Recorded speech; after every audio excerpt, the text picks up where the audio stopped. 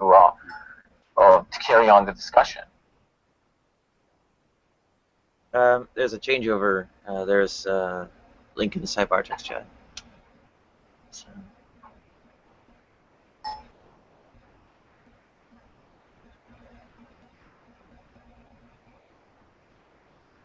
You can have the discussion. You can discuss whether propositions correspond to reality and such.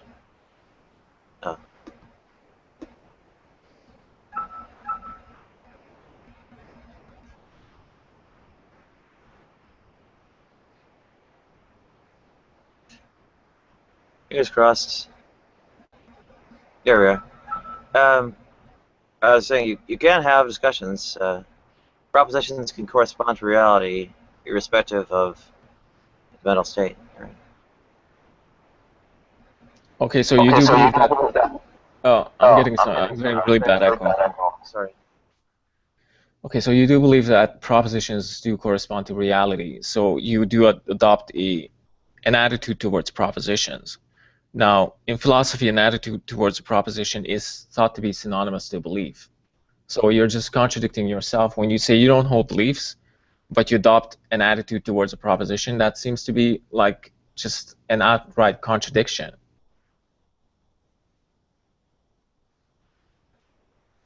Let me reload. Hang on.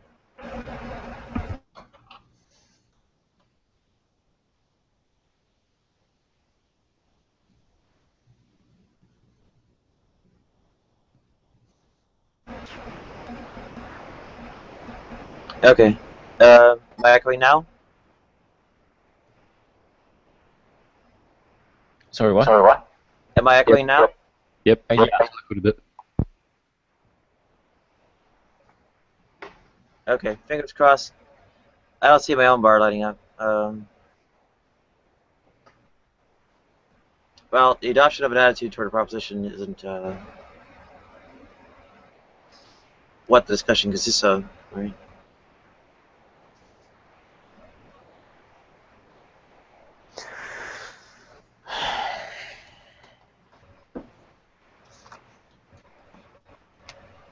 It's not really that big a deal.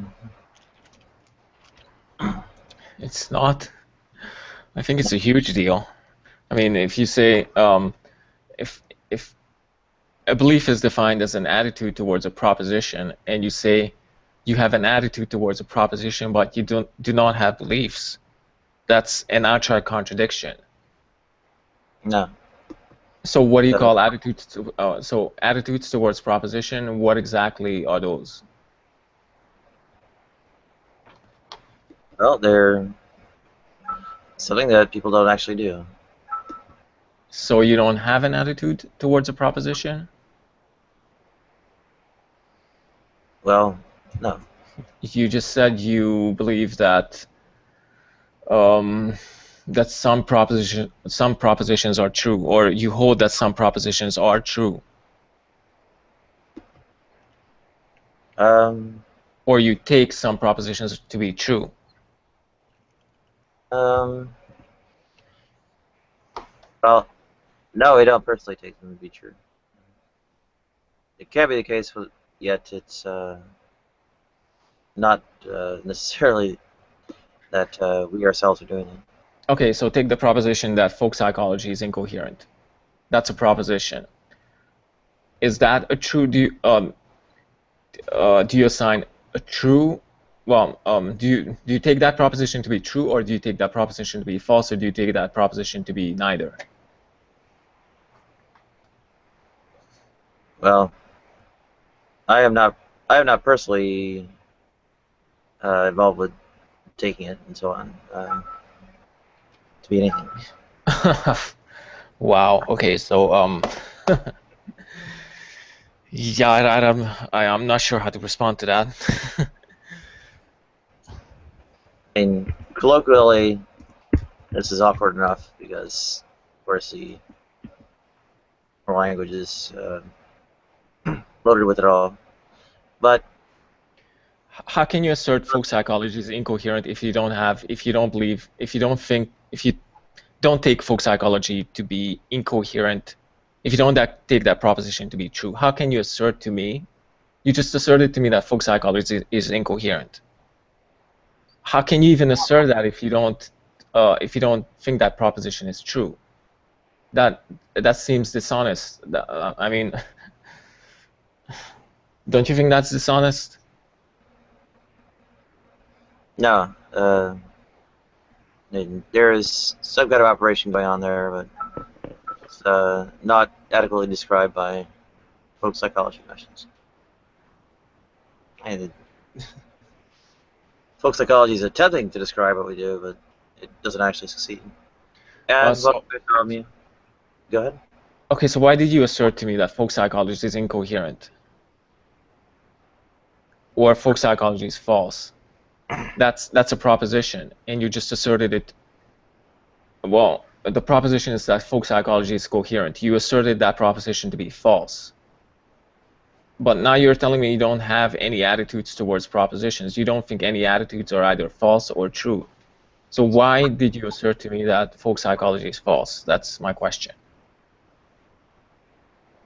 Yeah, I am doing something that isn't described adequately by taking it, or having that kind of attitude, and what I am acting on is not genuinely propositions, right? So that's the manner in which it's disclaimed, right?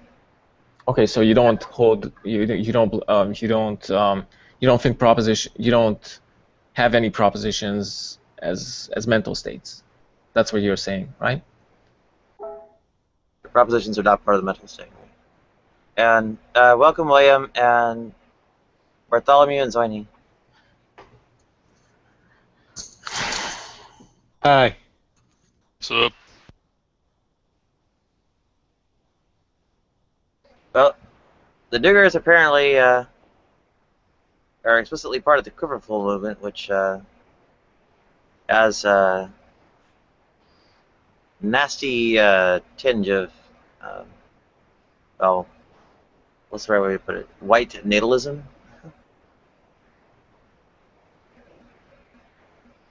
And anyway, apparently there's some kind of expose about that, so that's the explanation of the title. Oh, and of course, that Quiverful affair actually explicitly describes themselves as Christian patriarchy. So, and welcome, Arcane. They're actually kind of claiming the term directly from sort of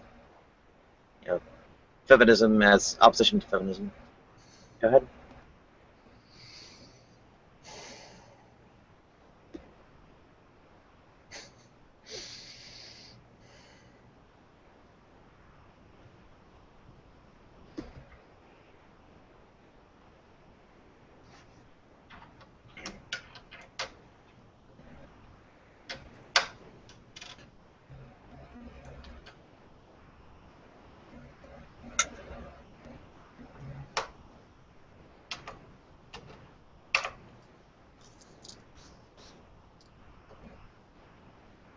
I don't know. I don't think it's that interesting. Well, you were talking about white natalism? Yeah, the Quiverful movement. Not familiar with the Quiverful movement. You know the Duggars with the 19 Children reality TV show? No. I've also heard about them because they had a transphobic campaign in Fayetteville, Arkansas. But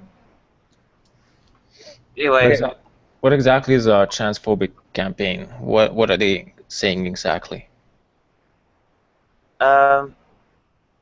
I believe they were saying something like, "Don't let men into women's restrooms." Hey, how's that transphobic? They were referring to us trans women as men. Okay. Do you guys not want your own restrooms or something? Being able to use women's restrooms like other women. Might be a nice first step. Yeah, well, you can do that, but I mean, there's going to be people that just aren't going to understand.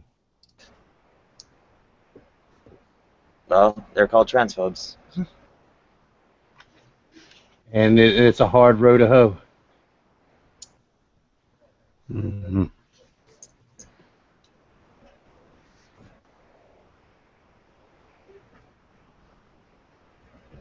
So anyway, if you know anything about the Quiver movement,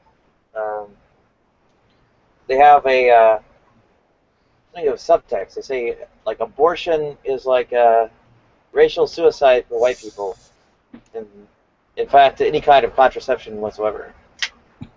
I think that, I mean, it's fine to have as many kids as you want if it's the people that don't have kids or that don't have anyone to represent them after they're gone or their beliefs. So, you know, I'm all for having a lot of kids. Well, aren't there enough people in the world? Come again? Aren't there already enough people in the world? No, not at all. Oh dear. I mean, of course you're going to disagree with that, but I mean, I don't blame you for not understanding.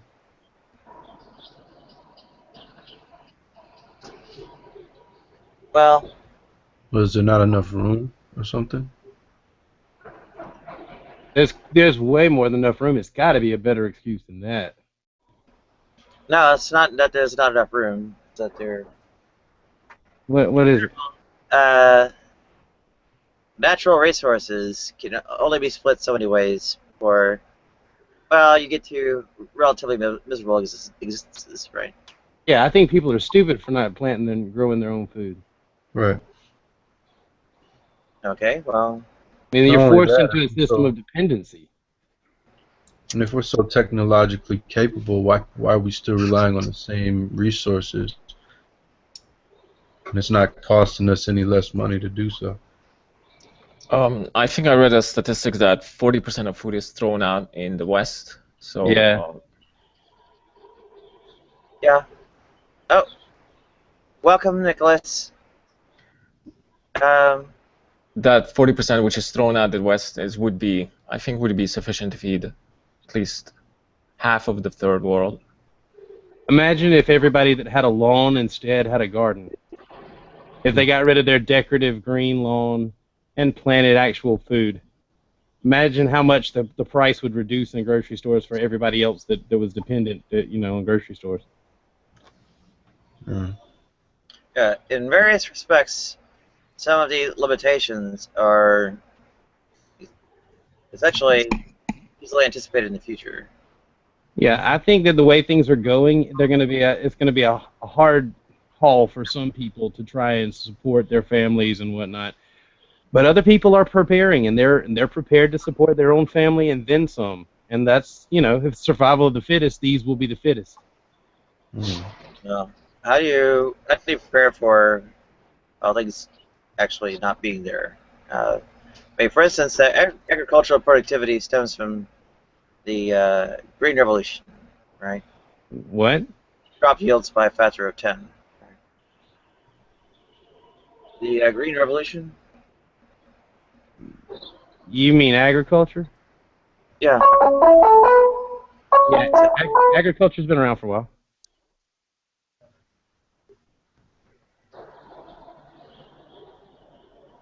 The people that are calling themselves green aren't doing anything agriculturally. These people are just trying to use less fossil fuels and try and be more energy efficient. But this is not really what the green revolution is supposed to be. It's supposed to be, starting to utilize, what we have to increase our resources. In my opinion. Can't dig in the ground forever, though. No, you can't dig in the ground forever. Green Revolution was a specific set of technologies deployed having to do with like pesticides, fertilizer, and irrigation. That increased crop yields some great deal. Back in, I think, late 40s. Yeah, there was a lot of chemical farming going on, which is definitely not the way to go. Well, That was the same thing with not just agriculture, but like animal husbandry too. I mean, all the chemical hormones and everything else, that steroids. It's just we've been trying to get the chicken of the future today. okay. Trick is, it involves a lot of petroleum products, or one. Yeah. Two, it also relies on water resources that are not necessarily going to hold up under climate change. Yeah, there's a lot of waste involved. If you ever check out Earthship homes, you'll see exactly how much waste. I mean, we're not designed, even the homes we live in aren't designed to be energy efficient. They're designed just the opposite, to benefit everyone that's involved in the market.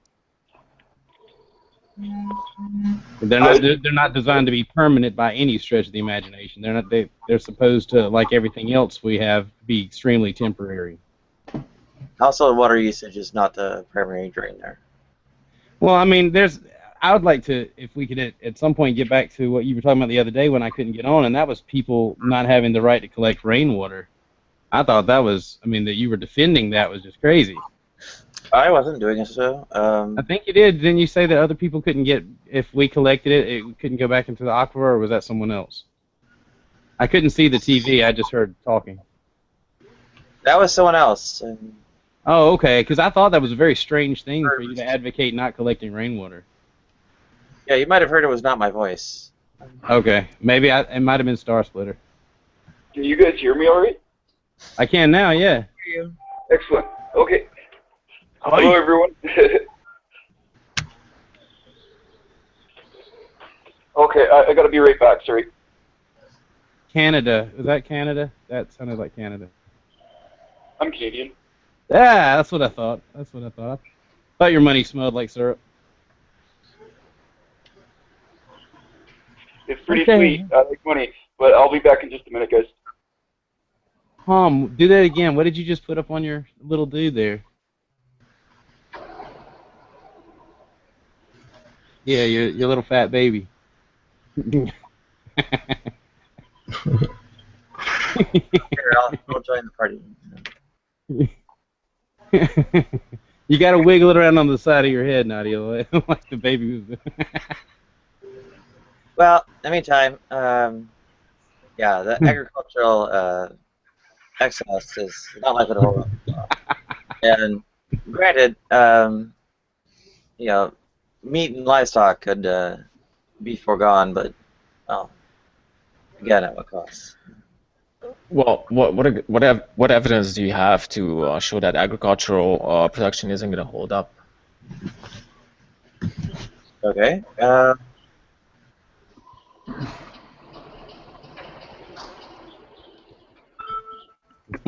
Tom.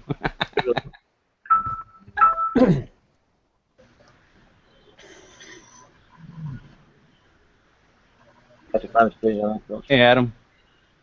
Hey, William. Hey, what's up? I was watching a movie last night on the off-air channel of your channel. What? I was watching a movie last night on Naya's off-air channel.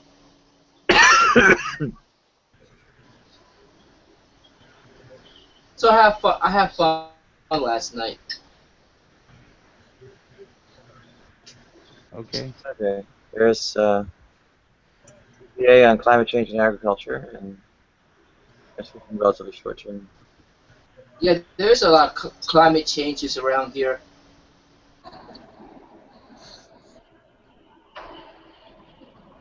There are a lot of climate changes around there. Mainly just there. Yeah, there's a lot of climate changes. I mean, it's unbelievable. What is it? What kind of changes? Well, actually, it's hard to explain, but you know, it's a little hard to explain. Right.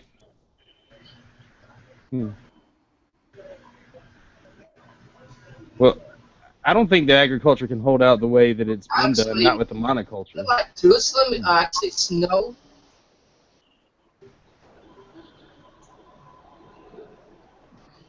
Stop shooting that baby in the head.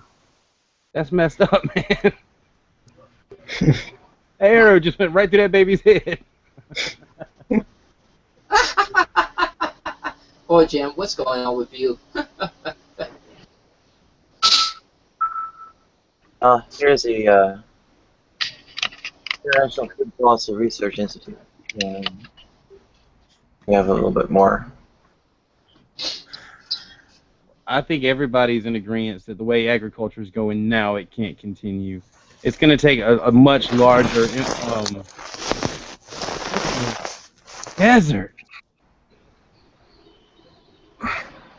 Yeah, I don't know a whole lot about that whole culture, but I do know if you don't switch out the crops and you don't. Damn, Bob. He went in a tunnel or something. Bob, you back? Well, welcome, Adam, and Hi there. everyone. Hey, Nadia. So we're talking about agriculture? Climate change. Let's just get started. Oh, we're talking about climate change? I'm really surprised because we got Commando and Arcane in here both, and nobody's saying anything crazy. I'm confused. Well, I guess the notion was that That was a punch right out of the after the bell, right? That was. yeah, there are genuine, sort of competitions for resources that bringing children into the world gives you problems with, and one of the counterclaims from there was that like double the agricultural produce required to feed the world is actually produced, and then counter assertion, at least on my part, was that the climate change and petroleum depletion would limit the agricultural yield. So it's really about overpopulation. That's what we were talking about, right? We were talking about the antinatalists, and I said that I'm an advocate for people having lots of children to replace the the people that don't. No, we were talking about the Quiver full, and there being something of white pronatalists and racist on those. I'm pro-natalist because I think that we should have lots of children. But what about not being entirely white? Does that matter? I have some white in me, so can I be a white pronatalist, or am I a mixed pronatalist? I don't know what's. I think under the one drop rule, you cannot be a white pronatalist. Son of a! Oh, now how am I going to be part of the elite? Well, they're advocating kind of like, I don't know, carrying out some kind of bizarre race war by trying to outbreed people of color. Well, that sounds like a conspiracy right there. Well, no, it's what the Quiverful movement says in the literature.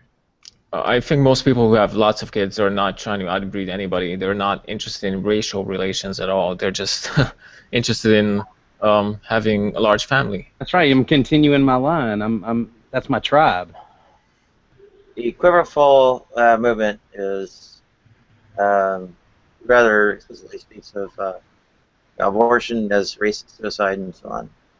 Ooh, everyone in my tribe is advocates for homeschool. That's what I want my sons to do with their children, homeschool them. Is that cultish? I think it is. That movement, the Quiverful movement or whatever, that's the first time I heard of it. I think they're just a small minority. They are not in any way representative of people who have many kids. They are a small movement. They also call themselves Christian Patriarchy, explicitly taking the term from feminism and adopting it in opposition. That term predates feminism. Yeah, it does, but the source they are having for it is essentially an anti-feminist kind of first statement. Well, good for them. Good for them. I'm anti-feminist. Like, how's it relevant if it's such a small minority of people? I've actually never heard of them before. Well, they are exclusive to the United States. And They're not breeding nearly enough. Go ahead. I said they're not breeding nearly enough. If we haven't heard of them, they're really not getting the job done. Even the Mormons know you got to take on more than 1 or 2 wives to get that job done, get your name out there. Yeah. Their anti-feminist positions and such are like wifely submission or something like that. Let me see if I can boost this up.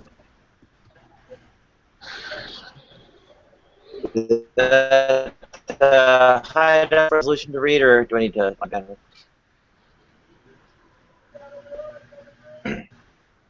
Male headship and female submissive. That's what it is. Is that clear enough to read, or should I boost the bandwidth?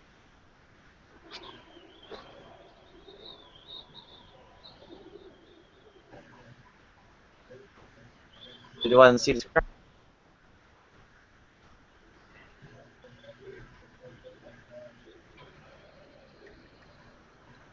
There we go.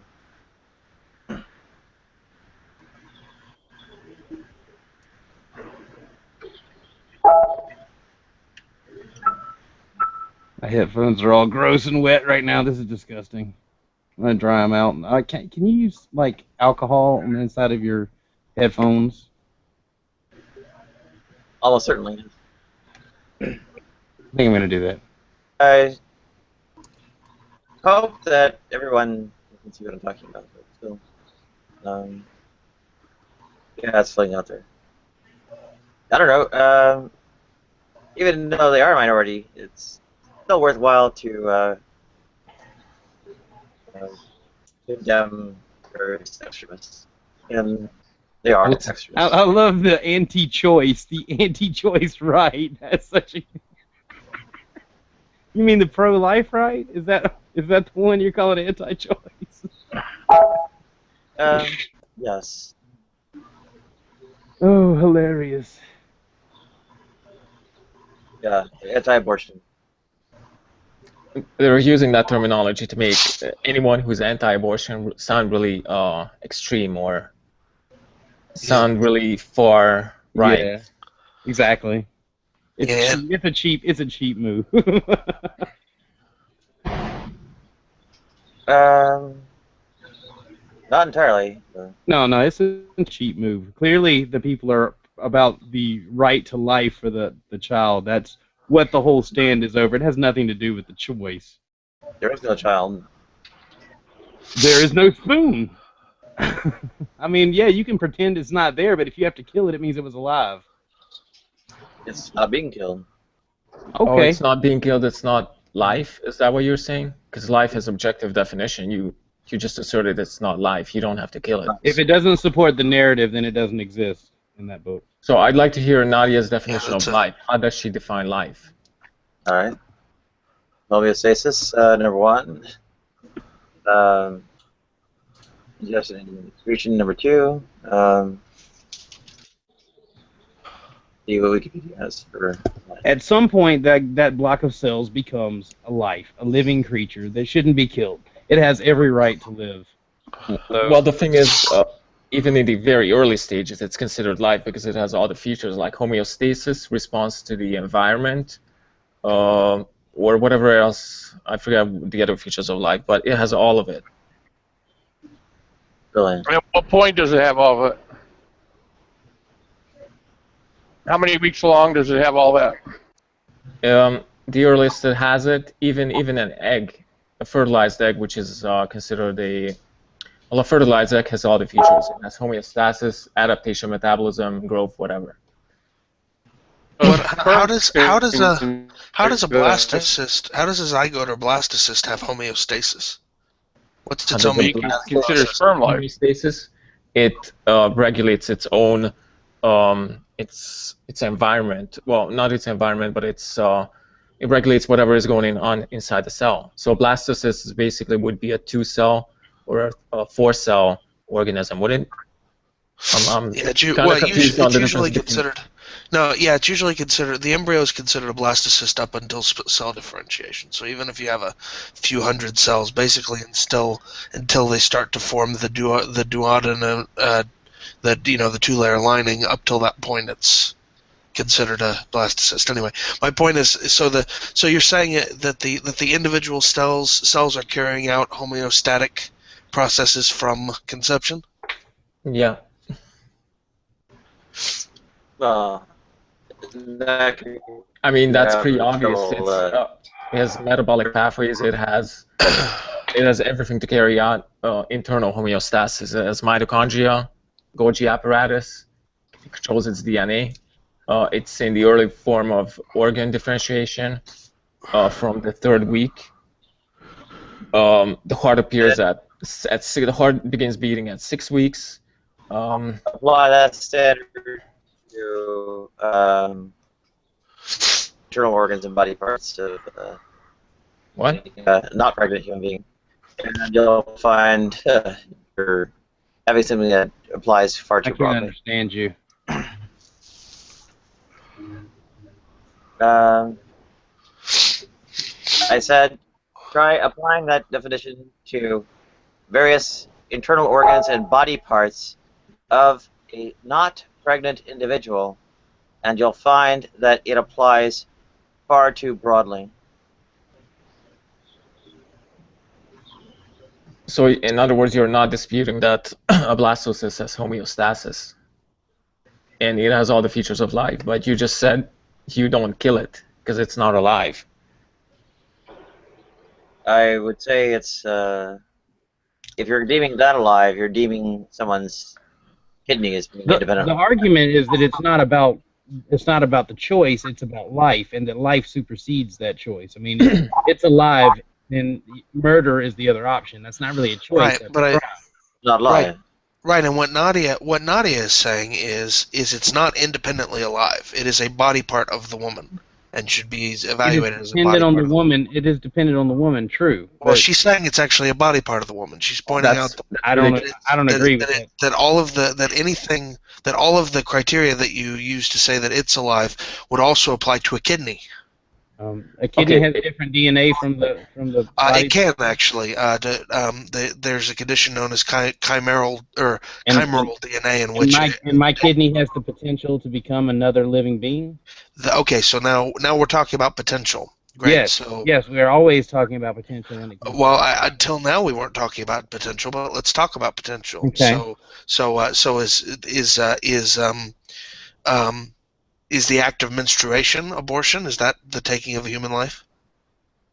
I mean, obviously the cells found in the uterus, the cells found in the uterus which are shed during menstruation, they're not organisms. It's after conception. The ova is. The ova isn't an organism. A fertilized egg is an organism. What?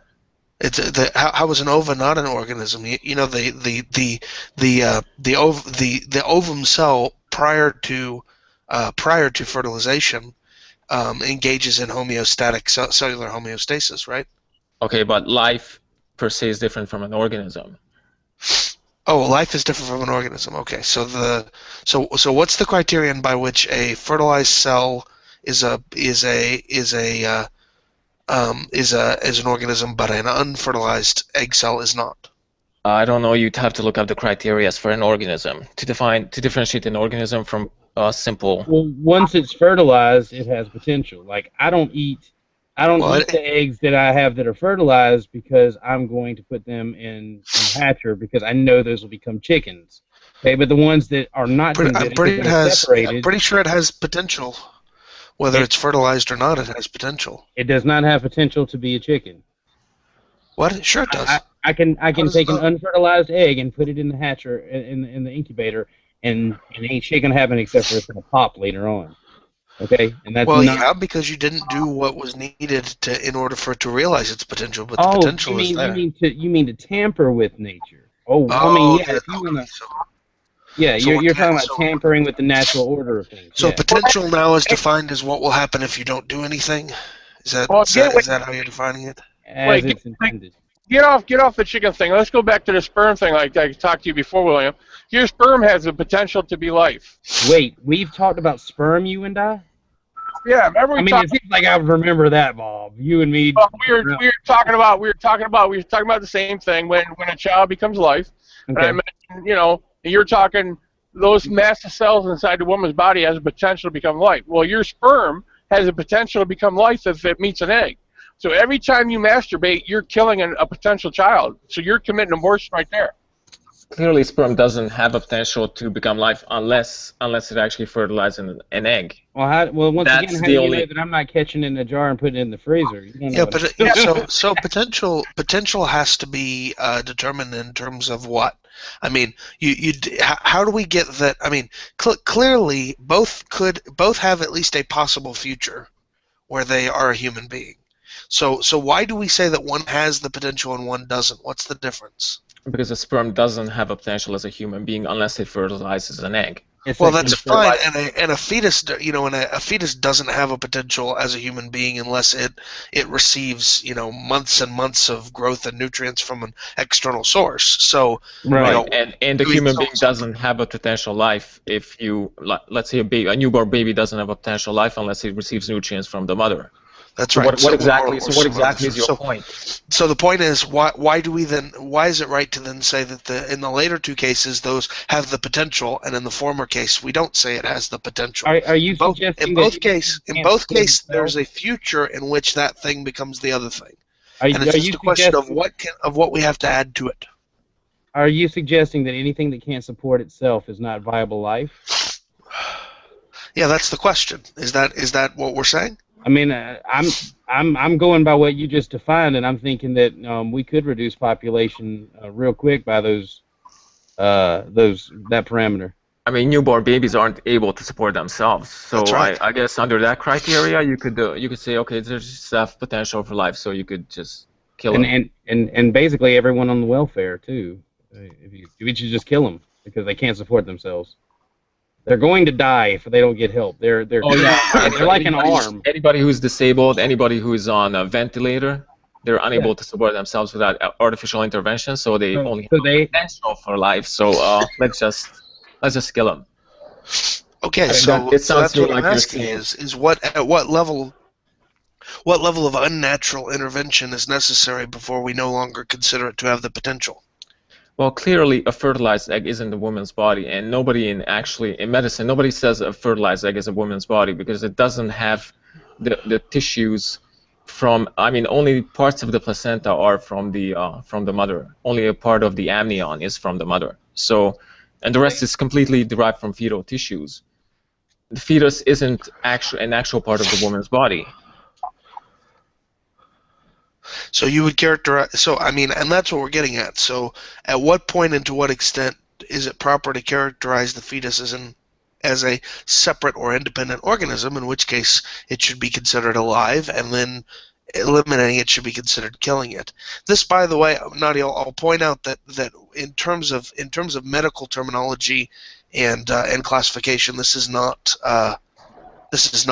controversial. It's not controversial that it's not part of the woman's body. Speaking, it's understood that the fetus is an organism that is an independent organism, and that aborting it is killing it. There's no real argument about that. I would say, let's say we can work our way down. We know at 8 months that would be murder, right? Let's move on down beyond that. 7 months, murder.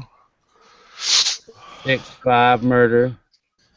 Killing 3 murder. At least. Well, I mean, yeah, if you want to call it killing for convenience. Homicide. For convenience sake. For convenience sake. You just don't want to lose your figure. I think it's bullshit. If someone's, if you've got to kill it, then it's alive. Okay, you're taking life. You can try and wiggle around it if you want to, but I think we all know that if you had to kill something, that means it had life. It was alive. It was the potential to be a human being. Are you killing your fingernails? Well, Would you cut or file your fingernail? No, listen. Here's the other thing, though. I'm starting to get to where I understand that if these people breed at all, they're going to breed people that are like-minded. So if these people are going to do this, I think it's wrong, but at least they're not passing on their ideologies to their children. Okay, so first of all, that is demonstrably false. We can look at how ideological memes get passed down progenically and non-progenically. So we can say to what percentage of people who believe X, what percentage of their kids will believe X, and the numbers are well under 50%. That anti-natalists can pass on their anti-natalist ideas. What I'm saying is that generally speaking, well, I mean, what did I just say? What I said was that memes propagate at less than 50% biologically. So the chances are better than even that your kids are not going to believe what you believe. Now that's not universally true for all ideologies, but it is true for many. So as a matter of fact, it's not the case that that anti-natalists failing to breed are reducing the future number of anti-natalists, because typically because many ideologies reproduce primarily biologically non-genetic. Clearly, anyone who's anti-natalist did not come from an anti-natalist parent. But I'm saying, well, that's not clearly the case right now. And being anti-natalist does not necessarily mean you've had no children. Anti-natalism could be something that you adopt late in life. You could have had children involuntarily. You could be an anti-natalist who believes in anti-natalism, 100 years from now, but not now, right? I mean, there's a lot of possibilities there. Okay. Right? You could. So it's not. I don't think it's as simple as saying if you're an anti-natalist, you don't have kids. It's not. Fine. It's not I can see their ideology will continue on infinitum. Well, it may or may not. Some ideologies, carry on. Some die out, but it's not always a matter of genetics. I mean, what is it? The Franciscan, as an example, what the Franciscan order of monks has carried on for how many hundreds of years now, despite the fact that they are celibate and don't have kids in their order, right? So clearly, from generation to generation, the meme, their ideology, is propagating through people from outside the order coming into the order, but that allows it to propagate. My point is just it's a non-obvious. It's simply not true that people's kids believe the same things they believe. Is this the victory lap after I concede? You go ahead and go around on a victory lap over and again. Oh, I'm sorry. No, I'm just trying to make the broader point because, and it's actually an interesting question among conservative Mormons. How likely is it that your kids will be conservative Mormon? Among conservative evangelicals, among liberal Christians, among liberal atheists? For all of these groups, it's an interesting question. It's not obvious what the answer is as to how likely it is that their kids will agree with them. The lowest retention rate that I heard of was among kids raised in atheism. They have a retention rate of less than 50%. Yeah, I believe the more my understanding is actually the more extreme groups, the more fanatical groups, tend to actually have a higher retention rate.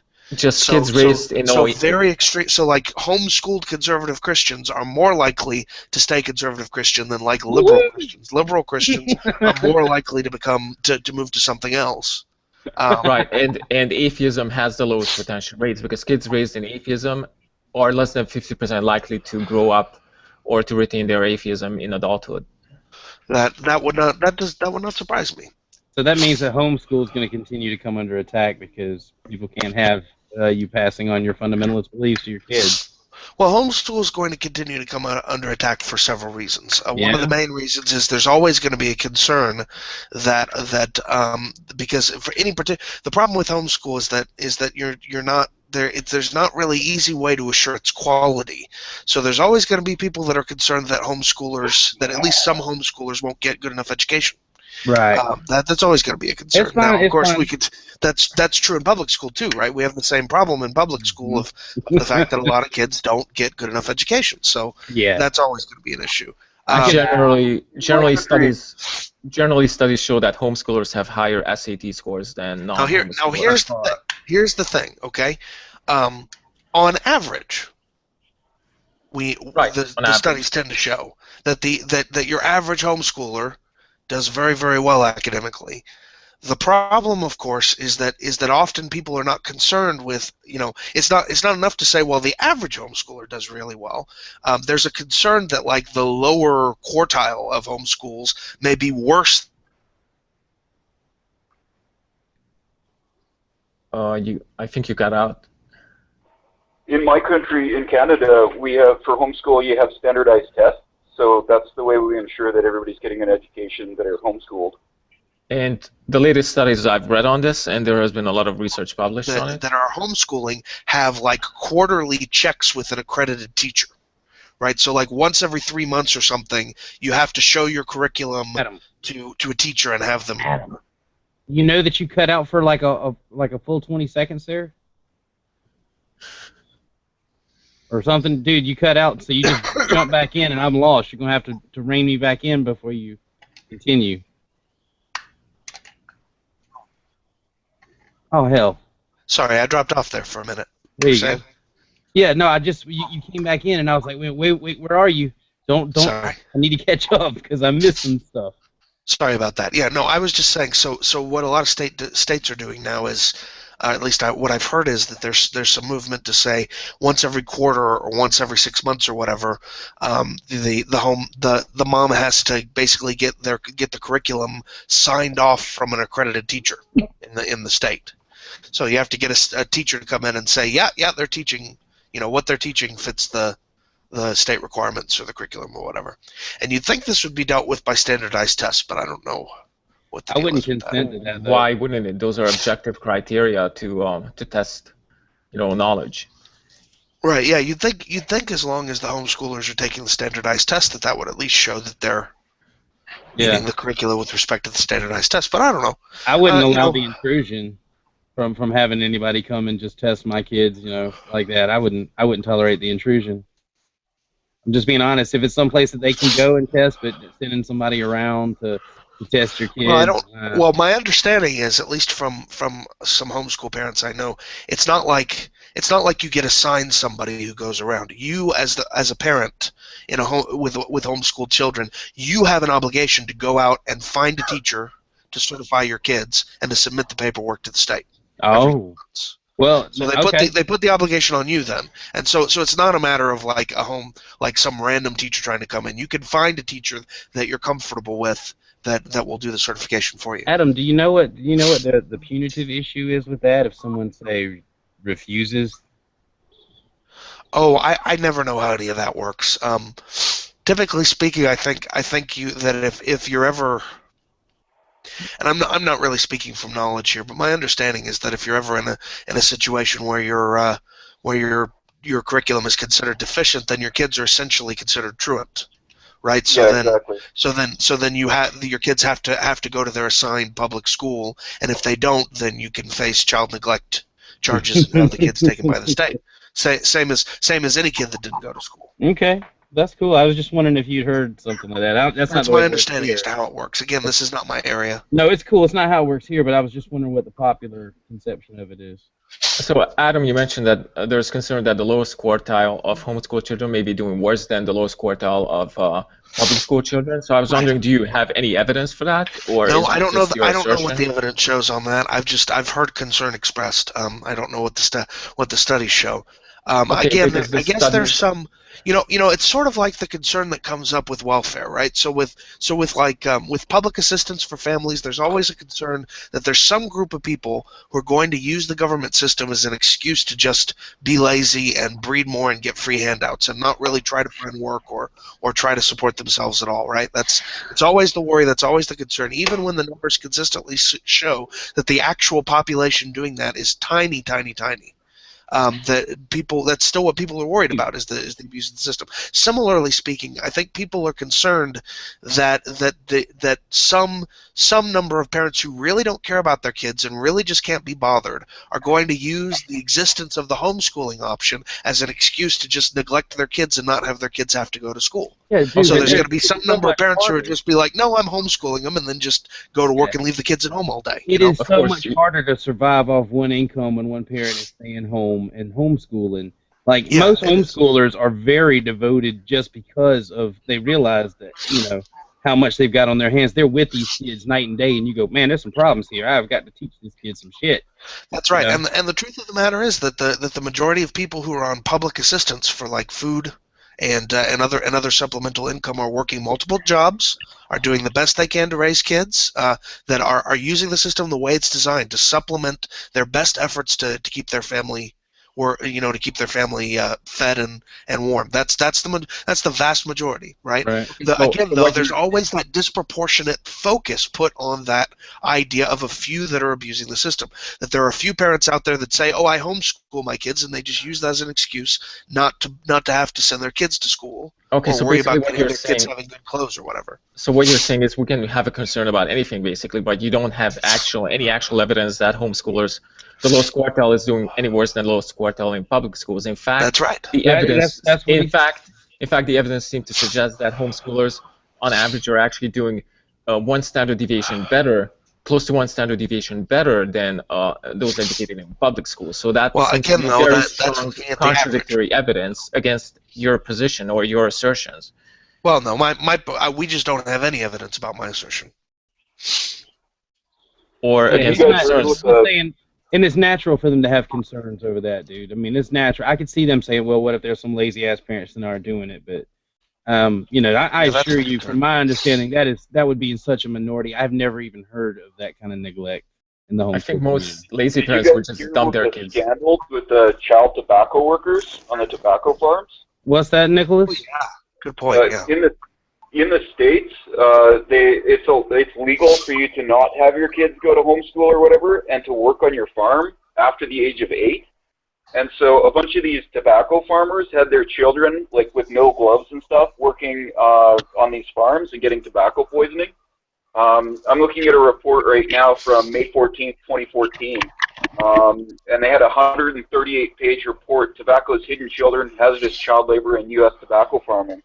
So, if you guys want to talk about children being misused and not getting their education, I'd say it's right there.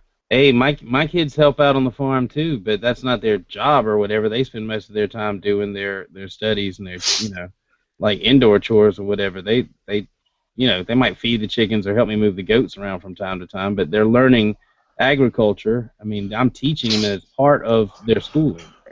Yeah, I don't think that the concern is about kids working hard. I'm fully on board with kids doing hard work. My in-laws own a farm, and we are absolutely sending the boys up there in the summer to work on the farm and get some real hard outdoor work in.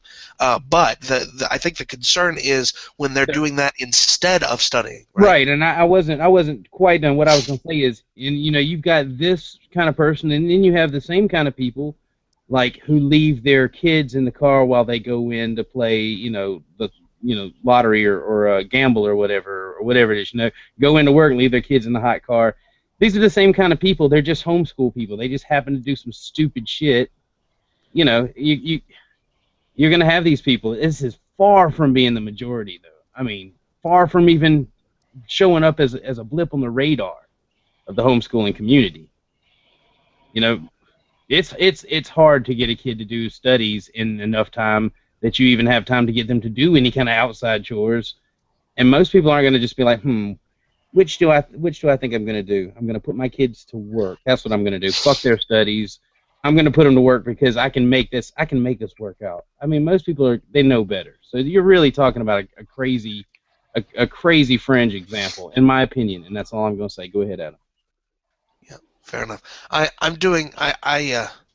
The first study I found on the question of homeschool versus public school really says that there's really not any good data on whether homeschooling is better for kids than public schools.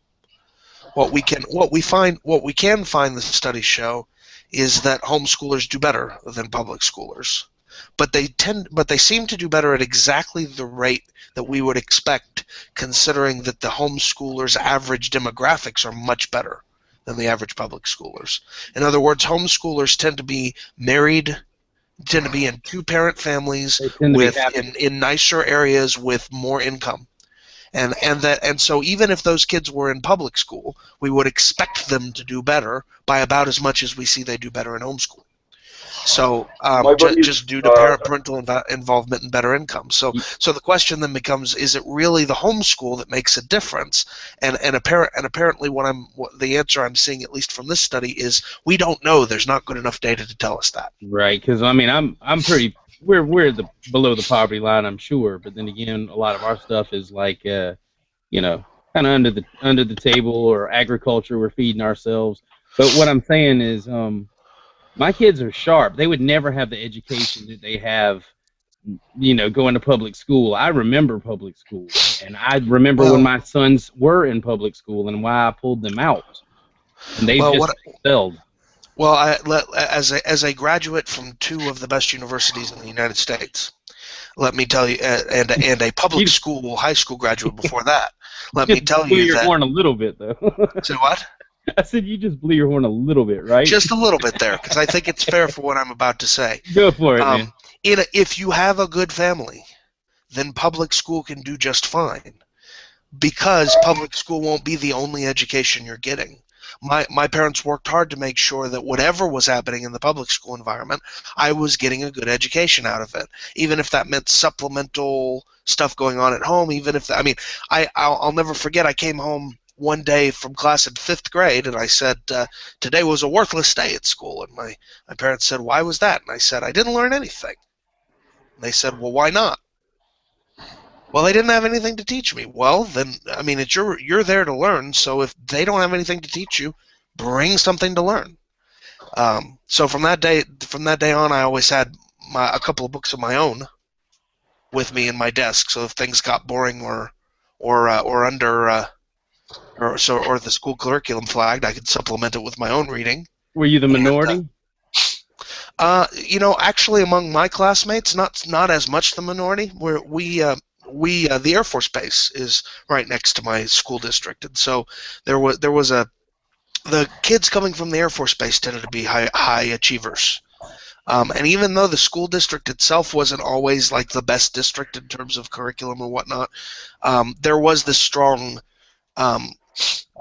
strong ethic among the parents going to the kids that basically said, take what's here and do with it the best you can to learn, right? So there were, so much so that I ended up teaching a fair portion of a couple of my classes in high school. If the regular teacher was out sick or whatever, rather than having the substitute teach, the kids would just convince the substitute to have a couple of us kids do the teaching instead. But again, the point just being that why is that possible? Is that because I was in a pretty good public school district as districts go, certainly not the best, but the big thing was I had parental support and parental involvement, and that's always going to make the difference. Yeah, I went to public school too, but it was really shitty, and I recognized it from the get-go. Well, not from the get-go, but when I was in high school, I realized that nobody gave a shit. They were just getting their paychecks, and so I just decided I wanted better for mine. Yeah, that would certainly never have been allowed in my district, and just in terms of the fact that there was enough parental involvement and concern for the schools that we were going to make sure the teachers were doing their jobs. But again, the other thing is, my parents told me flat out, the reason you're still in public school is not because we think necessarily that they'll have the best academic curriculum. You can do that on your own. This is the 21st century. You can, or at the time the late 20th, but this is the turn of the century. You can find the resources you need to learn. But what you need to do is you need to learn how to get along with the people that are it's about socializing. It's about being with kids your own age and learning how to deal with them well. So is there any evidence on social outcomes between homeschoolers and non-homeschoolers in terms of negative outcomes like drug use, premarital sex? I think it goes back to poverty. I think it goes back to poverty or wealth again. My own anecdotal evidence argument that all my buddies that got homeschooled came from big Catholic families, and they were involved in the Catholic community. So they all became very well adjusted and went on to do extremely well in competitive programs in post-secondary education. That's just anecdotal, but they definitely did not shy in the socialization department. Yeah, and my own impact. I only knew a couple of homeschooling kids, and they were from CT families. Like the homeschooling kids I knew were from like crazy isolationist type families, and those kids tended not to be well adjusted and not to do well in social environments. What would you say was the biggest problem with their adjustment? What kind of personalities did the isolationist kids have? They tended to be just standoffish. Standoffish. Defensive. They were seen as weird. Yeah. They didn't seem to have that high level sort of social empathy that you get just by being around other kids. You know, they can't sort of test the waters and tell, you know, sort of how they need to be acting in a given social situation. Yeah.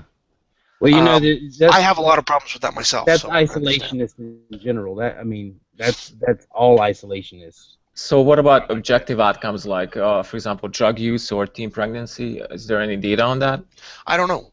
Oh, that's actually a really good question. I'm sure that there's huge differences in the outcomes in that regard. I imagine so, because I think most parents would send their kids to homeschool just because of that, to avoid. I know my kids aren't in a gang. I know. On the other hand, you have to, you know, if we're gonna correlate with homeschool, you have to be real careful on your statistics, because I know some kids who moved from public school to homeschool because they got pregnant or because they got into a drug habit. So you want to make sure that doesn't, you know, skew the data as saying that you know, homeschoolers are more likely to have that, because just right, that's sort of a cause and effect backwards thing. Sometimes people get sick, like in the head, and they have to go out to homeschool. That's true. They can't be with the rest of the kids. They have a tutor come to their house or something like that. So even taking that into account, if studies show that homeschoolers generally do one standard deviation above on SAT scores than the general population, I think that's a very positive statistic then. Well, but again, remember what I said earlier, which is which is the only studies I've seen, they do as much better as their demographic differences would predict. Well, fortunately, it's not a state issue. I mean, it's a parental issue. The state can attempt to get involved, but there's a lot of hurdles to that one. You know what I'm saying? So here, what I'm saying is, if in fact the kids, if the kids are doing a standard deviation better than all other kids in the country, that's not a big deal, right? Because it could be then that when we control for number of parents, degree of parental involvement, income, right, that suddenly they're doing the same as their peers. Well, of course, you're going to have higher degree of parental involvement if you're going to have homeschooling, because your parents are going to be... Again, I'm saying that's not necessarily the case. My parents had enough involvement in our education to have homeschooled us, but they put us in public school anyway. And I know a lot of parents that are that way. So again, yes, you're going to have higher parental involvement from your average, you know, from the average public school student to the average homeschool student. Adam, That's why I'm saying that we need to take a look at like to like. Basically, the question we're wanting to ask is, for a given student who has the option to homeschool, what outcome will be better for that student? Homeschooling or public schooling, or will they do about the same? And that's the question that, as far as I know, hasn't been answered. If the studies actually show academic differences or social differences in social outcomes such as drug use or teen pregnancy, then I think that's sufficient to answer the question. Well, again, though, but you have to control for demographic variables, is what I'm saying. Of course. Again, if you show that these white upper middle class homeschool students are less likely to smoke weed than the average American, that only tells you something about white upper middle class students, right? It doesn't really say much about homeschool students. Yeah, that's true. All right, I have to go for the time being. Talk to y'all later. It was fun, Adam. Adam.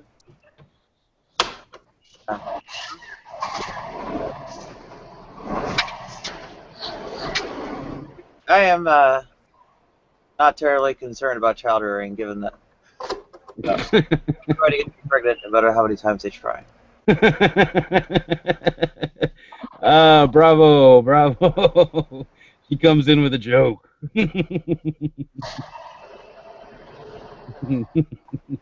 Not that I discourage them from trying. So, Yeah, I think it came down to, what was it? Really was from the Quiver full types generally trying to do that with their children. What are they doing to children? The homeschooling question came about because the Quiver full types tend to do that. Oh, they tend to homeschool? Is that right? I mean, I never heard the Quiver thing before, but I will say that homeschoolers tend to be much more productive in that department. I mean, there's 5 and 6 kids, in a lot of these families, where your average, person family is still what, 2.5 kids.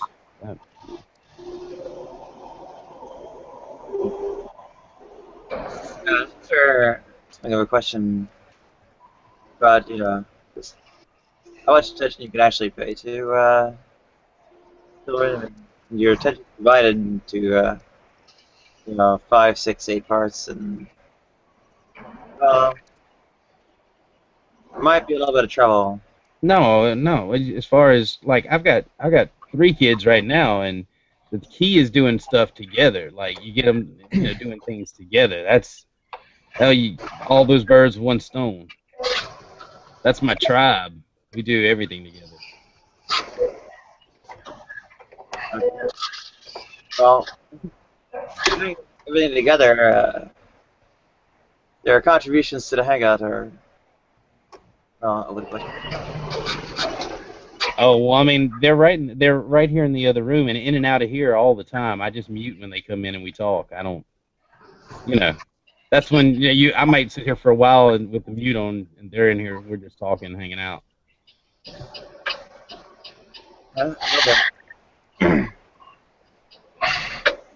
Even so, not sure if you caught where the what is it? Most I guess pregnant people getting abortions actually already have children.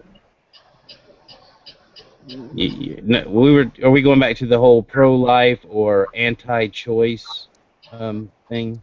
Are we picking up on that? In some ways, the large family size is the question. Right. I don't see how that's a. It's pertinent because I dug it up while I was.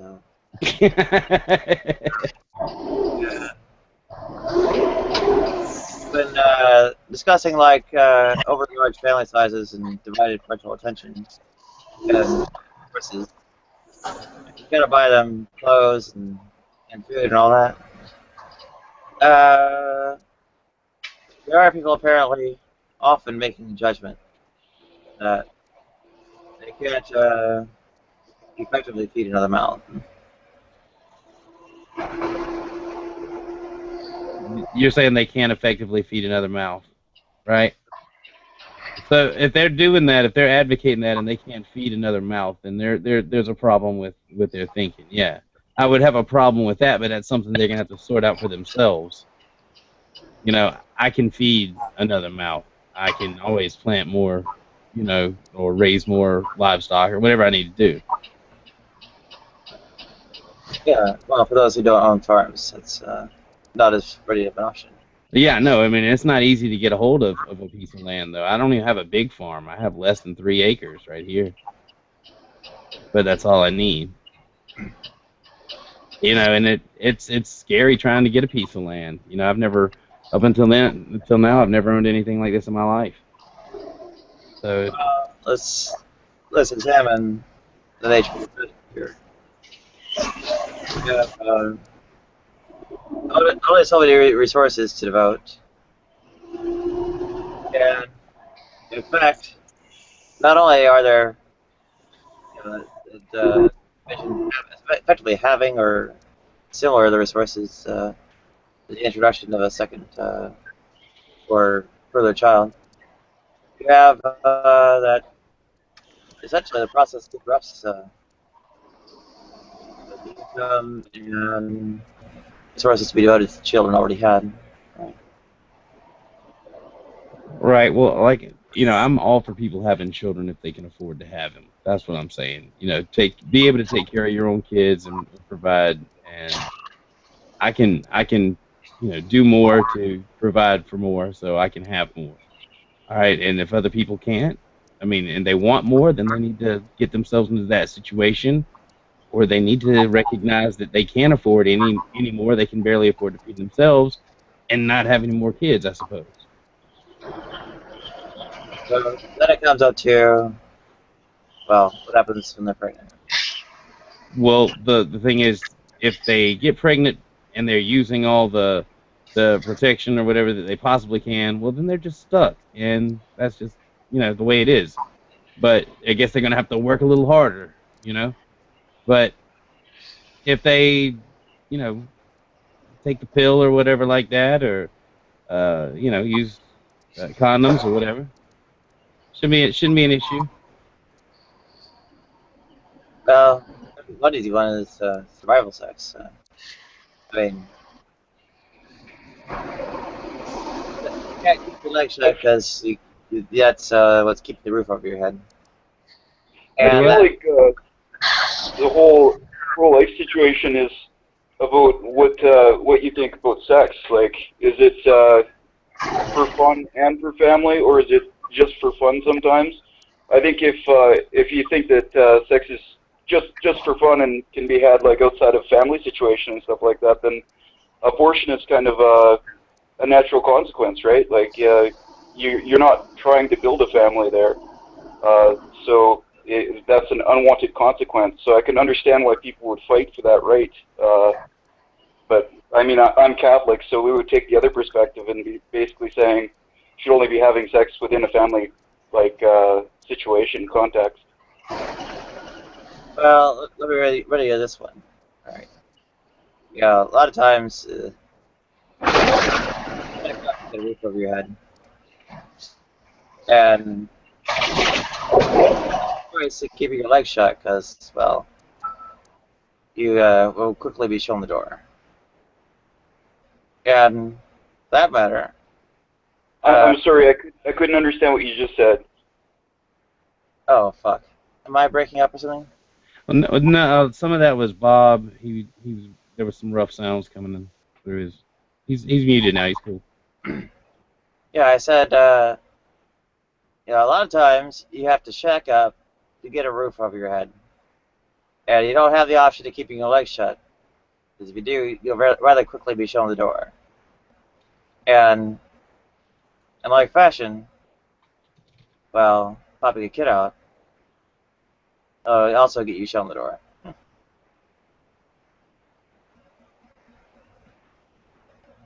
Roof over your head and showing the door. That's all I heard. Am I breaking up or something? He sounded like he was breaking up a little bit there.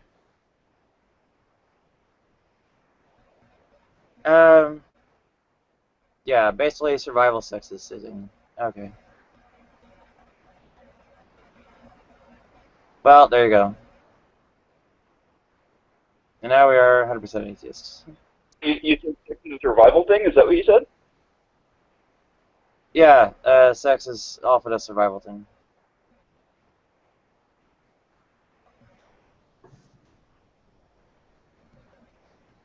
Do you mean like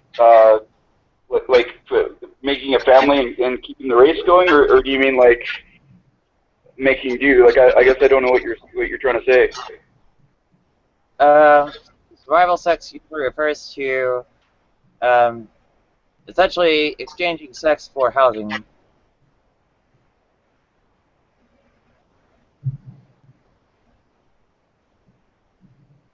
And you're saying that's a fact of life? Is that what you're saying? It's a fact of modern day life.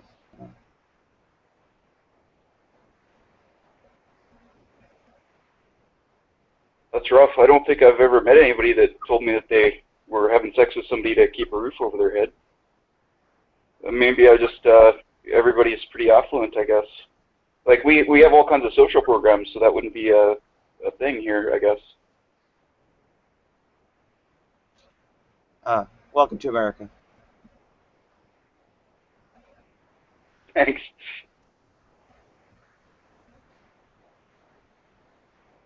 Yeah, I mean, shit. Think I haven't whored my ass out for get a roof over my head? Yeah, I have. That was basically my so-called husband. How do you feel about that, Nadia?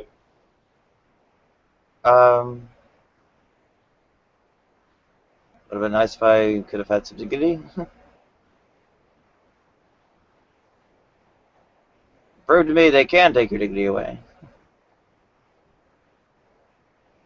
Though I'd had plenty more proof of it before.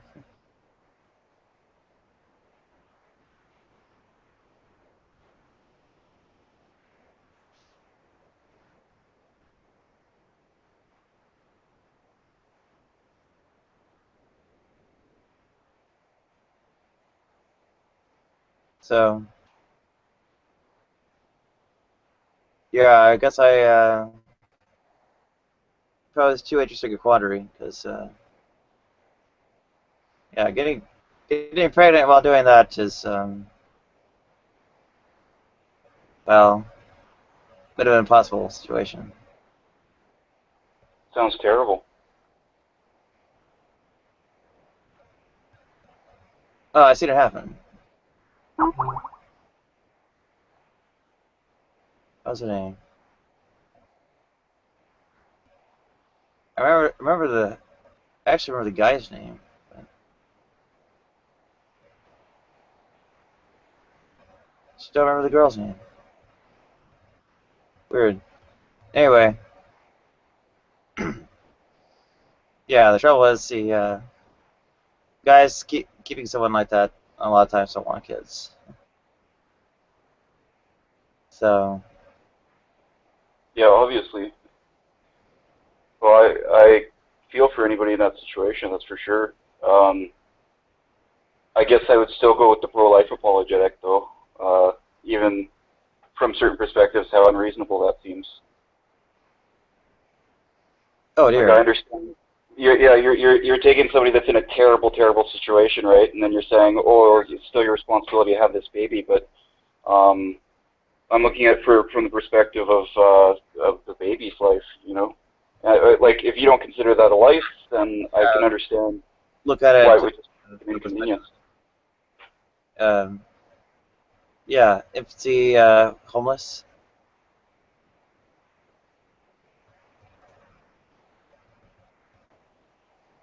I guess I'm just not really used to that situation, because here in Canada, like, anybody that's homeless, there's places you can go for shelter and for food, especially for women. There's places in the city here that are the size of my apartment that you can go and live for free if you're in an emergency situation. So I guess I just don't know the reality of what it's like over there. Some things exist, but they're pretty sparse. I myself have largely been, well, designated otherwise by others, so my first-hand knowledge is not so great.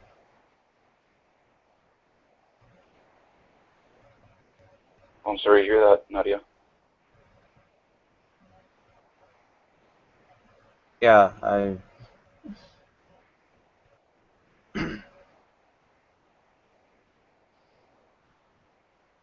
yeah, apparently homelessness seems like a cakewalk to a lot of people who haven't actually been through it.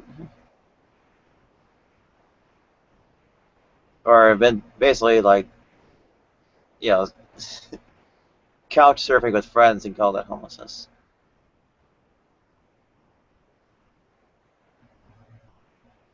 And welcome back, William.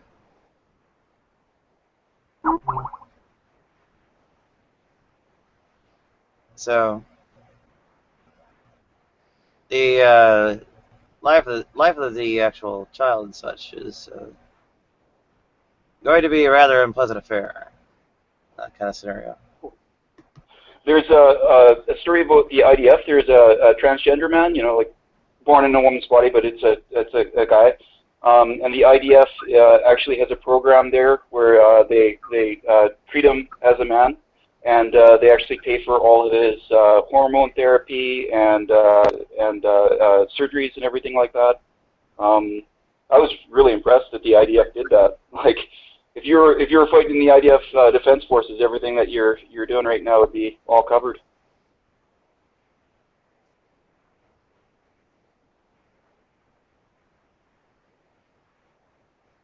Oh. Well. Not to say goodbye to me. Well, bye, William. Take care, William.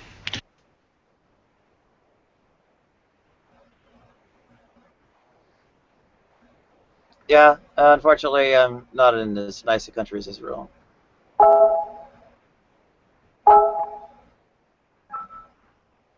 I will never be healed.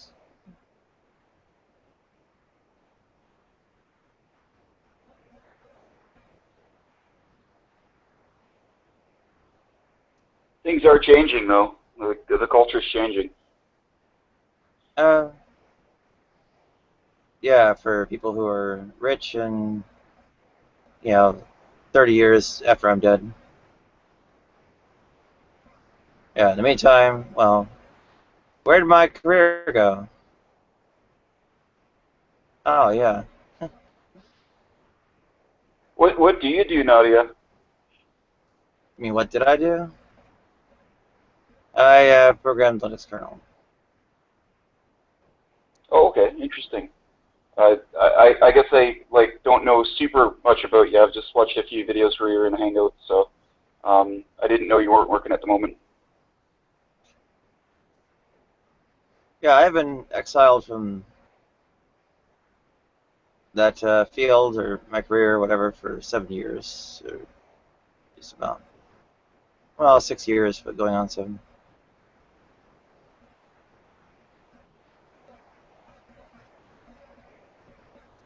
You've had to deal with a lot of crap, haven't you?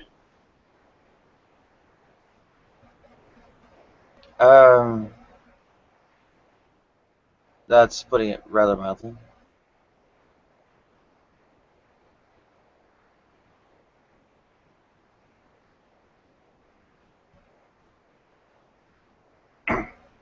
Yeah, a decade homeless, half my adult life is, not exactly piece of cake. And, yeah, it piles on from there.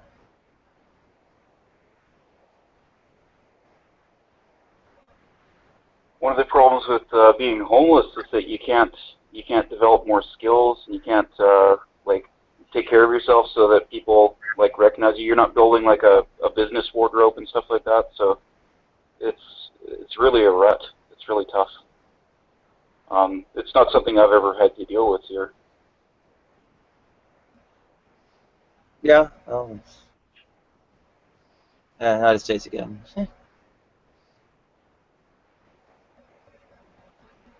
Republicans are evil. Yeah, and they are effectively the Christian right. I'll admit those two do go together in American politics quite a bit, and I don't defend that. Yeah, all their supposed godliness is in many respects coupled or tied to anti-communism.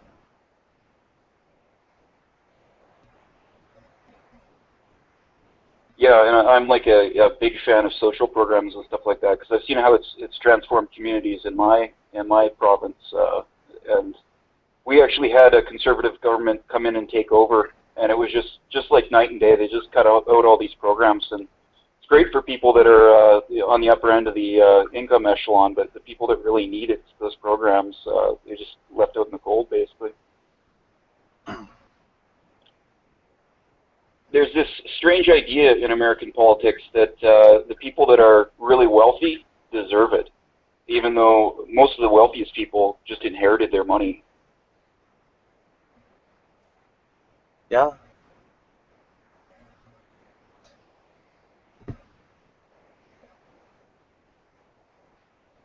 Well, But I bet you could write your life story and make a ton of cash. I bet you could sell it on Kindle.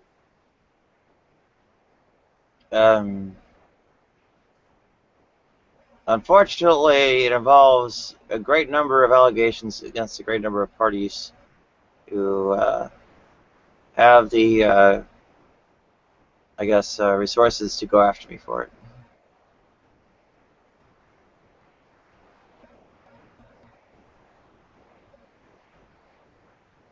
Ultimately, I can't name the names, and at least not in public.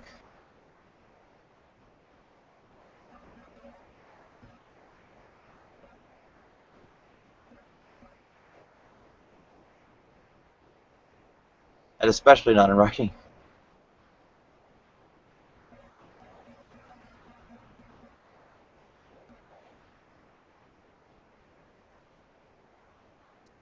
So you want to argue about pro-life again? Am I what? So you guys were talking about the difference. Do you want to argue about the pro-life situation again? Oh, for sure. You guys were talking about the difference between fertilized egg and just sperm or egg. And there's a couple things that I'd like to comment on. That is, one is a fertilized egg has like all the gene sequences and stuff. So you can actually look at that and you can tell generally what kind of body type they'll have, what kind of hair color they'll have, you know, even certain intelligence factors or athleticism. You can tell a lot about that person from just a fertilized egg. I guess I would ask, what's the difference? Like, I don't think that you'd condone somebody killing a baby that was just born, right? No, it's a physiologically independent organism. So it's basically that they don't need the mother anymore. Is sort of the dividing line. Like the direct contact with mother's body. There are aspects of contiguity as well as that and it's not in terms of so much need, but in terms of, you know, the metabolism being mediated by, you know, essentially the pregnant person's placenta and such. What if we had the technology to take like a 4-month-old baby or like a fetus or whatever, and put it in like a chamber and be able to raise it and tell it to viability, so that like we'd take it away from the mother, we'd take it away just like an abortion, but instead of killing it, we're able to raise it in some sort of incubator. You wouldn't think it would be right for the mother to kill it then, right? I would still think it's right. You think it would be okay, even if it could be kept alive without her? That is a matter of essentially realizing the potential of the body part to become an independent organism. The thing with that, if you could keep it in an incubator, I think most women would do that as long as they wouldn't have to be responsible down the line or anywhere in the future for that child.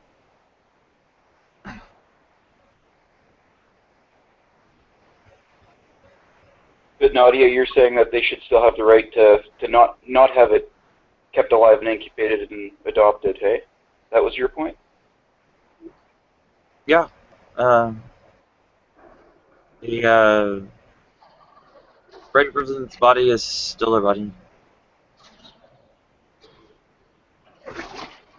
No, I mean like it wouldn't be like say you go in for an abortion after 3 months or whatever, instead of it being killed, it being put in an incubator and it just being like, okay, you can go, you don't have to worry about this baby anymore, we're gonna take care of it and adopt it and stuff. But you'd still call that her right, her body? I would call it the pregnant person's body. And I would remind you that trans men are still, in many cases, capable of pregnancy. I'm sorry. Sometimes you break up. You would remind me. Trans men are, in various cases, still capable of pregnancy. Right. Yeah, I heard about that guy that was. I think he was in the Olympics. I think he was on Oprah or something like that. That was years ago. It was a big thing. I never really paid much attention to it. There's an article in the Advocate about. I guess I'm trying to understand your position, Nadia. You're saying that it's still her body, but I'm saying that in this case, like the baby wouldn't be with her anymore. So I guess I'm trying to understand the justification you're giving me. You're saying it's still her body, but I'm wondering how is it still her body if the baby's not even with her anymore? It's the there is no baby. The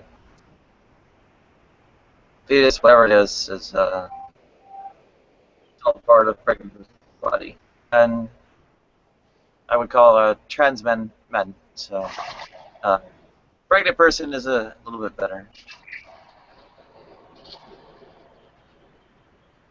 Okay, I'm going to think about that. I mean, for instance, clones can be made from stem cells,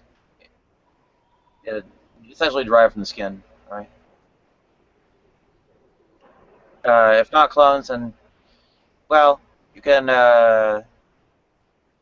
do, what is it, the Cambridge Research Group had two males as biological parents by stem cells from skin samples, right? Yeah, I heard about that. I thought that was fascinating. Well, would you involuntarily go about, creating fetuses and such from sampled skin? And welcome, Omnian. Let me put it this way: if somebody ran up behind me and took a blood sample or something, like they stole it from me, and then they took that and they created a baby out of that, even if it was a clone, I don't think that I should have rights over that baby. I think that baby would have their own human rights, even though it came from me, even though it was my body. Yeah. Like, I know at the end of the day we're going to disagree about this, but I'm just trying to understand your position. No, the trouble is having the, right of the intercessor to take the sample of tissue, right?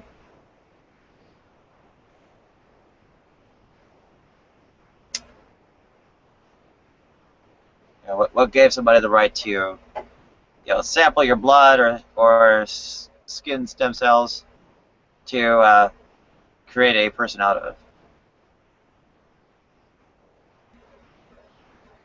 But if they did that and I never knew about it, and then I found out like 8 years later, and there's this 8-year-old child, like that child deserves all the human rights, right?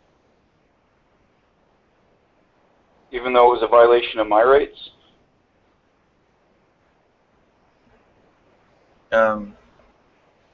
Once it's born, yeah.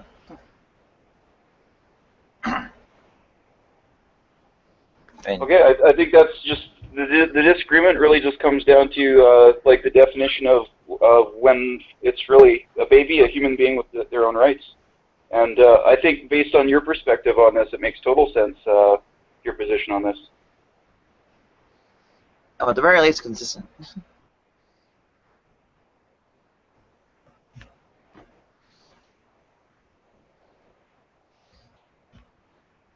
Well, the way that we dived into that conversation was that the some of the claims of the Quiver movement. I'm familiar with them from other than that right-wing Watch article, are that essentially abortion is a form of racial suicide. That white people are kind of committing a collective suicide by having abortions, right? Yeah, I never heard of these Quiver full of racist Christian patriarchy or whatever. I'd never heard of them. I didn't realize that was a thing. But I have heard about the genocide thing against African Americans, because they have such a higher level. But I mean, you can't really call it a genocide if it's not a life, right? I wouldn't qualify it as genocide. I would perhaps call it some kind of coercive, almost mutilation. Right? Economic coercion used to have body parts severed.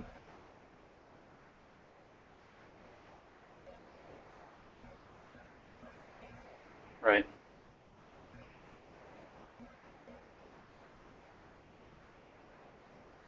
In some parts of Canada, right into the 80s, we were still sterilizing, forcibly sterilizing some people that were mentally handicapped. But that's a different situation. Yeah, forcible sterilization is mutilation, serious bodily injury, and so on.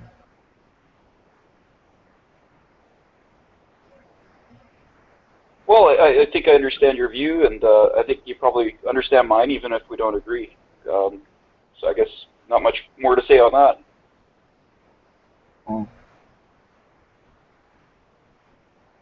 Well, there's a trouble of what constitutes an organism, and contiguity is one of the major aspects. And physiological integration is a big part of that. Now, physiological integration, say through placenta as such, is essentially unifies that collection of cells, the fetus, and the pregnant person as an organism. Right? I mean, you said you had claimed there's like a blood barrier. Well, there's one right there in the brain. Right? You said you claim there's oh darn it, what was the a separate DNA? Chimerism's actually relatively prevalent, right? Like breast cancer biopsy. Oh, go ahead. I've heard of that. I just thought of one last thing, though. You're saying a contiguous body, but when a baby's born, there's still the umbilical cord, but that doesn't count, right? It is severed.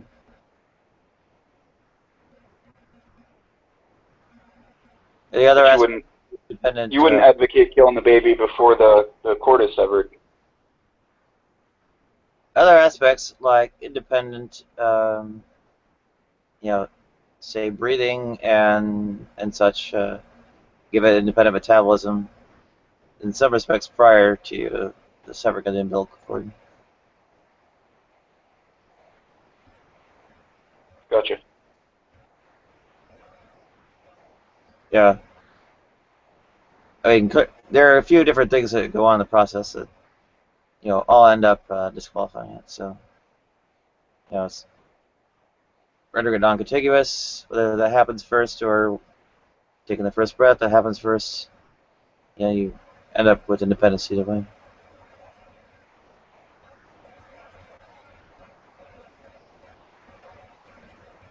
What's your position on euthanasia? I am all for it, and it should be far more broadly applied, far more widely available. And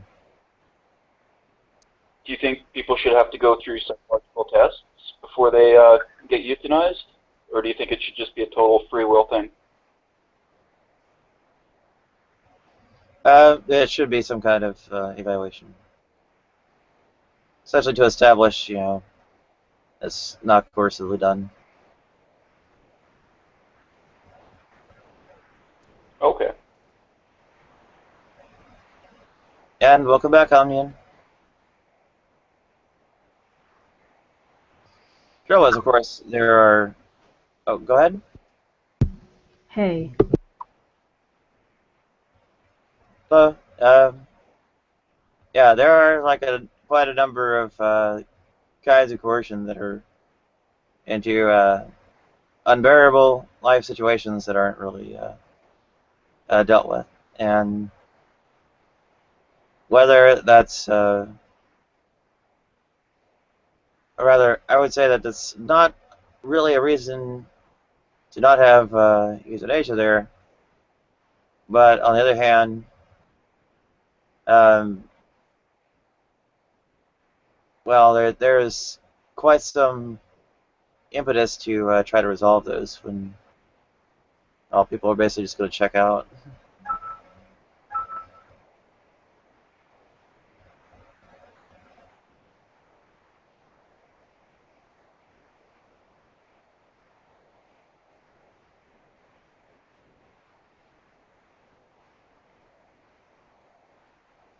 Yeah, Palm, do whatever you need to. Do you know anybody that's ever really suffered through anything like cancer or anything like that, where you feel like they should have been able to get euthanized, but then they recovered and things got better, and now they've got a good life? No, I've never seen anyone recover. I've seen them die, screaming in agony.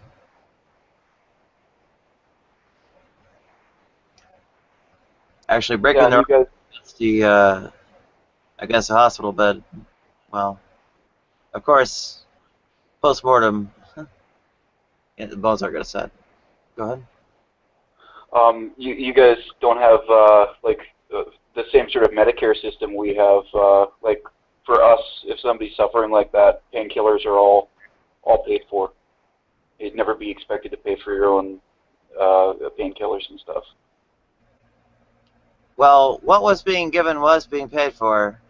The trick is that the actual policy about it was not so friendly.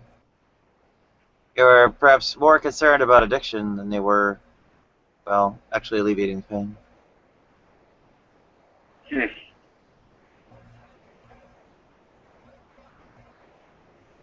Yeah, I think the States really looks at Medicare differently than here in Canada.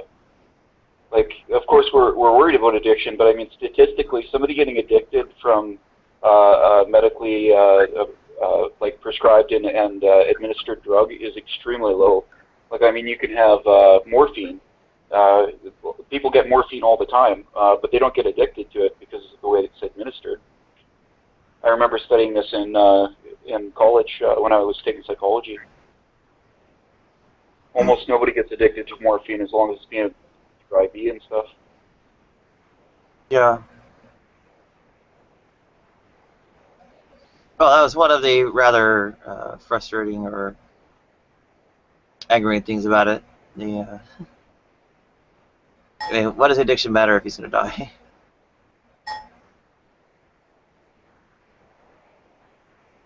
How do you feel about in the States the Christian community's position and their how they've interacted in the political system for that? How do you feel like they've handled it, and how do you feel about that? Well, pretty much they've been pretty nasty force on almost every social front. Right. LGBT, reproductive rights, and of course, right to die as well.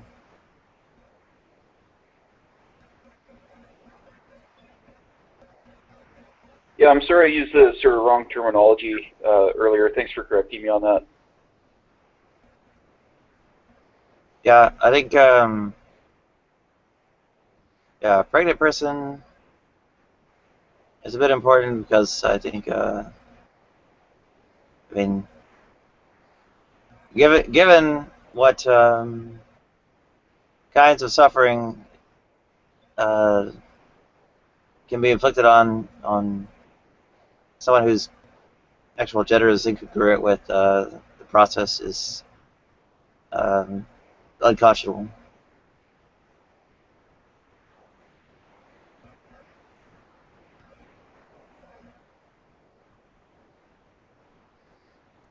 Do you have any problem with abortions and stuff that are based on like things like sex? Like if a couple doesn't want to have a boy, they abort boys. Is like that's.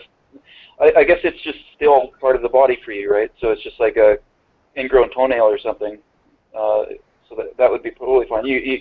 I guess there wouldn't be any reason why you'd have a problem with somebody having an abortion, eh? As long as it's their choice. I would have more issues with attempting to bring people into being who will suffer in various ways. Like pre-implantation genetic diagnosis has in some cases been used to select essentially people who will become deaf.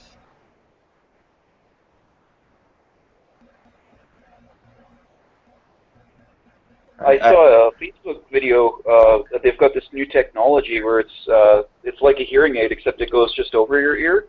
It's the same technology that they use for the Google Glass, and it's actually allowing people that have been deaf their entire lives to hear.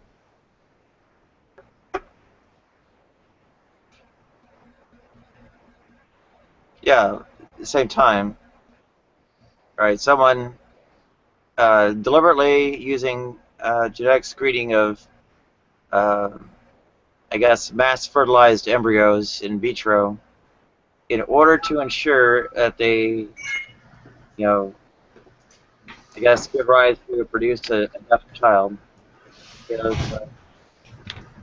Something I regard as actually odious. And essentially any other kind of major dysfunction, abnormality, and so on. I think dwarfism might be another one, where in order to have that kind of community involvement with the children, they select for it. Right.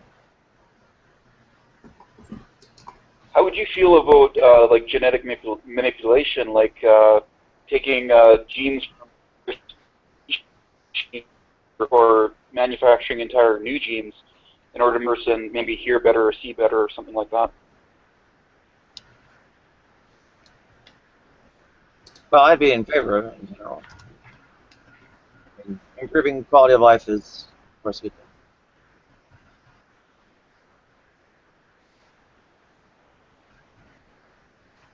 Does it concern you at all that if people did do that, then the rich would be able to have genetically modified children that would excel far past the abilities and things like intelligence than people that weren't able to afford that kind of genetic manipulation? So that naturally born babies would actually be almost an evolutionary dead end. Well, I am concerned about that. I essentially demand that those things be subsidized and available for them.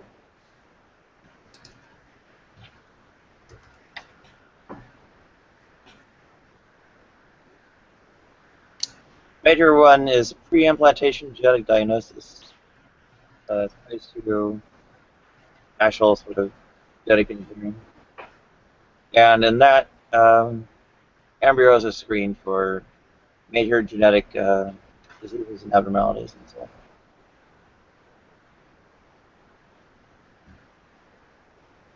I find it really interesting. I find a really interesting case there to be children that are going to have Down syndrome. Like Richard Dawkins says, he said in a couple tweets that he thinks that it's immoral to have a child with Down syndrome. Something that I find so interesting is anybody with Down syndrome I've ever met has been so happy. They seem so fulfilled, which I don't understand how that could be because it would be such a hard life, but they're always just so happy. And so it kind of makes me wonder if it really is, even though they don't have the same abilities, if it's a bad thing for them or if ignorance is bliss in a way. Well, they are in many respects vulnerable by dint of their reduced cognitive capability. Right? It need not necessarily be the case that they are victimized or whatever it is. But on the other hand, they're certainly at incredibly great risk for it, particularly when there are disruptions to the lives of the caretakers. And furthermore, the caretakers may often themselves realize they not have the capabilities to adequately defend the and beyond that, that reduced cognitive capability is not the only major issue with Down syndrome. They also tend to have quite a number of cardiac and some other physical issues. In many cases, shorten their lives and also create the general problem of needing medical care that's essentially subject them to illness, outright physical illness. That's those various grounds I think were the real issues surrounding it. And I mean, if you say had some kind of grand certitude about your own ability to act as a caretaker and essentially to live long enough to do it too, which in many cases because actually it's older parents who would be having these, that's also not going to be the case, right? So that's you would need quite a number of guarantees to really deem the risk acceptable to the child's quality of life. And welcome, Karen. Well, Nadia, as I've come to expect from you, you've got a really consistent and well thought out position. I disagree with you based on my religious views, but I think that your position is really rational, and I respect that.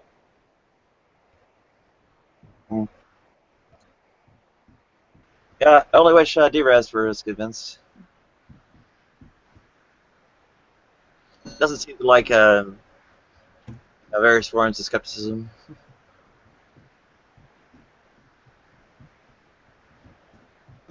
The philosophical sense of skepticism.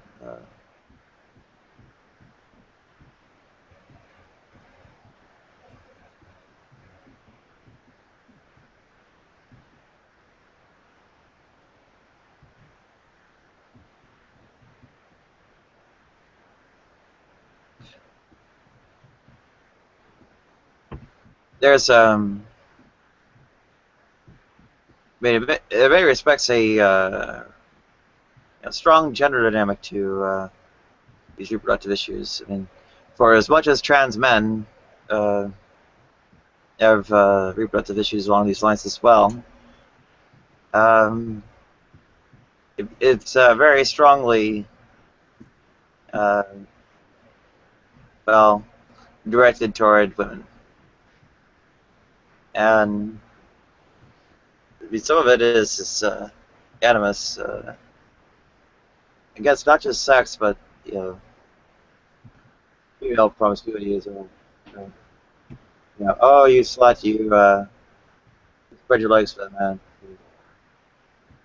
Oh, this pregnancy is your just desserts. And, oh, dear, don't you dare try to get out of it.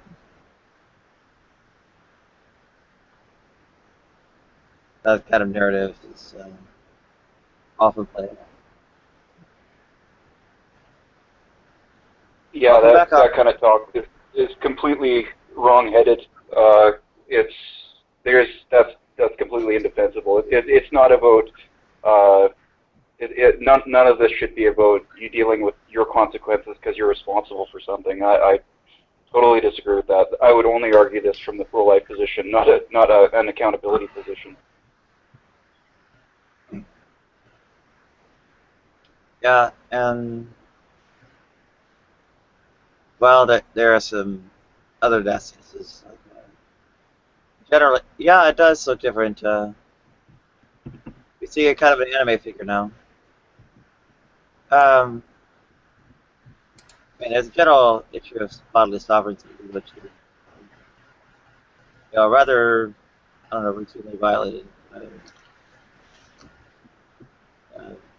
Well, it's essentially the violation of bodily sovereignty is sanctioned in various ways. So, dictating everything from like manner of dress and I don't know what gets stuck into you to well, what has to grow inside and pop out of you was already pretty strong like kind of sanctions set of violations. Obviously.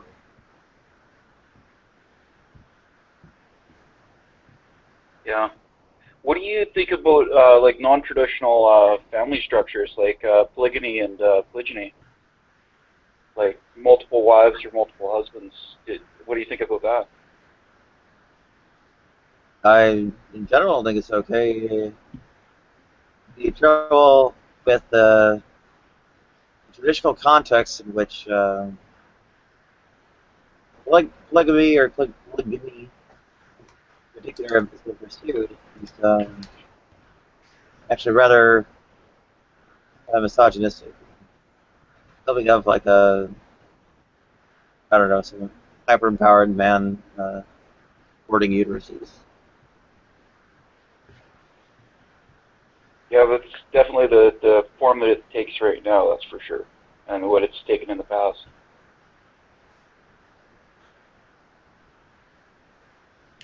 Yeah, the kind of genuine reciprocal polyamory. That much I would endorse. But, like the Mormon affairs, those are very deeply problematic. And I mean, actually, Karen, I think, is a story about. No, Karen, it was you, wasn't it? Who? Polygamy. Yeah, had the direct, I guess, contact or exposure or something like that. Well, I escaped when I was 11 years old, 2 years shy of having to marry a man that was 57 years old. 57 years old when I was promised to him at 8, so... Jesus. My gosh. Yeah. I hope he's under the jail. No, he's walking free and has, I think, 6 wives now.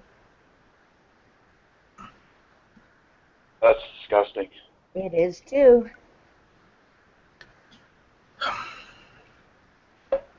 My mother got myself, my 2 younger sisters, and one of my brothers out of it, ran away, and we were able to stay hidden and away from them for about 3 years. Then they stopped trying to come after us. Fucking hell. I'm so glad you got out of that situation. Yeah, I am too. But I grew up in it. I mean, my grandfather, my great-grandfather, my dad. I had 2 mothers. My dad only had married twice, but that was enough. What do you think the government should be doing right now so that that sort of thing doesn't happen? They don't prosecute it. It's too widespread in Utah.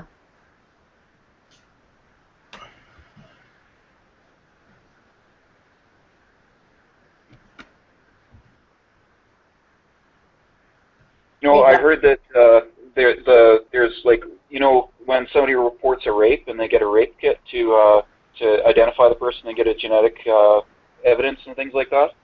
There are rape kits from the 80s that still haven't been processed yet because there's such a backlog in the States. And I even heard of actually a Christian group lobbying against paying extra money to have that backlog taken care of. And it's just indefensible. Like I would wonder why a politician wouldn't go and get that taken care of and then say, hey, I caught up with the rape kits because of the money that we invested, we caught all these rapists. Elect me. I don't And then understand he why they gets refuse all that. the feminist votes. What's that? And then the politician gets all the feminist votes because he stopped all the rapes. I have no idea how my phone took a screenshot. Yeah. Well, I mean, the collection of rapists is pretty. I'm not sure I would say the process is done in earnest. I mean, in my case, they actually recruited a small bit internally to get this happen. And of course, like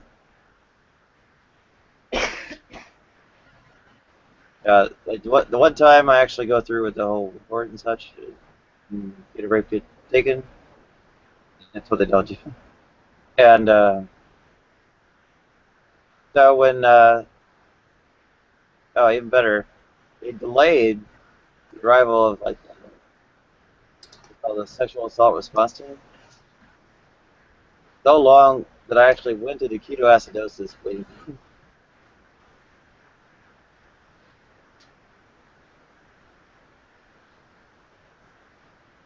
I sat waiting in the freaking hospital.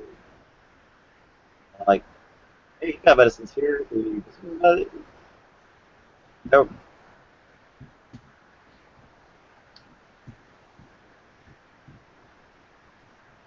So that took me about a week and a half. Well, they stole my prep.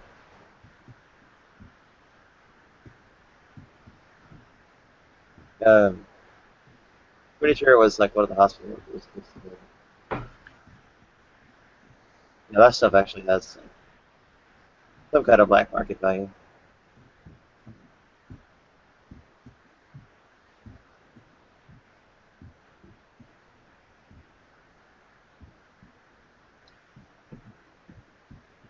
How was life? Well, awkward.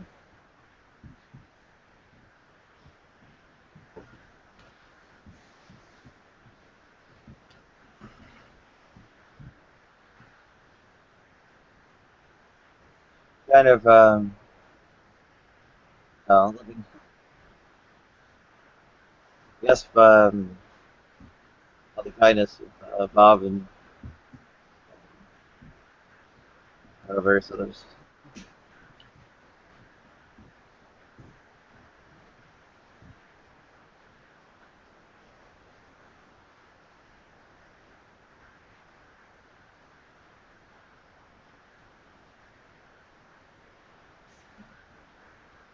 Yeah, if that's the general rape collection process. A lot of them are probably like improper weapon. Don't have any usable material.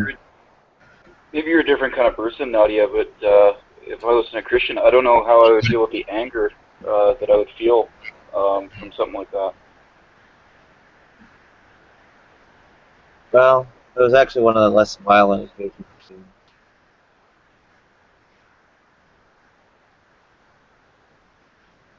I don't know, it's a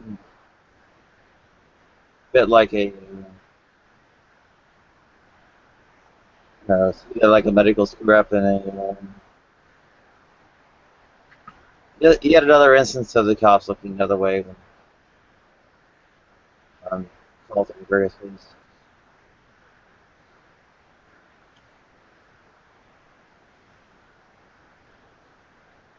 Well, maybe cockeyed, but at least my nose didn't get broken. I'll take quite a bit of orthodontia. You can tell, of course, because the two front teeth being huge is from, well, my age being knocked out.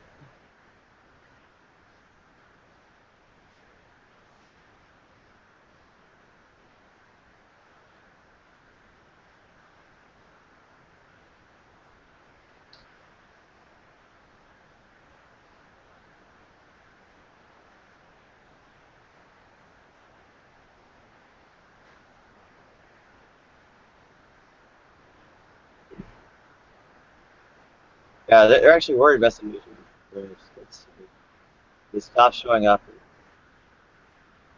Checking things out, and I guess their determination was that my parents weren't doing it, so pretty much just well, didn't really care who the offenders were.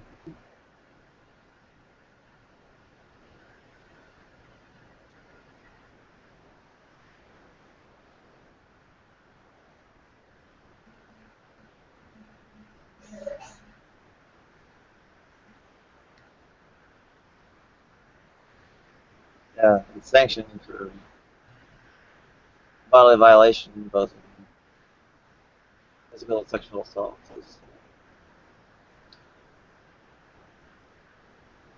Well, pretty much, most it takes. But anyways, it's a form of like counteraction being denied or not being taken home.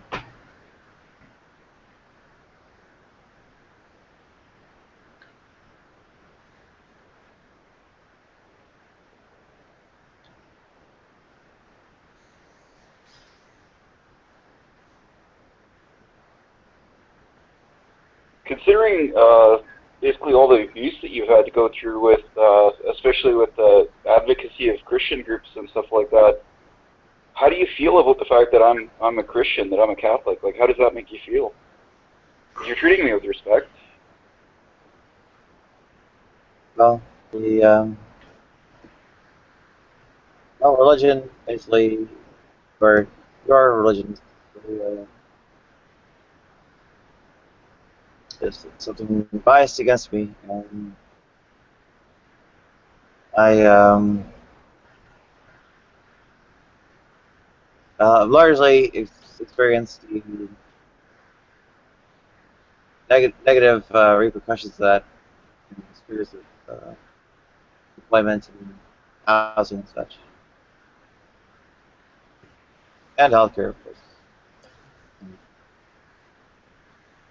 Why isn't the U.S. on track with Europe or even Canada for trans healthcare? Oh, she's right. Granted, they solicited the opinion of Janice Raymond. And,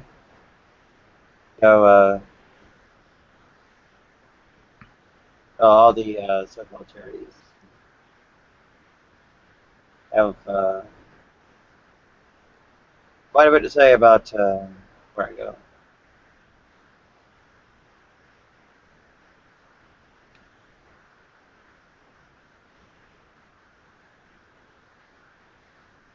But I'm out on the street, of course. And, oh, well, God made you something. Let's put you in with a few ex-cons wanting to reenact their position arsenals.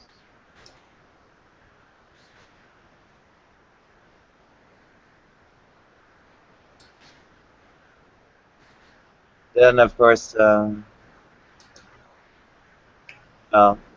wants a roommate that's going to, well, put them off so much?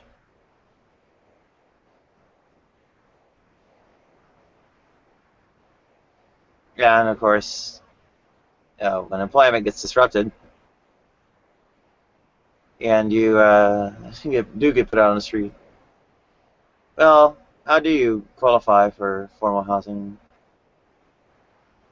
Well, you can't, so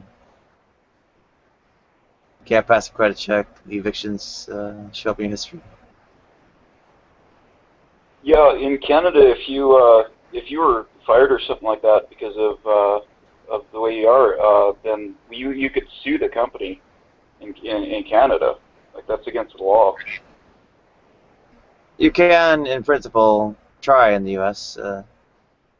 The evidential standards are impossible to meet. I understand.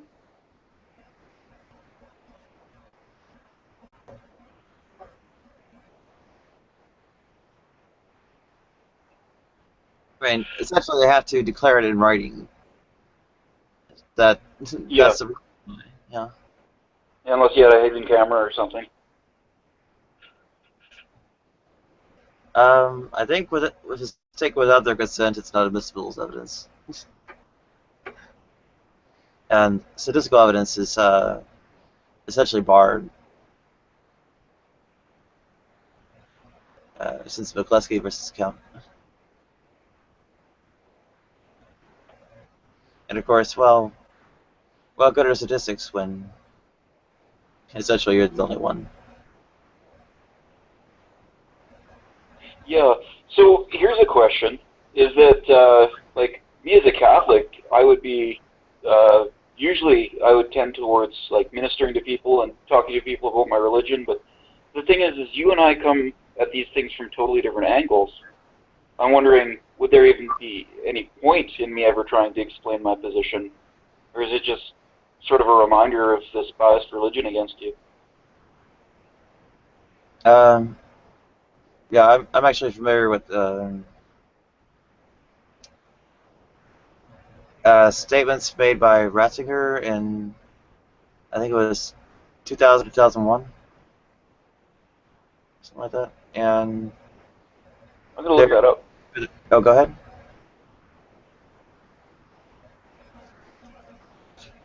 I think he just said he's going to look it up. Yeah. Essentially, it was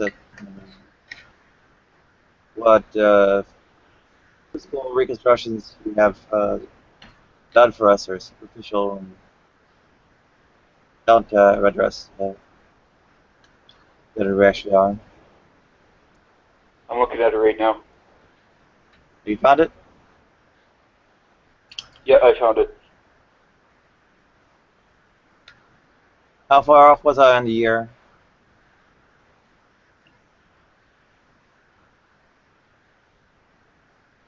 Five years, 2006. 2006? Oh, wow.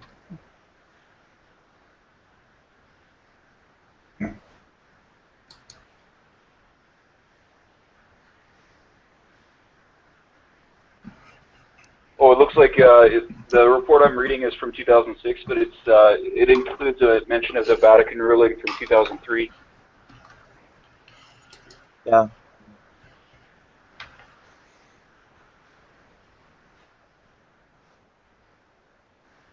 I obviously don't have perfect recall, but the gist is clear enough.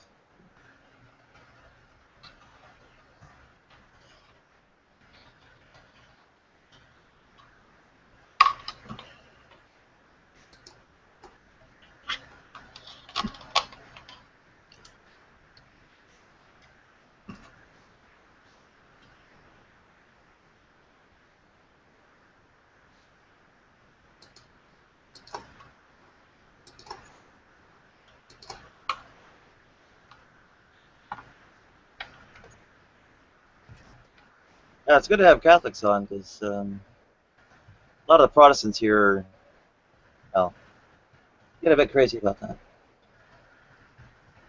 First thing, a couple Protestants said to me, they said, "Oh, you're Catholic? That means you're not a Christian." That's all I said? That's pretty mild. That was their introduction, yeah. That was on E-Man's show. G-Man, I mean. That's actually comparatively mild. They a lot of times will go on about like the Black Pope and dark conspiracies.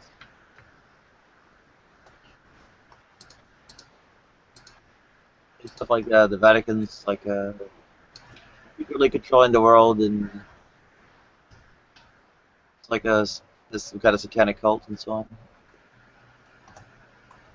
Yeah, that's about what they think of us. They actually went on about it, or? No, because I think G-Man didn't want them to jump on me too hard in my first hangout, so he told them to back off, even though like that's his position as well.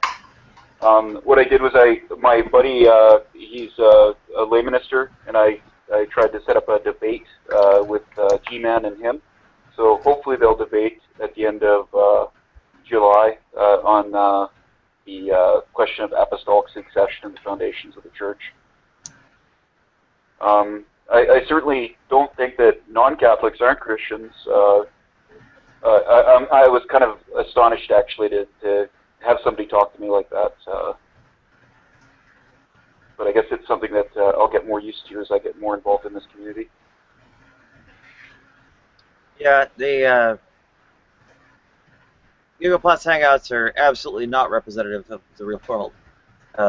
It's overwhelmingly American, Protestant, male.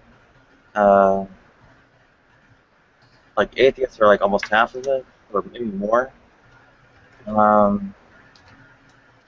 Yeah, and so on and so forth. So, I mean, he was incredible.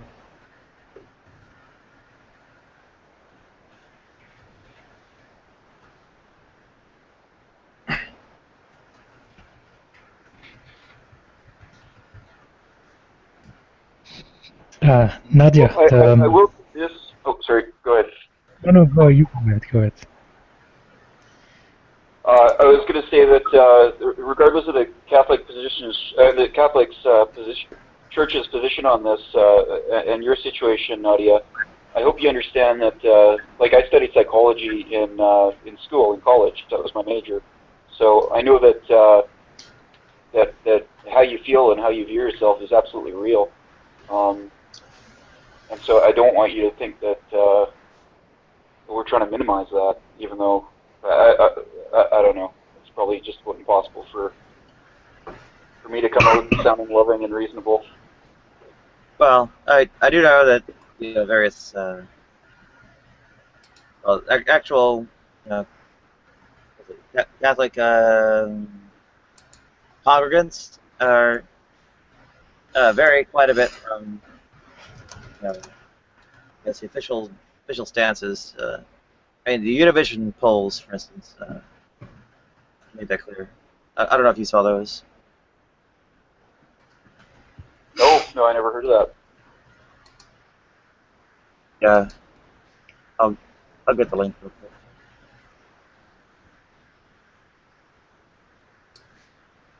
I'm on my tablet, so I don't see the chat window. I don't think I can see the chat window on this page. Oh, are you on a phone? I'm on my tablet. Okay. You could even send the link to my channel. You know, like I'm using this one because it's got the other name associated with the other one, but Switch 229. Like you added me to your circle earlier today, and you invited me here. I'm just using this other. This is a sock puppet account that I'm just using for Google Hangouts because the other one has a name that's associated with my other account that's not accurate. Okay. I'll do a post or whatever. Yeah. If you send that to me, I'll definitely check it out.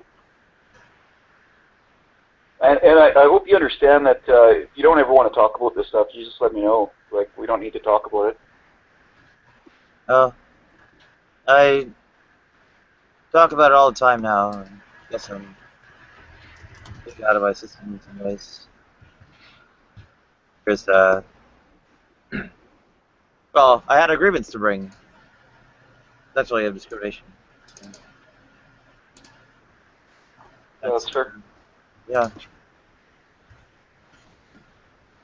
Kind of why I talked about it so much. I'd probably move on to other subjects if well, my own situation improved.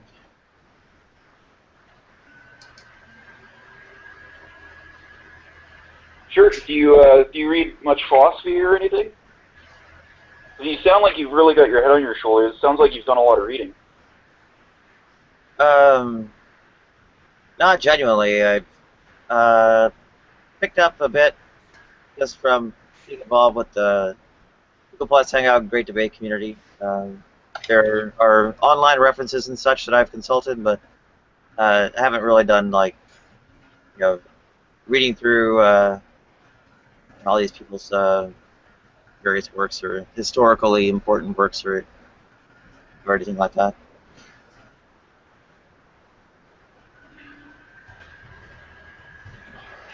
I'm impressed. You display a lot better critical thinking than even a lot of professional philosophers that I know.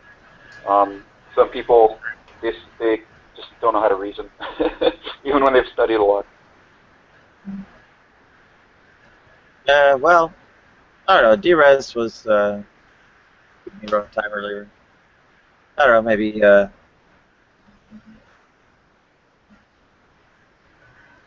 not sure if it's something he sees that I don't, or something I don't think he does. Yeah, people with actual backgrounds in philosophy don't have that tough time with it. Do you know any atheists that might be interested in debating me on the theist debate? Debating you on what question? Like basically theism versus atheism. And I would hope that by atheism we mean like the positive belief that gods don't exist instead of sort of that agnosticism deal. Very few. I think Seth MacMullen and I are probably the only two who would actually go for the positive assertion. At least two make regular rounds and are willing to debate and so on.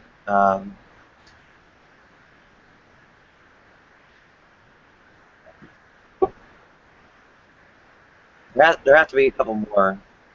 Okay, well, I do know a Gnostic atheist or two beyond that, but I wouldn't recommend them because they don't really debate America. Yeah, I'm looking for somebody reasonable. Like I debated. Do you guys know Atheological Potato? No, I am not. Oh, okay. He's a existential nihilist that I got to debate. The one video that I've uploaded on my channel, Switch 229, is a debate between me and him. Actually, I've got a real problem there because we recorded it like one of these live hangouts, and it was like 5 hours long. But I wanted to cut it down. But the thing is that YouTube won't let me edit it because it's more than 2 hours, and also I can't figure out a way to convert it to a non-VLC file so that I can edit it in something like Windows Movie Maker. Does anybody have any idea how I could do that? I have been stymied on that question myself. Okay. Yeah, for the moment when people expose themselves obscenely, I just delete the whole video and forget about editing it.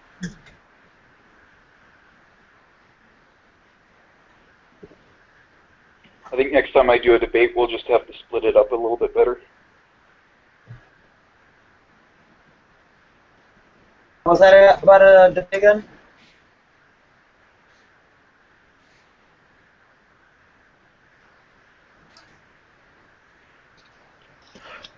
He said that he will split it up better next time he has a debate. I think YouTube debates, a lot of times they end up talking over each other, and usually one person tries to dominate the discussion and the other person retaliates in kind. Yeah, it's a huge mess usually. Yes, I saw that, and that's why I wanted to make sure that we were doing a formal debate format. So, like, I got a 25-minute opening statement, and then he got his 25 minutes, and then we did some rebuttals, and then we had a 2-hour Q&A, and he's a really respectful, reasonable guy, so there wasn't that yelling over each other that I would be concerned about in a lot of, because I've watched a lot of these hangouts, and they're just, yelling at each other and swearing at each other and calling each other babies and stuff like that, but just, you don't gain anything from that. I'd say that 25 minutes might be a bit too long. Maybe bring up a couple of points. Maybe 5 minutes. 25 minutes is, I think, is a bit too long, and people usually don't have the attention span to follow all the points that are being made within that time span. But I do think that there should be a 5 minutes there, 5 minutes there. switch it back and forth fairly. Yeah, you're absolutely right, man. I felt like I needed even more time than 25 minutes. I could have done an hour-long opening statement, but you're right in terms of people not having the patience for it. Oh yeah, they'll just it'll just be white noise if you go on a 25 minutes, but only a few people are gonna be able to follow. Yeah, it's really a different scene than if it were like a professional debate with somebody like Matt Dillahunty or William Lane Craig or somebody. I've watched a few of those debates. I've seen Flick, Saitan Braga, if that's how you say his name. Brugengate. That presuppositional argument I don't think goes anywhere, though. Well, the presuppositional argument or apologetics are, I think, more centered around the transcendental argument, and I guess in some respects incorporating the moral argument as well. So, I mean, the apologetic style unfortunately involves kind of some rhetorical tactics that are not really deemed very couth.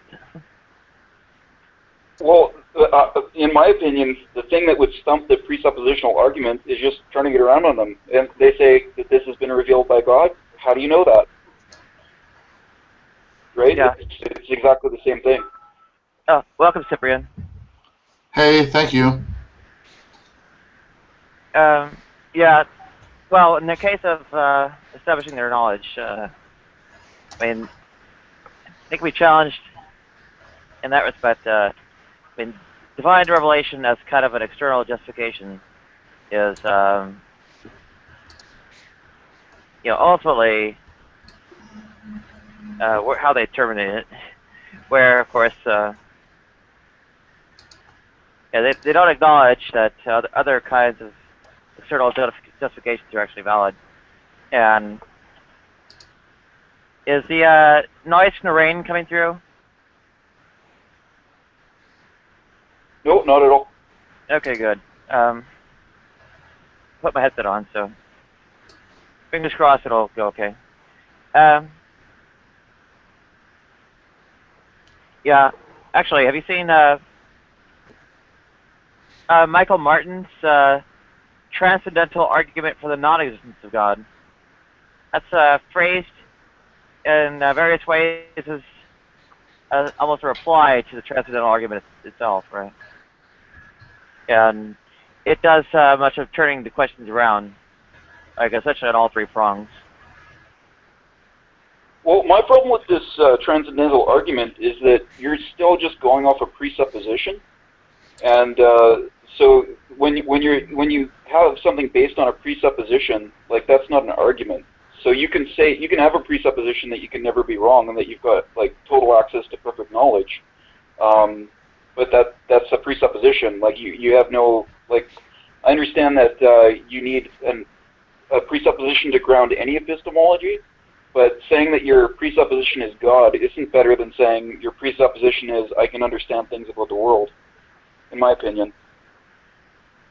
Like I feel like you can just ask them the same question: is okay? It's been revealed by God. Transcendental argument, sure. How do you know that? Like, what's your internal justification for knowing that you have that external justification? Yeah. I feel like it's just the transcendental argument does one good thing, and that points out the problem of the presuppositional atheist, because the presuppositional theist is basically just doing the exact same thing. They're saying, okay, I'm gonna start from this position, and I'm not going to argue for it. So you have to prove me wrong. Mm. Yeah. And go ahead, Cyprian.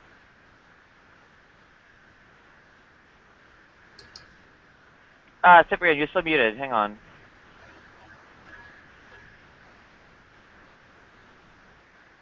Yeah, sorry about that. I muted myself and I forgot about it. So all I was saying is that presupposition doesn't really only extend to religious people. It always extends to everybody else. Like if you claim to be scientific or secular, as long as you have presuppositions, you're not really that. You're not really secularist. You're not really scientific about it. If you proclaim from the get-go that you want to find out this or that, so it's not really a Christian thing. I'm not saying that anybody said that it is, but it goes both ways. That's what I'm saying. Well, for those who have, I guess, beliefs and such, foundationalism, in various respects, could simply topologically sort beliefs by justification, right?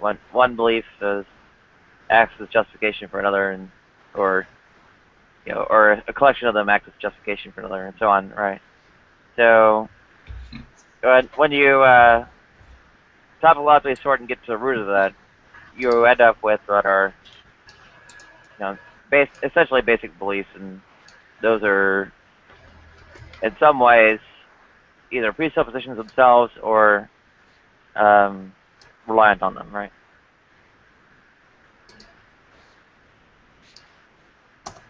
Exactly right. Perfect. Yeah. So to say that an atheist will have like no presuppositions in a valid context has the trouble that you essentially have to counter foundationalism as a whole.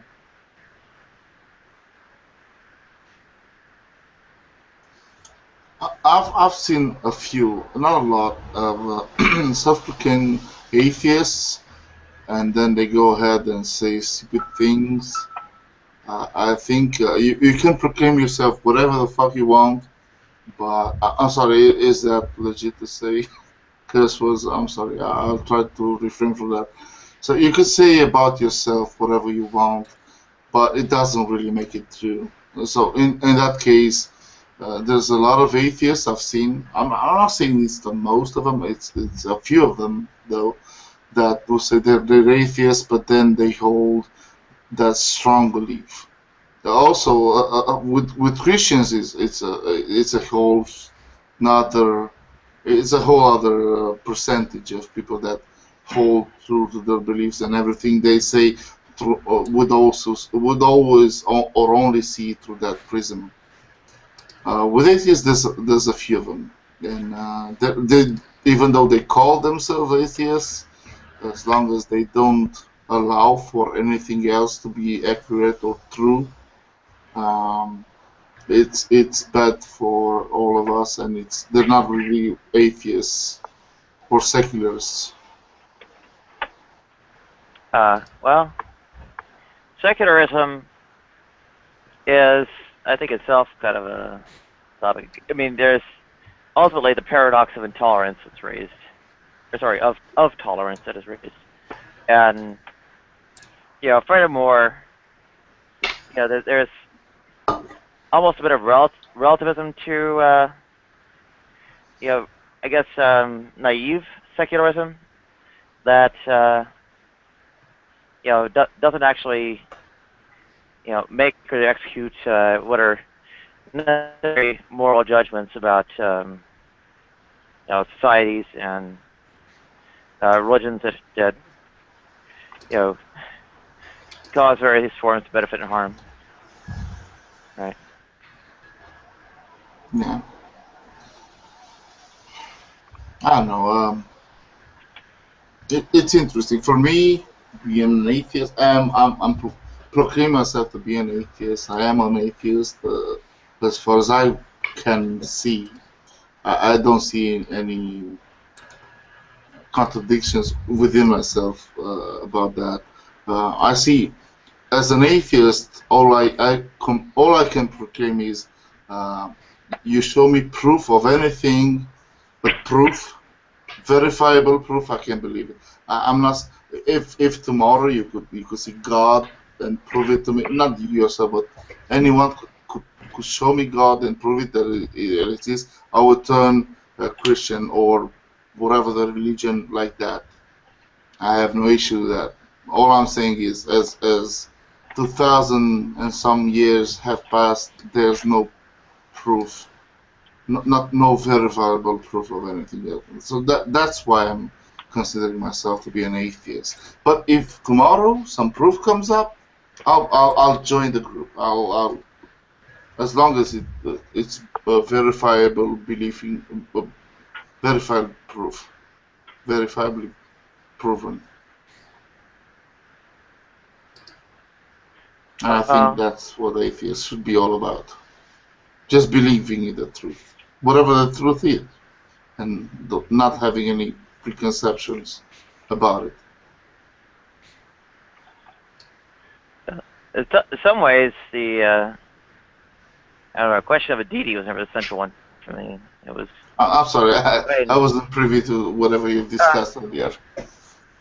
Yeah, well, actually, I think Nicholas was looking for various strong atheists who would actually take the position that there are no such things as gods. Yes, I believe that. Well, I hold that position. Which one? That there are no such things as gods. Okay, cool. Yeah, I'm more looking for somebody to engage in a formal debate with, because I feel like we won't really get very far if we just sort of argue about it over a regular Google Hangout. I feel like there are good arguments for theism, and I feel like there's a lot of misunderstandings too. To be honest, I think there's a lot of bad Christian apologetics out there, and I would really like the opportunity to clear those out of the way. So Nicholas, you're basically, are you an atheist? Is that's the vibe I got? You're an atheist? No, sir. I'm a Catholic. Okay, cool. Sorry. So you have a different opinion from mine, and you were looking for a discussion or a polemic or I don't know what, a discussion. I was looking for more of a formal debate opponent. Like, I had one debate on my channel, Switch 229. I felt like it went really well with Atheological Potato. I'm looking for more opponents that could really put their argument in a really formal way. I'll try to put that in a formal way. So, as far as I understood, you do believe in God. Otherwise, you wouldn't be, a Catholic, if I got it right. Right? Oh, of course, yeah. Okay, cool. So I will start by saying this. I would only discuss God if there's a set of parameters we would discuss it in or within. Because every time we did just discuss God as a thing, I would say there's no God because there's no proof in that, and some other guy would say, yeah, but what about the other thing? So let's just discuss the parameters of where we're discussing God. Like, is he an all-knowing being, or whatever aspect of God you find. You want me to set those up right now? Yeah. Okay. But a set of parameters. That's what I'm saying. A set of parameters. Because we cannot discuss God. It's all within everything that Christianity would believe, like from A to Z and beyond. So just an aspect of him. We can discuss an aspect of him. Well, I think God is an uncreated creator of all time and space as we know it. He's non-material. He's self-determined. He's self-sufficient. So he's omniscient, omnipotent, omnipresent. He's the grounding for our morality, which that one is difficult to argue because atheists have a different perspective on morality. But go ahead. Okay, so one aspect of godliness or of God's existence, omnipotence. Do you believe in omnipotence being a thing, a real thing, being possible? Do you think omnipotence is possible? And of course, you might think that I would say that I would touch on that thing about can God build a rock that he couldn't lift or whatever? You know the conundrum.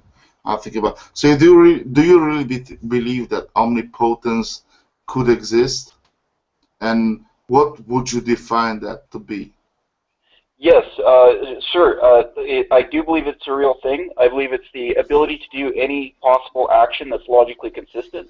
So you suggested the idea of creating a stone so heavy that he can't lift. That's actually a logical contradiction. Like, I realize you can say that order of words, but the idea of having something that You're cutting off. You're cutting off. done Sorry, you're cutting off. by God is a logical contradiction. It's like saying an informed. You're cutting off. Sorry, you're just cutting off. Everything you said, I didn't understand. Up to a point when you said that I was saying that, and then after that it was just like Sorry. Try again, maybe. I don't know.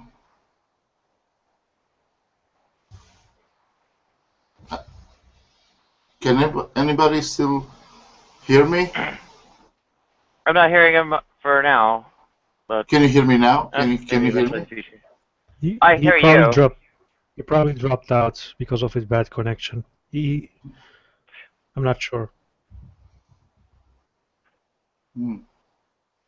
Oh. So yeah, I was of course I've given him that thing before I turned it into an argument. I didn't really want to turn that into an argument, but if you believe any of us, especially him, into omnipotence, it's a conundrum. Can you really be that all-powerful guy?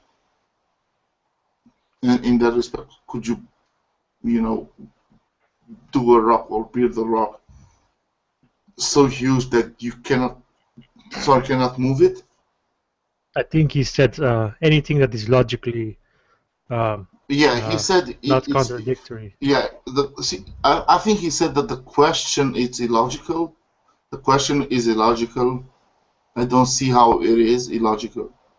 Anyway, I don't want to put words in his mouth. I would like to hear from him. Well, yeah, if he reconnects, or let's see. Oh, he's disconnected. I think it's his ghost. I'm not sure. Well, I'm not gonna go ahead and delve on that. I'm not gonna push that forward as long as he's not connected. And of course, I've even tried to make it available beforehand for him. I didn't. Well, of course, he knows about that. I find it to be illogical for any omnipotent being to exist, because omnipotent would drag along. This is just an example, of course, and we all know that. I would think about the rock. But could it not be a mistranslation? Because if you translate some words into another language, could it not be as just a mistranslation? Sorry, Pom. Sorry. Yeah. All I'm saying is, mistranslation or not, omnipotence is off the table from logic. My logics, even though logic doesn't pertain to a person or another, but from logic's point of view, omnipotence couldn't really exist, because you would always have that question. And also, if it is prone to misunderstanding from translating and so on, it could be something else. I wouldn't suppose that if God exists, he's omnipotent. He's just better than us, or more powerful than us. That's cool. That's cool for me. He's just powerful enough to build a planet and whatever. But building a planet does not mean he's omnipotent. He just has that. If you've seen the Star Trek series, there was that guy, the Q, which had a lot of power. So it could be that he wasn't all powerful, but he was powerful enough to build a planet for us and life or something like that. Am I making any sense? Well, yeah, omniscience paradoxes are things we're familiar with. And welcome, Green. Hey, how you doing? Hey. Good, cool. My beer's empty, so I'll be right back.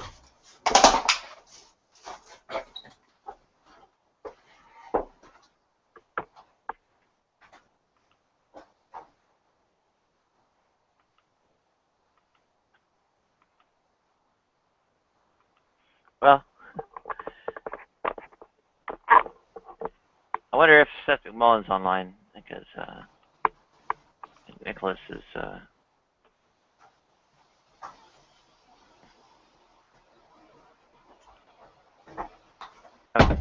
Okay.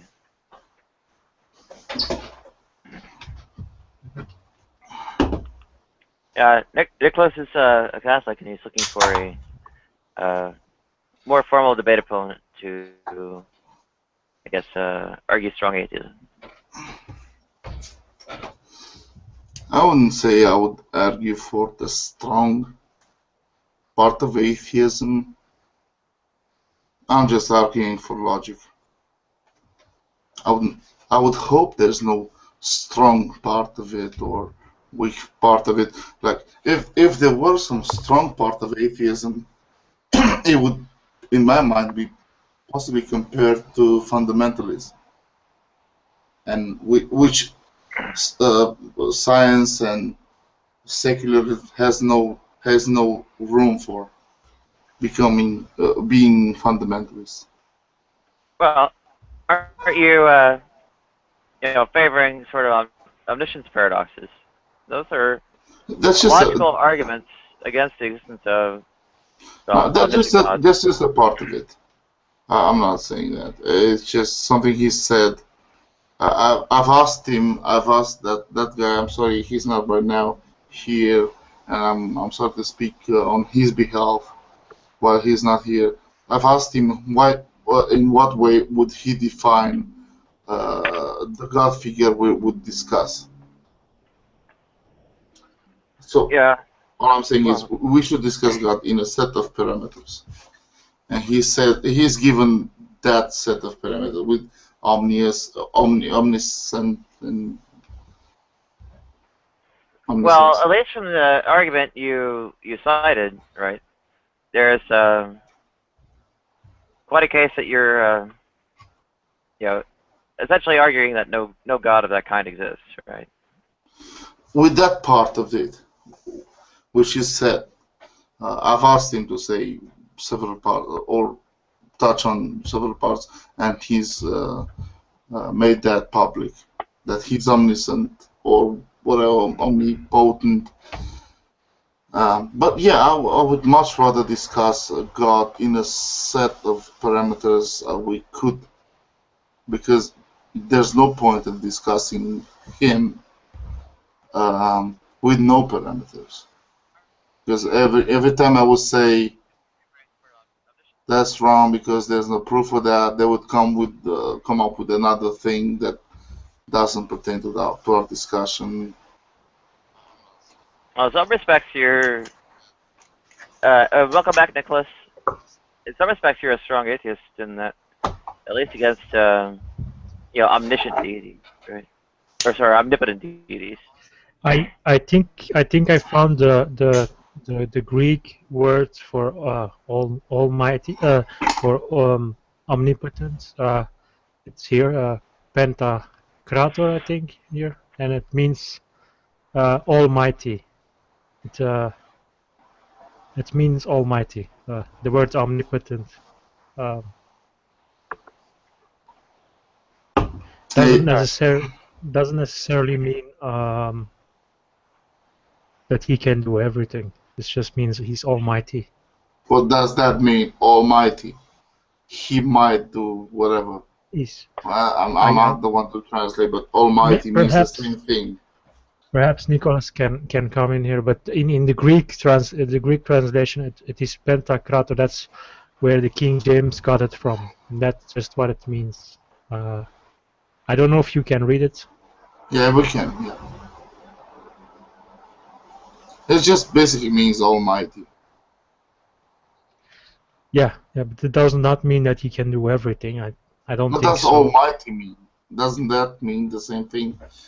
He's almighty, he can do whatever. All things, almighty. It's not some mighty, he's almighty.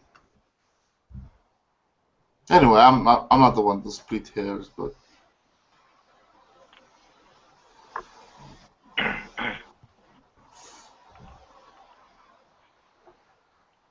Yeah, no worries. It's good to have you back. And, well, not sure, strong versus weak atheism debate amongst atheists is that interesting. no. It probably could. It probably isn't that interesting. I'm open to some other ideas or discussions. Okay, I'll invite you again. And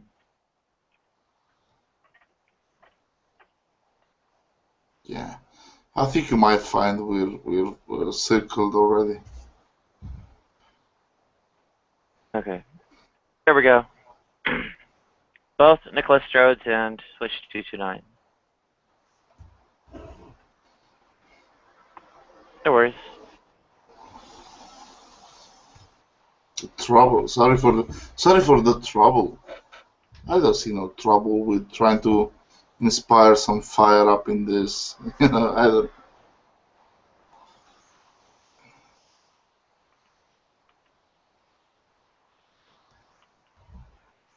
There's oh,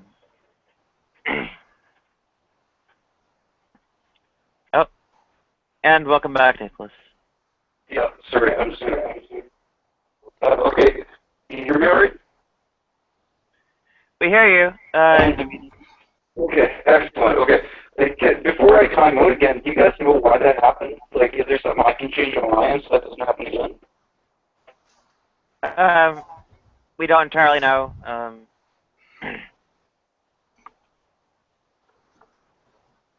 Mostly, you just have to reconnect, and so.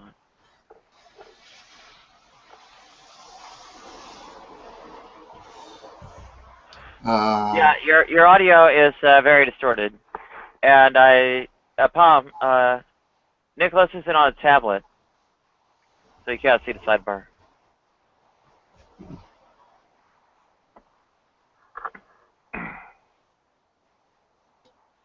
Okay, finally I think it stopped glitching. Would you please repeat what you just said? I'm sorry.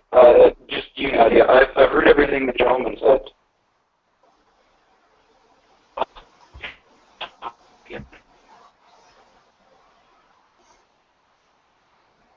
I was saying that you are in on a tablet, so you are able to see the sidebar. Okay, yeah, if I'm timing out in the sidebar, is that what you're saying?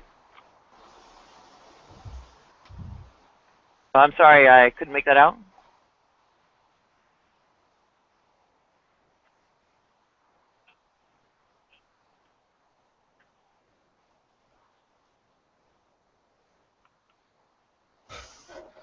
He just rejoined, so okay. Sorry, go ahead.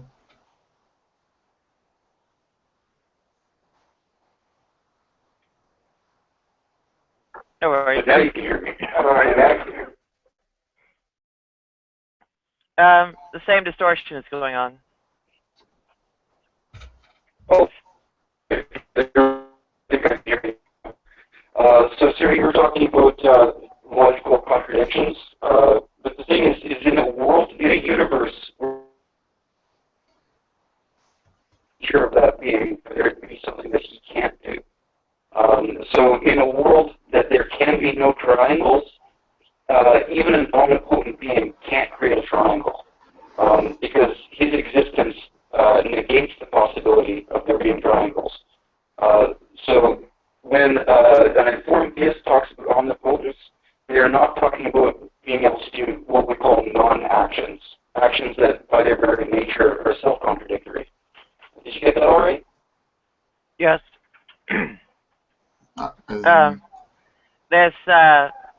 still quite a bit of audio distortion. Not sure how to address it. I think it's likely device management or system load on your end, and you might, well, refreshing I think is probably not it. I think it's going to have to be like a reboot.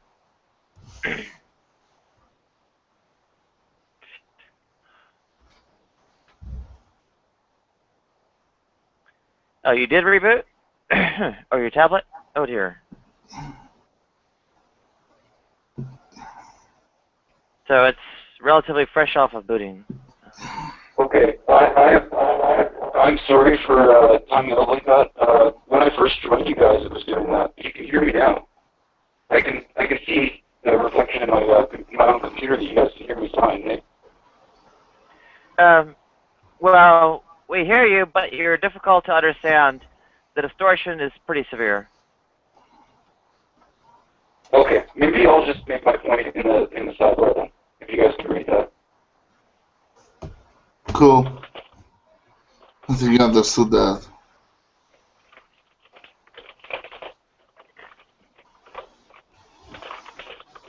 Well, oh, is everyone else hearing the same distortion, or do I need to reload? No, what he said was he's gonna type it on the side chat. I hear you fine.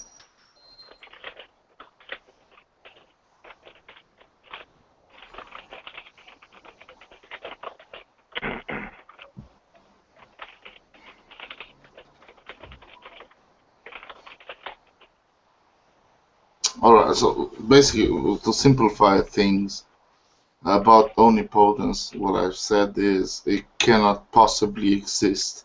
Omnipotence as a thing, because this was, of course, just an example, but there's all sorts of examples to pertain to omnipotence. He could do something that he could not do. Basically, that's one thing. So,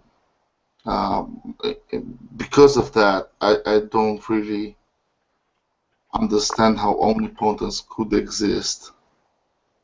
Either you are or not, and if you are, you cannot be omnipotent. And if you are not omnipotent, you could be so much further than what humans are.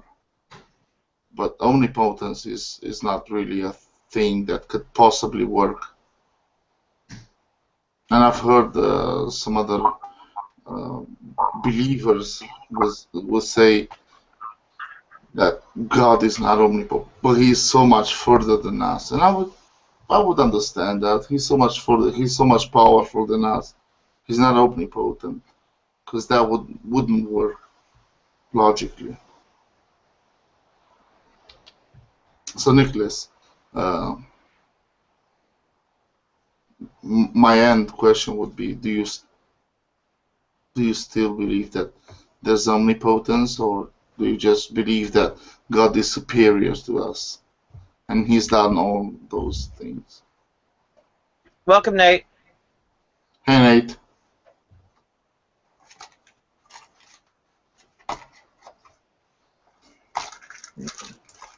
Can you guys not see the side chat? Yeah, we can see it. Yes, we see it side chat.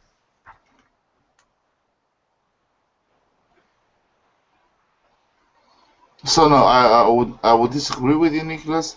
Of course, I do not believe in God, so I will say God doesn't exist. But to talk about it or to secede that fact, which I'm willing to do,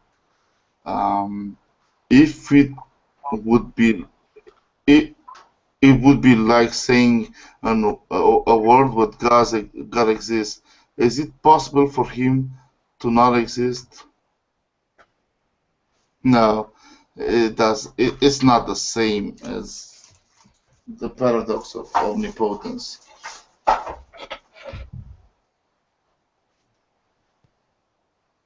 So when we say omnipotence, we don't mean non-actions. Of course, we don't mean non-actions. I'm not following. In terms of omnipotence, I mean, one has in some ways, massive, most powerful possible, right? As opposed to omni, really all. To the extent you are exhibiting these kinds of examples of things that supposedly omnipotent God couldn't do, all you're really doing is highlighting there are kinds of limitations on logical possibility that the deity ends up just falling within the boundary of.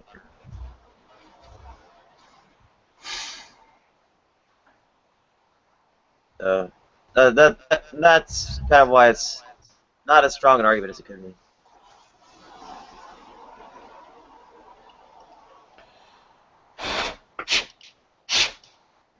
Welcome back, Nate.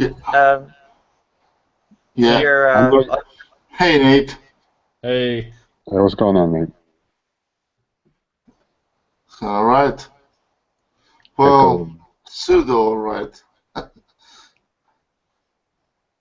Because there's a guy that cannot get into chat, and we're pretty much trying to have a discussion with him on the side text chat. Those are always fun. Are they? I'm trying to read up and not be ignorant, of course, but I have a hard time discussing those issues when he's putting them on the side chat. Also, he said some things that don't make any sense. I'll take that on me. I'll say there's some things he said I don't understand. I wouldn't say he's wrong. He's probably wrong. He's probably not. I'm not saying anything. I think. Well, I think when people start talking about like logical contradictions and what's logically possible, that's only as far as we know, and is only according to our natural world, our universe as we know it.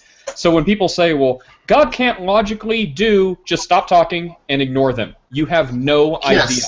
So in our world, it is impossible, as we know it, for married bachelors, squared circles, things like this to exist. But that's only as far as we know it. So to try to say this God can or cannot do what is logically impossible to us, there's no reason anyone should make that claim with any. Yes. Cool. Thank you for that. I was just thinking. God is not illogical. I happen to believe that God is not illogical, but he very well may be able to make a married bachelor or a squared circle. We can't, but maybe he can. Maybe there's stuff we don't know. I was thinking exactly about that thing. I was thinking like he might argument that way, and that's quite interesting. So the example about omnipotence, as I put it, and it's quite well known about that rock. That can you make a rock so big that you cannot move? Let's leave our logic aside.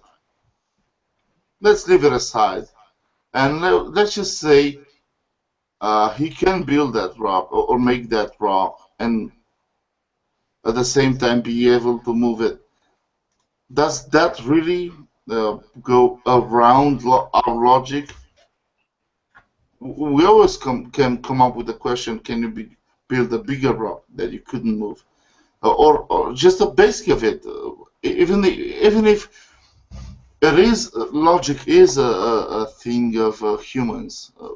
I never like that. Wrap your mind around. Maybe we cannot. Well, I never liked that whole "can God make a rock so we can't move?" Like, I get the sentiment, but I mean, really, that's almost all it is. Like, if we're talking about omnipotence, like you can do anything that can be done, then it's really like a philosophical question. Be like, well, can God do what God can undo? And it's like you're taking an argument to ridiculous proportions and then criticizing those results or focusing on those results. Nevertheless, they're valid, even they're at ridiculous amounts or ridiculously farther away from us. they're still valid in a way. It is still valid, but I think a lot of times we focus exclusively on that, and we leave the whole, could God end suffering? Can God do this? Sorry. I've said earlier that I'm available to talk about God, but let's define the realm of which we are discussing of, and he said amongst others this bit, and I didn't really text him on that. I've told him beforehand that this thing could occur, this thing about the rock, and so I'm not only talking about God from that perspective, but I find it hard to talk about any God if we do not provide parameters. So provide any parameters you want before you want to discuss with me, especially. That's my complaint. I'm not fine. It could be other people's complaint. But define some parameters we can discuss God within. Because otherwise, I'll say God cannot be omnipotent, and you're flying to the other argument does that make God non-existent? I will say maybe not, and you're flying to another argument. And when I'm destroying that argument, I'm not saying I will, but just presume that I will destroy the other argument. You'll go to another argument, not you, but some person. So we need to define a set of parameters in which we're discussing God. Would you agree? Would you find that sensible? I think so. I mean, I would say the parameters are, let's talk about the God as described in the Bible, except, then I'm just going to quickly say, I believe it. I feel I have good reason to. Okay, but the Bible does not describe him to a point. Or it's arbitrary because it doesn't matter. So I was going to say, well, I happen to believe it, you don't, so there's not a whole lot to talk about. For me. I mean, other people will beat that to death, but I don't really go there. It's not. Yeah, I would do the same, of course, with fundamentalists or people who would not consider an effect or just think about logic. I would just drop it, of course. You would do the same.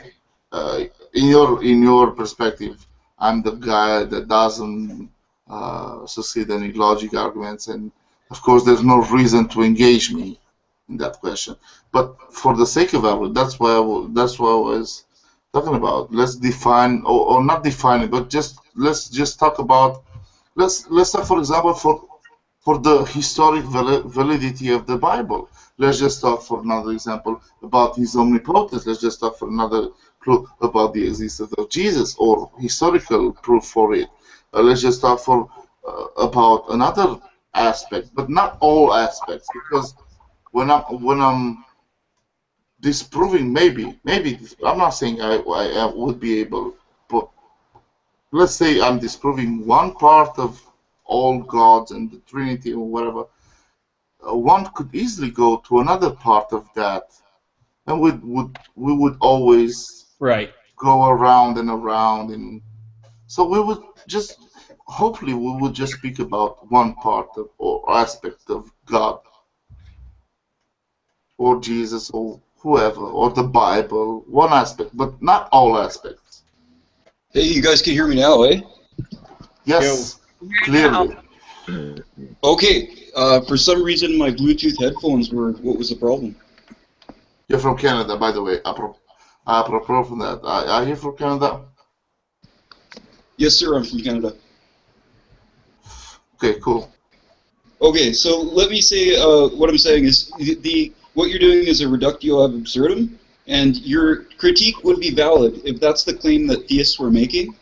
But when we say omnipotence, we don't mean an informed theist doesn't mean the ability to do the logically impossible.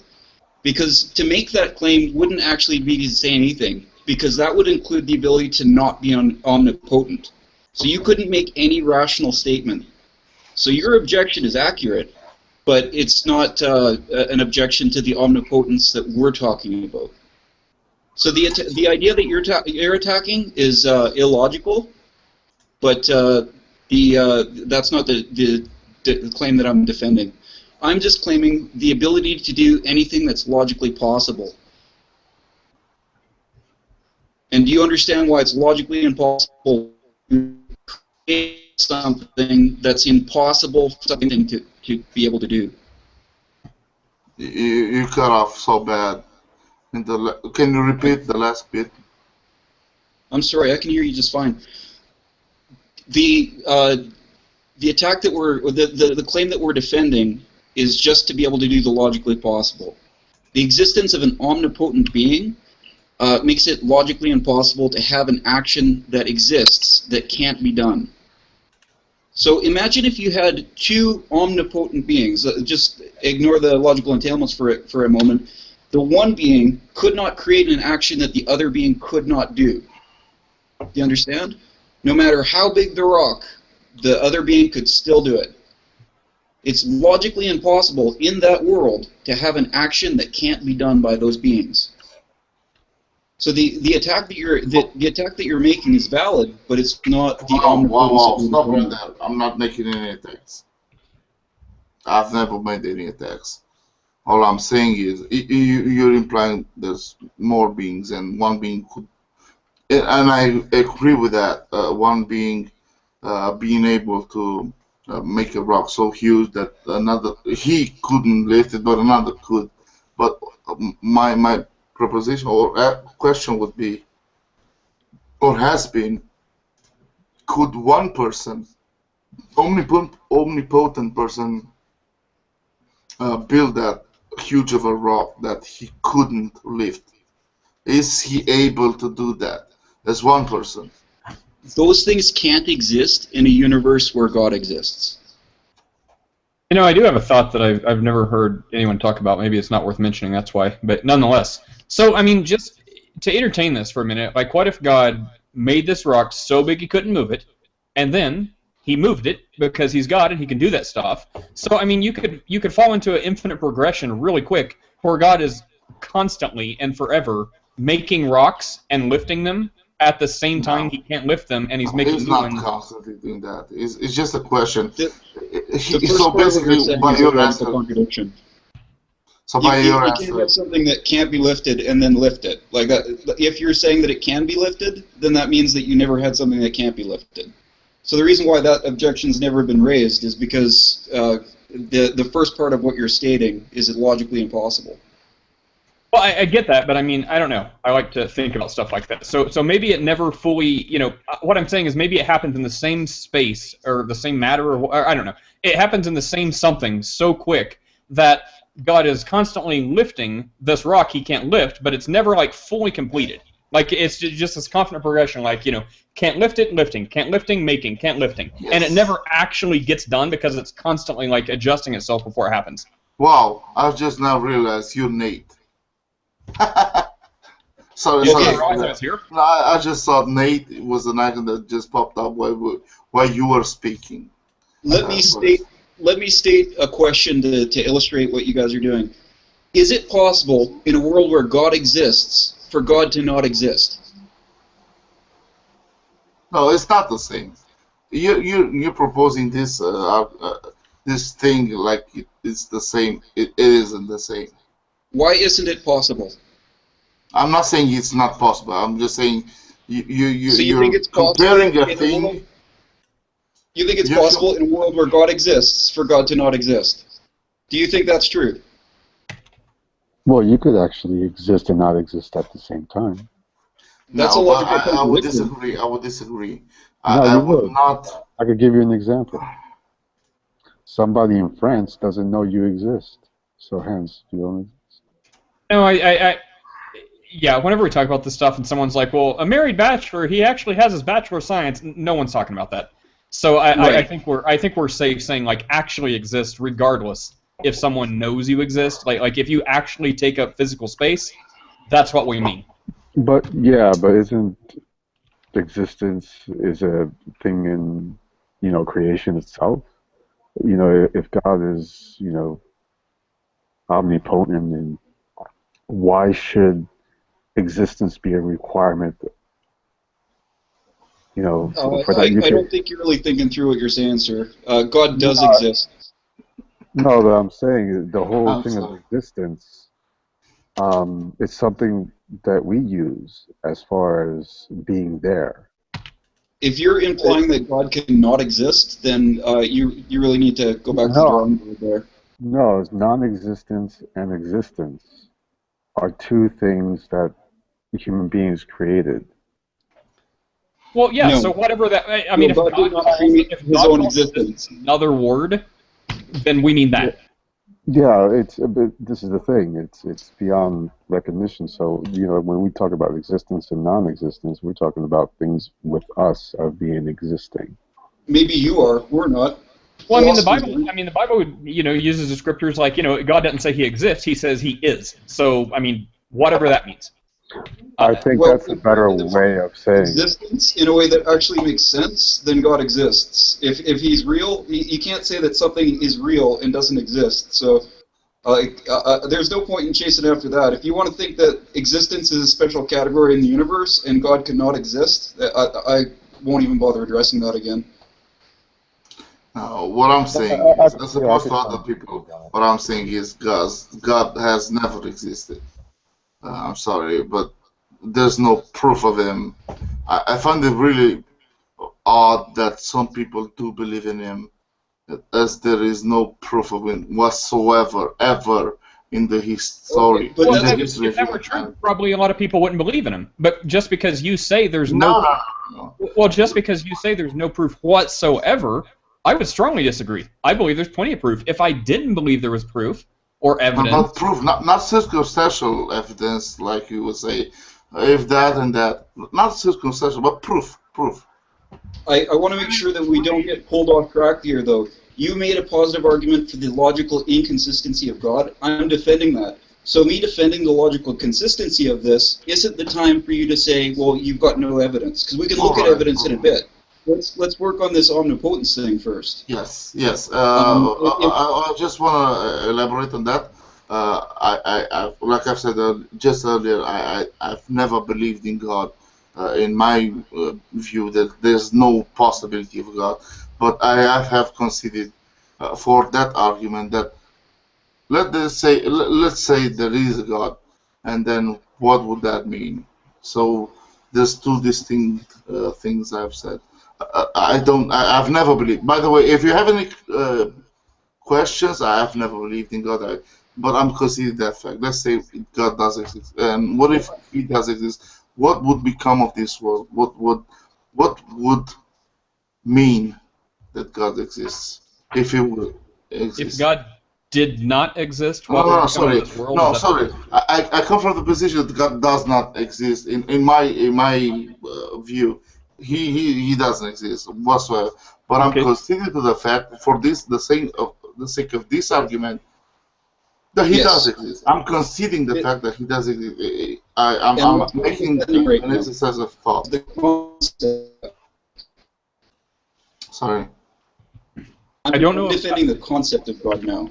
I'm not defending His existence right now because I haven't presented any positive evidence. There's no point to it. We're not discussing that. We're just discussing what would that mean. Yeah, and what I'm saying is that when an informed theist says that God is omnipotent, he's not making the claim that you're attacking. I wasn't attacking anything. You were saying that the omnipotence was logically incoherent. Before you went down that path, I've told you before you went down that path, there are some issues with the logic part of omnipotence. The omnipotence basically, in my mind, could not really exist. It's not logical to exist. And Nate has discussed that with me a bit, and I don't know what his feelings are about it or whatever. But okay, let's stop talking about omnipotence. Let's talk about feature X of God, okay? And this feature X of God that I'm defending, my God isn't omnipotent, okay? My God has this feature X, and this feature X is the ability to do anything that's logically possible. Okay, cool. That's the God I'm defending. I'm not defending your form of omnipotence, which goes completely against how philosophers understand omnipotence and the way it's written about in the literature. I'm defending X. Now, I would like to call it omnipotence because this is what theists mean, and this is what philosophers mean by omnipotence. If you want to import a different meaning to omnipotence, then I can't use that word. But I'll tell you that when I say omnipotence, I don't mean what you're attacking. All I've meant by omnipotence is it's all, and I don't mean close to all, but all powerful. That's all I've meant. I take issue with that definition, because I think another perfectly good working definition of omnipotence is simply the ability to have or do more than anything else can ever come close. So, you know, the Plato's understanding is automatically maxed out in power, just because that's what Plato said, and somewhere along the line Christians thought it was a good idea to adopt. But I think another perfectly fine definition, one that I believe of omnipotence, is simply more power than anything else can ever challenge. Nate, I've succeeded to that. I've even thought on the side chat when Nicholas was on the side chat, I've even said that. There's some Christians that will say omnipotence is not that all powerful. Everything you could do anything and whatever we were discussing about, but more powerful than us, considerably so. And would you adhere to that? That God would be more significantly. I'm not saying 2 points above, but like a billion points above us or whatever. I've even said that. I'm defending a stronger claim than that one. Sure, you could do that. I'm not limiting any of your claims, but I did say that if omnipotence, in my view meaning all capable, all, and I don't think that's logical to be all capable. You cannot be capable of the rock thing, and I really wasn't even trying to push that. I've told you before. Anyway, I'm not going to. And I've also said that if that's not all right, let's just consider the fact he's more powerful than us, considerably more powerful than that. Would you say that? To give that? you an example of the problem of redefining something in the way that you're doing, imagine I looked at the claim you exist, but by the claim you exist, I included the fact that you'd never been born. And then I would say, obviously you can't exist because you've been born. And if you haven't been born, then you don't exist. I'm not attacking your existence. I'm attacking something else, and then I'm calling it existence. Like, the claim that you're attacking, what you're identifying as omnipotence, is not omnipotence theologically. Right, it's I'm not not omnipotence in the literature. I'm not even defending nor defining omnipotence by myself. I'm not doing that. And let's just drop it altogether. Yeah, I think that, well, Steve, would this help? So, no doubt, lots of people would want to talk about what you're talking about, but it seems like me or Nicholas, neither one of us, hold that view. So, I mean, there's lots of people who do hold that view, but not us, not anyone in this room. But like I said, just right now, let's drop all that and discuss something else. Okay. I don't hold that dear to me, and I've even made available the problems with that before he said that. I've tried to make it available before I would attack, as he said. I didn't want to attack. I said it previously to what he defined as omnipotent. I don't have any issue with that. I don't need that. Okay, well, I would hope that you recognize that your argument doesn't attack the claim that I'm making. What is it? And by attack, I don't mean in a friendly way. I mean just like attack as a philosophical contention. Yes, of course. So, what's your claim? You said you would hope I'm not attacking your claim. I'm just curious about your claim. My claim is that God can do anything that's logically possible. Cool. And that's so it? He can't do things like he can't not exist. He can't uncreate himself. Like, he can't do logically impossible things. And if a theist were to claim, or a philosopher were to claim God can do impossible things, I would explain to them that that's not even possible to imagine. You can't imagine a logically impossible statement and then imagine it being real. Yeah, I can understand that. I can understand it. All right. So okay. You're coming from a logical place. I can completely understand that. Okay, yeah, because that's how I defend my God is mostly logical. Like I know Catholicism is true from my personal experience of it, which is not a rational argument. But in terms of defining certain features and things like that, I'm very comfortable using philosophy and logic to define these features and explain things. Like, for instance, the quality of omnipotence. Some people would assume that that means that God exists everywhere, but it's actually that God is active everywhere. Because if God existed everywhere, that would be pantheism. That would mean that the difference between omnipresence and there's a difference between them. Omnipresence, God being everywhere. That's called omnipresence, not omnipotence. I'm explaining to you that God, when we say God is omnipresent, I'm dealing with a different claim here. When we say God is omnipresent, we don't mean that He is everywhere, because that would be pantheism. That would mean that when you pick up your mouse and hold it up in the air, that you're picking up a part of God. But we don't mean that. We mean that God is active in every place. So I'm using that as an example of another claim that you might think that we mean one thing, but we don't. All right, I'm sorry. I'm just going to explain what I understood, which might be wrong, of course. I'm starting this argument from your point of view. For me, omnipresent means he's omnipresent. He's present and everywhere. That's what omnipresent means. That would be pantheism. But from your point of view, omnipresence means something else. Like he's not everywhere, but he's okay. So you should use another word because omnipresence means that he's always everywhere present. So you should probably use another word like. We've been using this definition in the church for over 1,000 years. Okay, it's people that are in popular culture that are misunderstanding it. Okay, cool. So you have to use the definition because other people misuse it. I'll say, even though the definition of what differs, I would say, yeah, okay, you're right. So you, or not you as a person, but you as a group, would consider that omnipresence means something else than being present everywhere, but basically just being present, I don't know, whatever it counts. Or being active everywhere. Yeah, okay, cool. I'll concede that as well. By the way, I'm conceding a lot of facts. I can present positive arguments for God's existence, but some of them are pretty academic. All right. Okay. How about the cosmological argument? That one's pretty simple. Everything that begins to exist has a cause, and the universe began to exist, therefore the universe has a cause. Now, that cause could not be physical, because physical objects are determined by physical causes. A boulder rolls down a hill because of the force of gravity, or somebody pushed it down. I'm sorry.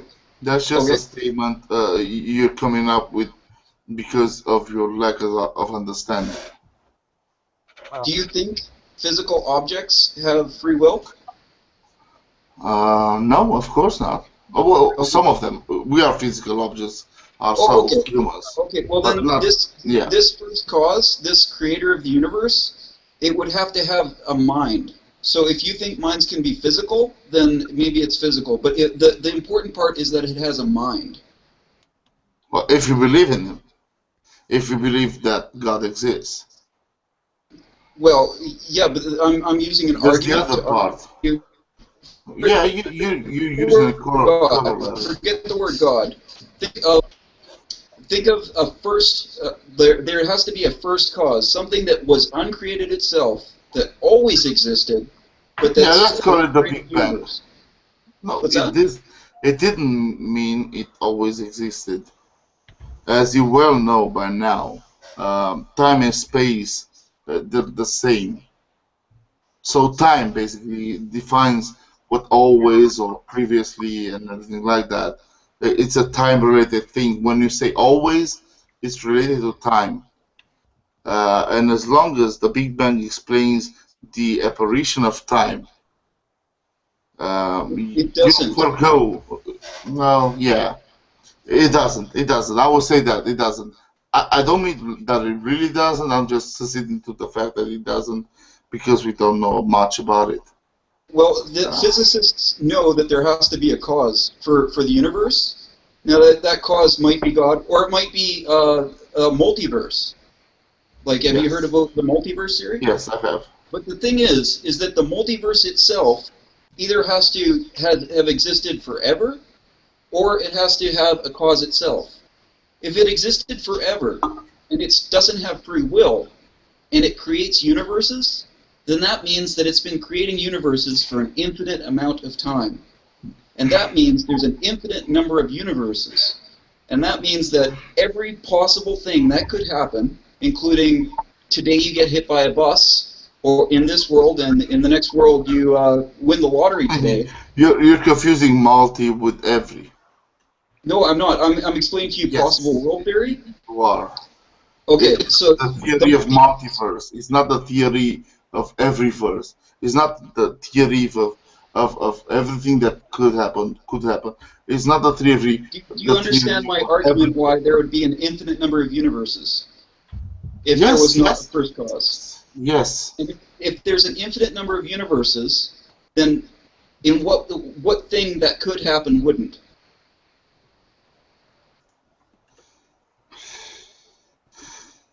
Infinite, it's a weird construct. It is ultimate. It is in a way limitless. I would give you that. So I think in a way, just for a is there second. a universe where you win the lottery today? Not necessarily. Not necessarily. Not necessarily. Yeah, not necessarily. It So could you be could another. have an infinite number of trial runs, and you would never win the lottery if you bought a ticket. Yes, it could be possible. Chances. It could be possible that in any of the other of the multiverse, not infinite verse, you would have a different life and whatnot. But it doesn't really mean. It's just the same with beers. Like some scientists or wisdom. What's it called with a person? Wise person. Most wise people have beards, but not all bearded people are wise. It's just the same with multiverse theory, which is a theory. Right. There's no evidence for it. Yeah, it's just a theory. But let's say it's right. Just because it exists and it has let's say an infinite amount of universes, doesn't mean that everything would happen. It could be infinite without that bit, without you winning the lottery, or without you having a god, or without you whatever. It could be infinite just as well without those three numbers. So you think that there could be an infinite number of universes, and in no universe will you ever win the lottery? Yes, it is possible. Yes. Why would that be?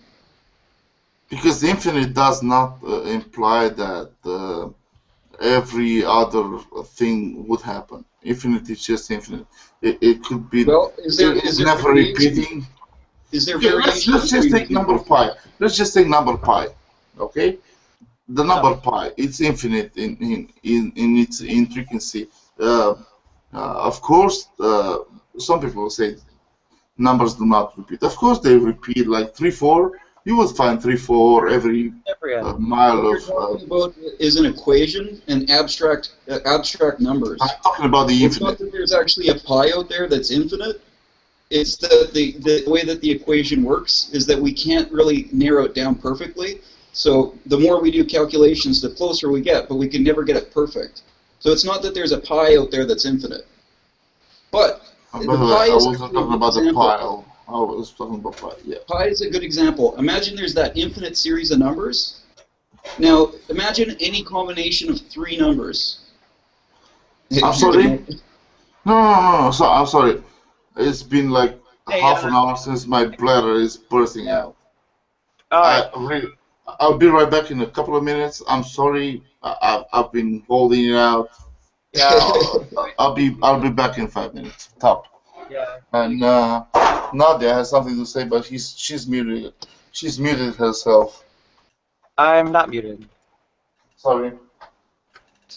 Does anybody else understand what I was trying to say? Yes, I'm familiar with several of William Lane Craig's variations on the Kalam cosmological argument, and several of his addenda to it.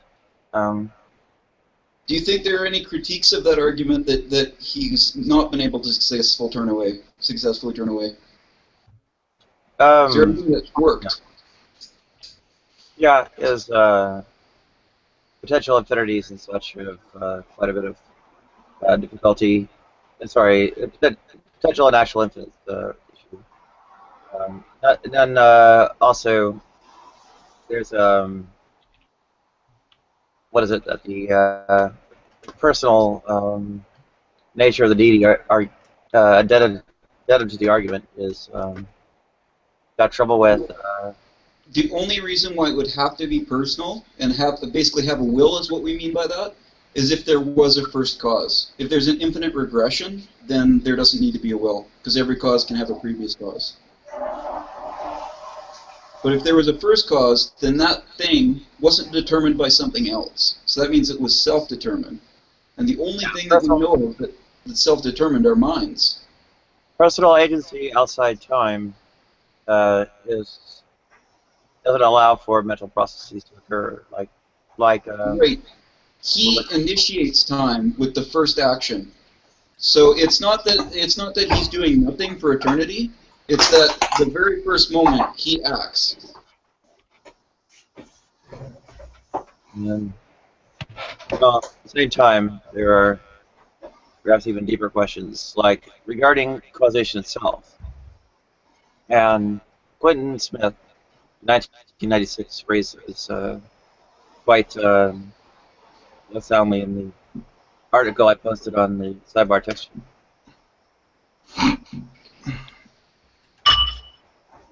If I could simply cover Hume's notion of causation, it generally requires spatial-temporal contiguity, or spatial-temporal proximity. Also requires temporal precedence, and last but not least, nomological. Causes and effects can actually be co-temporal. Like, for instance, if you have a chandelier hanging from the ceiling, the gravity is causing it to pull on the chandelier, and the chain suspending it is causing it to not fall, and that's co-temporal. So not all causes precede their effects. Wow. He does examine other variations of causation, such as what you were discussing, and those, well, pretty much don't end up allowing it applied to the deity outside the universe anyway.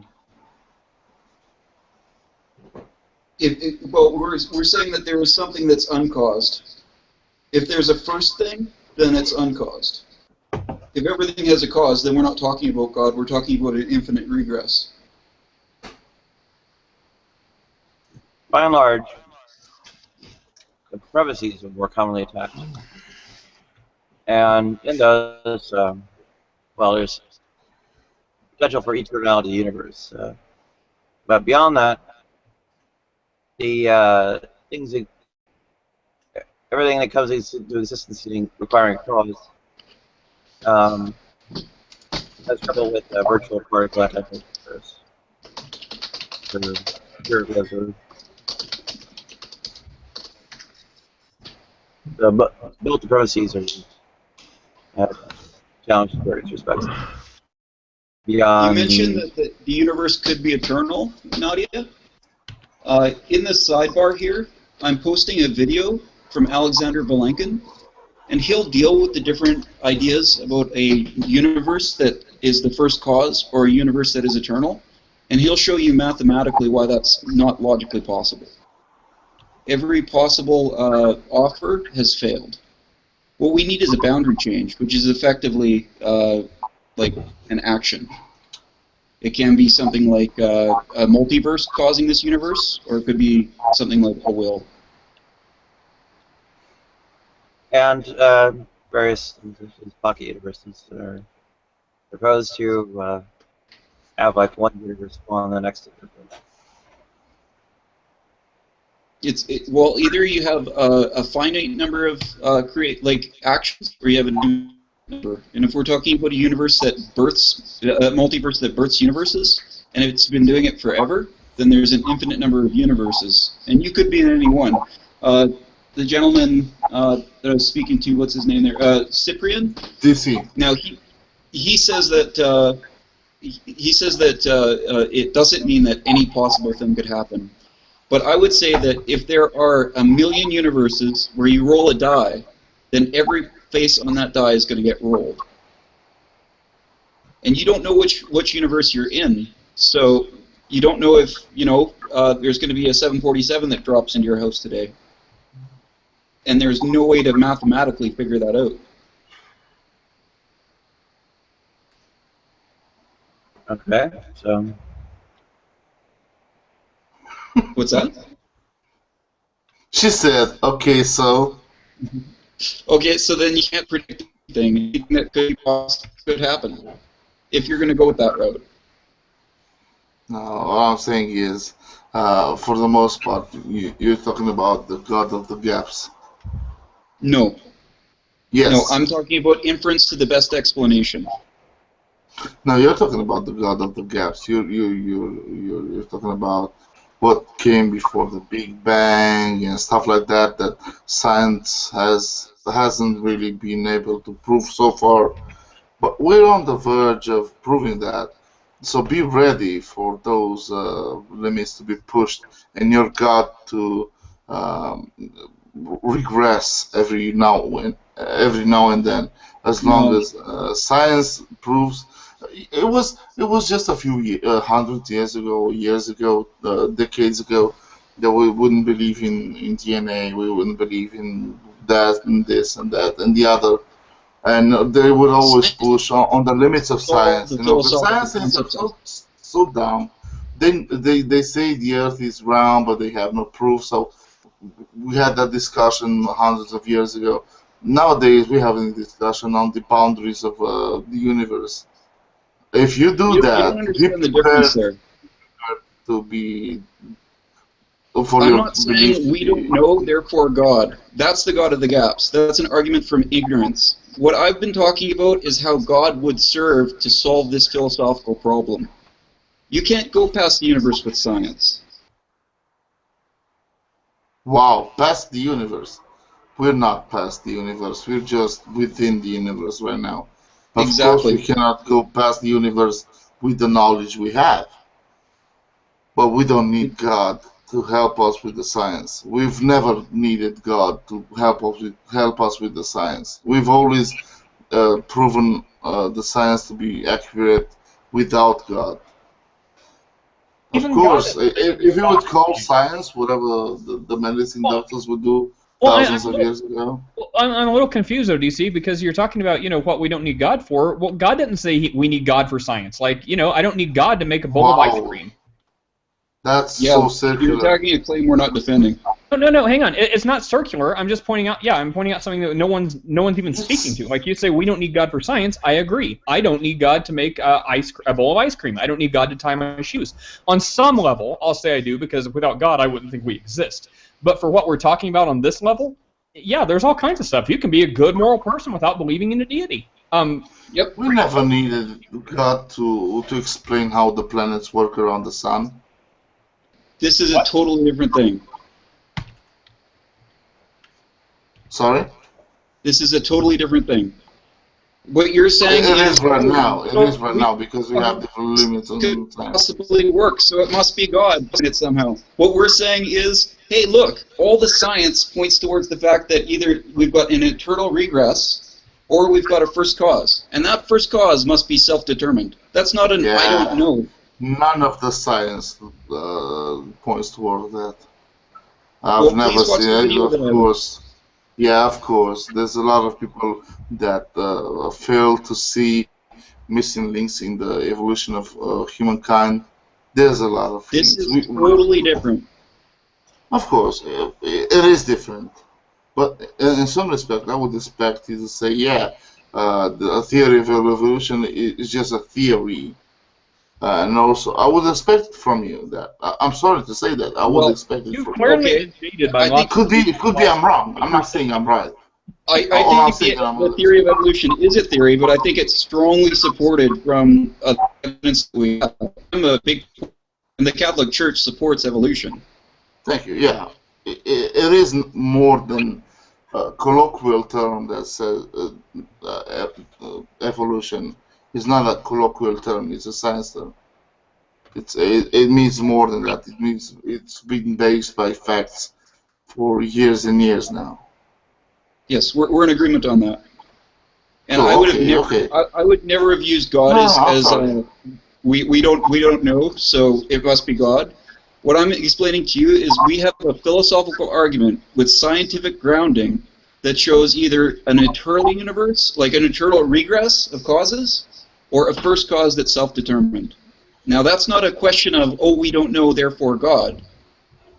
We're talking about two possibilities that we do know through philosophy, logic, and science. And what are those? Either an eternal regress or a first cause that is eternal, that began time with its first action and is self-determined. Like the Big Bang.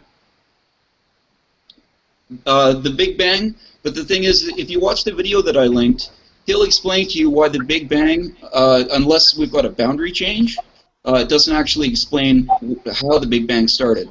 Because every physical system, if you look at a rolling scalar field, it either doesn't do anything for eternity, or it does something immediately. And we have a finite amount of energy in the universe. We also have the positive Hubble rate of expansion, which both point towards a finite past. So that means the universe isn't eternal, and we have a boundary change. Now that boundary change is either caused by a self-determined thing, or a previous cause that's caused by something else. Now that's not the God of the gaps. It is. It is. It is because we're talking about things that we don't know for sure right now. They're just. Did you hear me say, I don't know, so Jesus? No, but you said it's not the God of the gaps. Right. I said it's either a self-determined cause or an eternal regress of causes. Now, you're telling me that's the God of the gaps. I'm trying to explain to you this is the inference. How about this? How about if we have a scientific theory, like evolution, let's pretend that I don't support evolution. And I say, oh, there's a missing link. And then you say, well, science will fix that sometime. And I say, nope, we don't have that answer. You're just using the argument from ignorance that science will save it one day. But you say, no, we're going to solve it. Like, the inference is that there's First of all, I wouldn't say we're going to solve it. It's quite a distinct possibility we wouldn't find fossils. Okay, but you would say that there's a scientific explanation, though, even if we couldn't know it, right? Yes, I would say that. Now, that's called the inference to the best explanation. Because you don't have the answer. You don't have the answer, but you know logically this is probably the answer. The answer to what? Sorry. The answer to what? I don't have the answer to what? Like if I said like missing link A. Yeah, of course. There's no possibility of us, in some cases, to find the missing link between you and I, for example. We're so close together, but you might be missing your the last teeth, what they call the mind teeth or whatever. Okay, but so for certain, you don't know for certain. You don't have scientific evidence for certain we're related, but based on the evidence that we have, you're making an inference that we're probably related. No, I'm making the inference that we're probably the same species. Right. Okay. That is an inference to the best explanation. Now, what you're accusing me of is using the argument from ignorance and replacing the I don't know with God. Somebody could turn around and say that you're replacing the I don't know with science. Cool. Cyprian, you need to let other people. Yes. Okay, sure. Thanks for the talk, guys. I'm actually going to bounce out. Thank you very much. Cool. See you next time. Okay, cheers. Sorry, Nadia. I just felt like I was asked a lot of questions. Yeah. Well, there are various answers. I think I mean, a number of us compared against it before because Matthew Bell, I don't know if you've heard of him. Yeah, I attended to use a plum. So, I pointed you to Quiver.org's page on cosmological arguments. Okay.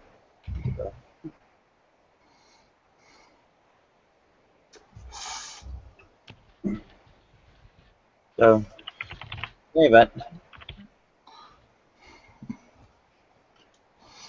I'm open to some other discussions if anybody is available or willing.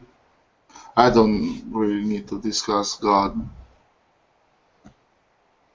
oh, we're here. What are divinity in supernatural? I'm sorry, Nadia. I've always had a hard time understanding. I'm sorry. It's just I'm not a native English speaker. But Is it my accent or dazzling intellect? Say the latter. No, not you, Nadia. I was Nadia, not Nate. Nadia. Oh, I thought you said Nate. Sorry. Sorry, no. It's something that I find really hard to understand from Nadia. It's maybe like she's rushing the words or something. For me, as a non English speaking guy. Well, Is it just me? No. I have a hard time understanding you too. Sorry? I have a hard time as well. Okay, so it's not just me. Nadia likes to mumble. Well, I've suffered serious enough lip injuries in my past. My pronunciation's not very distinct.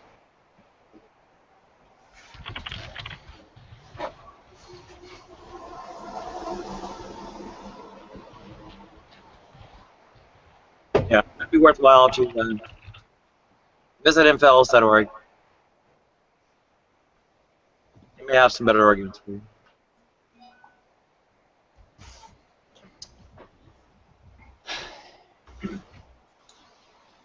I mean, if we're reciprocating.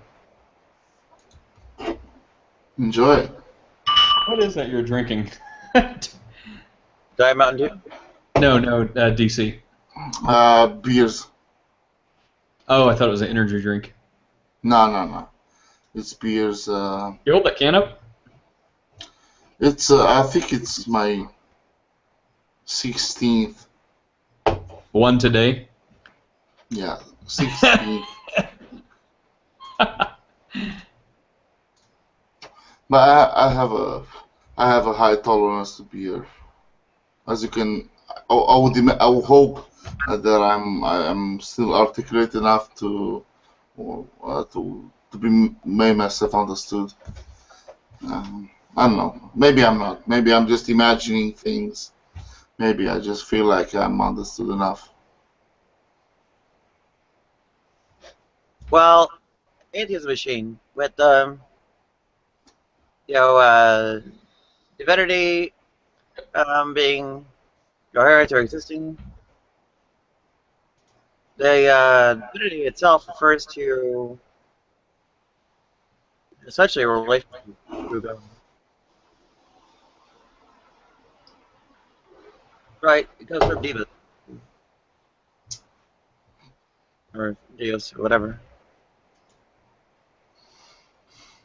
So, divinity is basically, of pertaining to a god and such.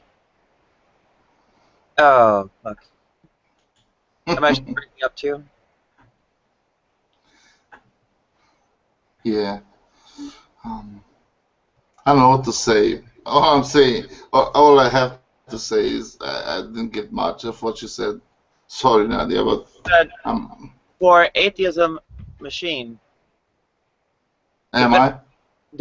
for atheism machine, divinity means, of or pertaining to gods. So, it's a bit circular to claim that, divinity is coherent on the grounds there being no divine beings. I mean, or if it's not circular, then, you at least have the assertion there are no divine beings to defend. Thank you. By the way, thank you of all the help with this atheist discussion I've had. Thank you for all the help you've given, which was none, of course. I've understood ever since I came in here that Nadia you are a bit of an atheist. But Nadia, can you give me one reason why I should listen to a zombie? Or Justin Bieber. But that's why I should listen to a zombie? A zombie? Yeah, a zombie. So ultimately, that genetic argument is fallacy. Or sorry, the genetic fallacy is a fallacy. Why? Dismissing it on the grounds that the speaker is a philosophical zombie would ultimately be an instance of fallacy. Or a zombie, I mean, a zombie. Why should I listen to a zombie? Again, you are trying to convince me that I should perhaps listen to a zombie? Or that it is a fallacy to say, why should I listen to a zombie? Why would the source matter? The source. No, because we had a discussion yesterday, and we found out you said you were a zombie. I have an illusion or disillusion that that I am not a zombie. So why should I then listen to zombies if I have this illusion? Because again, dismissal on the grounds of the source is an instance of the genetic fallacy.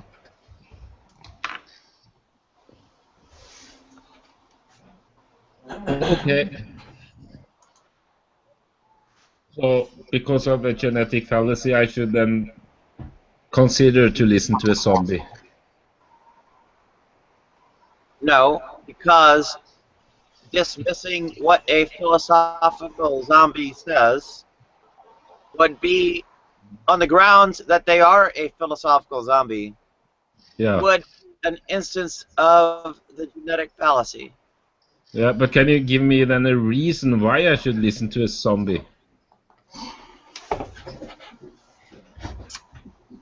I don't think there's any reason you should listen to an actual zombie. You should probably run. But as far as philosophical zombie, I think Nadia gave an answer.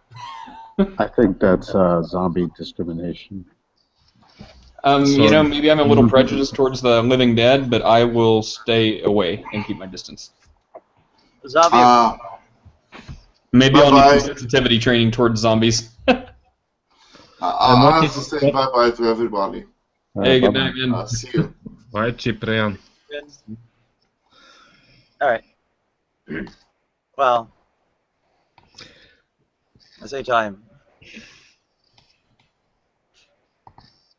We are all philosophical zombies, at least in the sense of. Yeah, I don't think I'm a philosophical zombie. Well, but I should still listen to a philosophical zombie. Well, we don't have qualia, and therefore are not conscious by any notion that it includes qualia. And you are furthermore soulless. I mean, zombie on those counts. I mean, I could be fooled to listen to a philosophical zombie if the zombie like tricked me that he was something else than a philosophical zombie. But if I know it is a philosophical zombie, why should I listen to it? I love the way you say zombie, man. Are you making sense? We had a long discussion yesterday, and Nadia explained me she was a zombie, so really, I'm a little bit. That we are all zombies, not just that I am. Yeah, we are all zombie, but I like I said, I have the delusion that I'm not a zombie. Well, you don't have anyone else to talk to. Yeah, if you can, I can talk to other delusion people that think they are not zombies, or at least try to act that they are not, or say that they are not zombies. I would listen to them.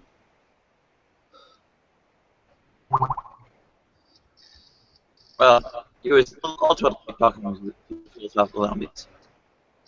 Okay. And by talking to you, they would be too.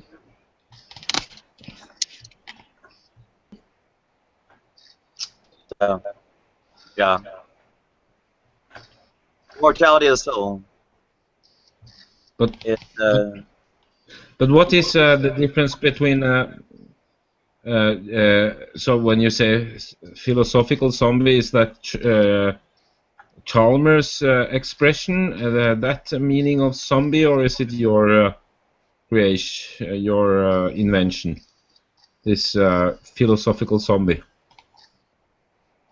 I've heard only zombies. I haven't heard philosophical zombies. But perhaps that's also Chalmers. It's not on that ground. There are, in the literature, various kinds of zombies. Right? Okay. So. Nazi zombie, I know. What's that? Nazi zombie. They are very. They are much faster than normal zombies. Nazi zombies, like from Call of Duty?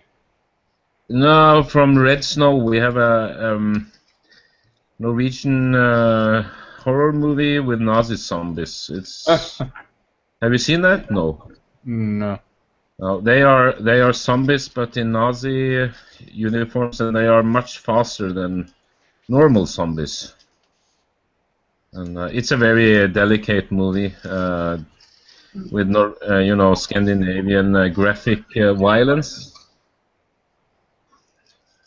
But that's no wait. Back to the Nadia.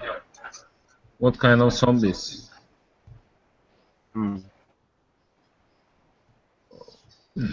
Well, firstly, there are various kinds of qualities that are discussed, like qualia, like sentience, like consciousness, like skill. Yeah, but you have no consciousness, or you're not a conscious. I know a zombie like Charles use it as a not conscious, so consciousness don't exist.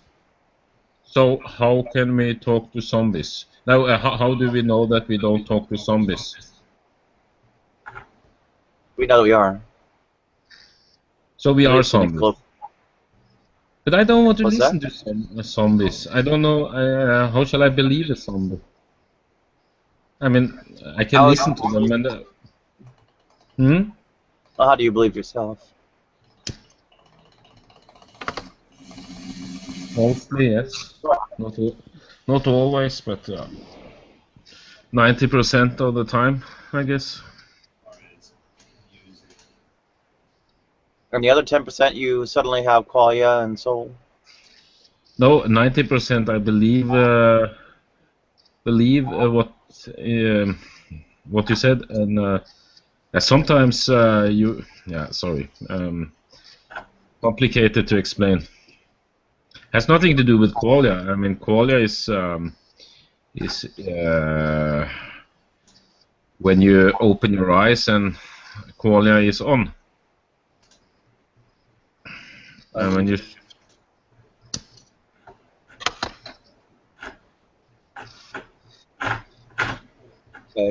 Go get them. Okay, so I shall then just believe in zombies. Your answer. Well, or listen to zombies, or yeah, believe what zombies say. Well, again, not because there's zombies, but anyway. But The if important you part is we're all such. Right? But do you understand that if you have the delusion that you self are not a zombie, it's very hard to believe in a zombie. I have no illusion that I myself am not one. Yeah. So I mean, that's why I ask, because you stated that you are a zombie. So you may be a zombie?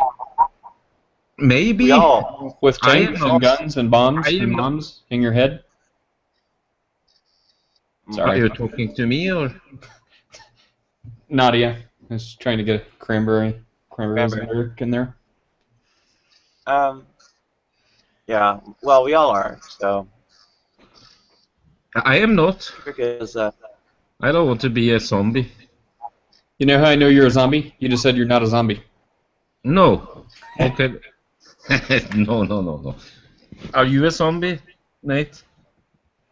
I can neither confirm nor deny, but I do have to take off for a while. I'll see you all later.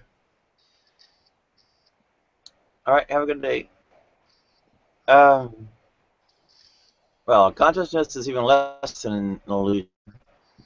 I mean, qualia are simply not there. Or at least, to the extent one has consciousness that goes beyond, strict medical definition. You're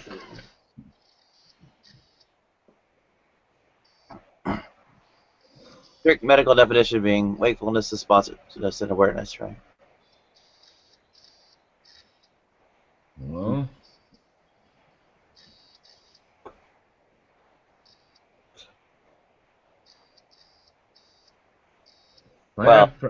I have problem.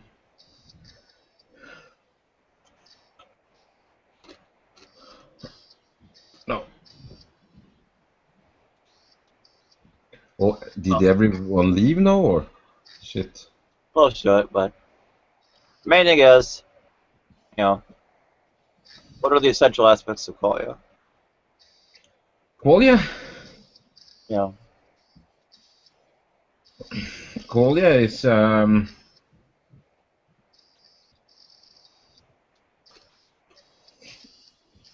we don't know what qualia is and how it works, but we know we have it, and we assume that mammals have it at least, and perhaps also insects.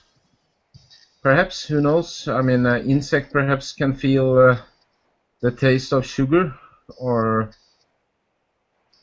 experience red color, but it's I mean, we don't know that, but mammals, sure.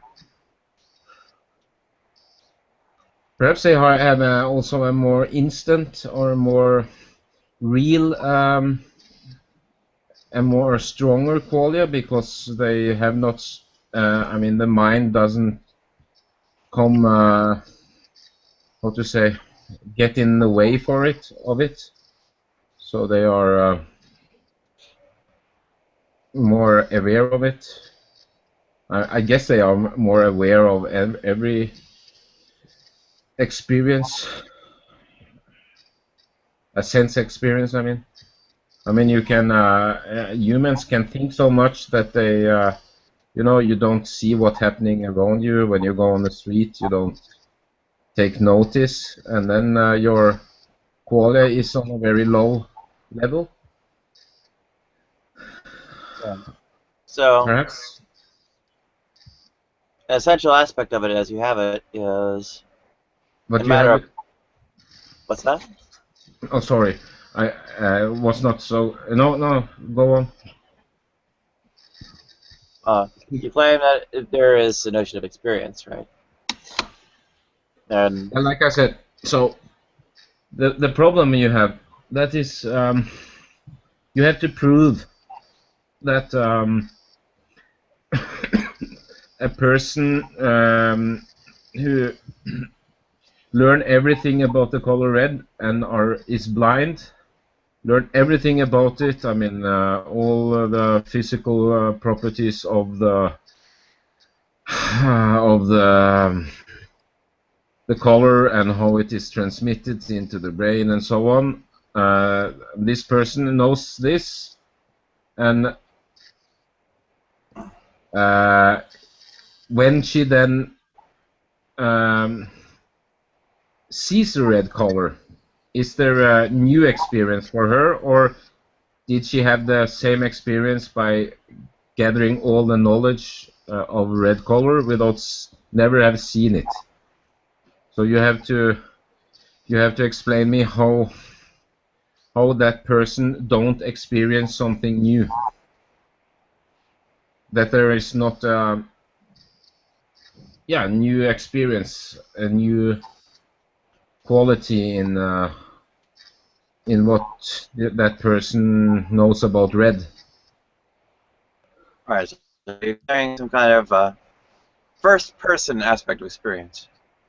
Yeah, qualia is always first person. It's I mean, it's subjective, but of course many people have seen this color red, so everyone who has seen it knows what we are talking about. So it's a shared experience.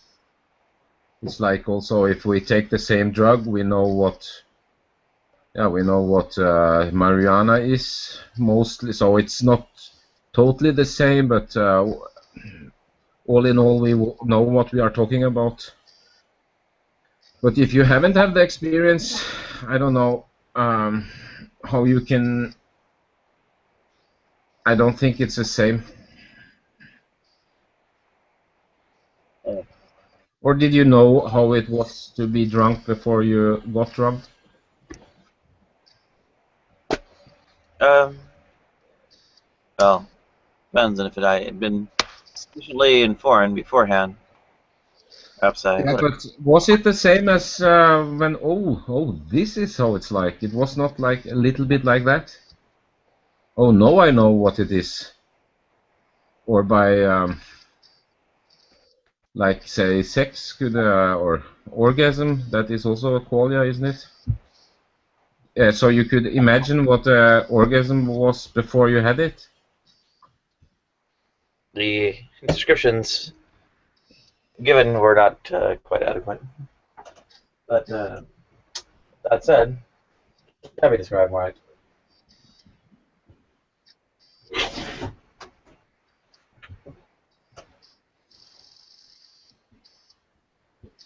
Essentially, you're appealing to the notion of it being impossible to effectively describe, right?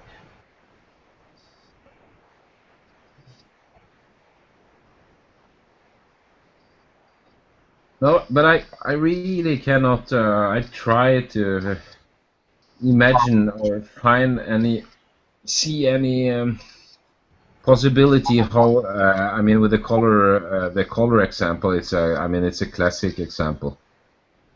How it is possible then that you have known you. It's the same how you can. I mean, just by reading about red. It's the same as and never seen the color, and it's no new an addition in quality if you see the color. I would say no. Yeah, how is that possible? How so all this knowledge about physics and where it and your brain will then create this experience in your head, or? No, it doesn't need to. And for that matter,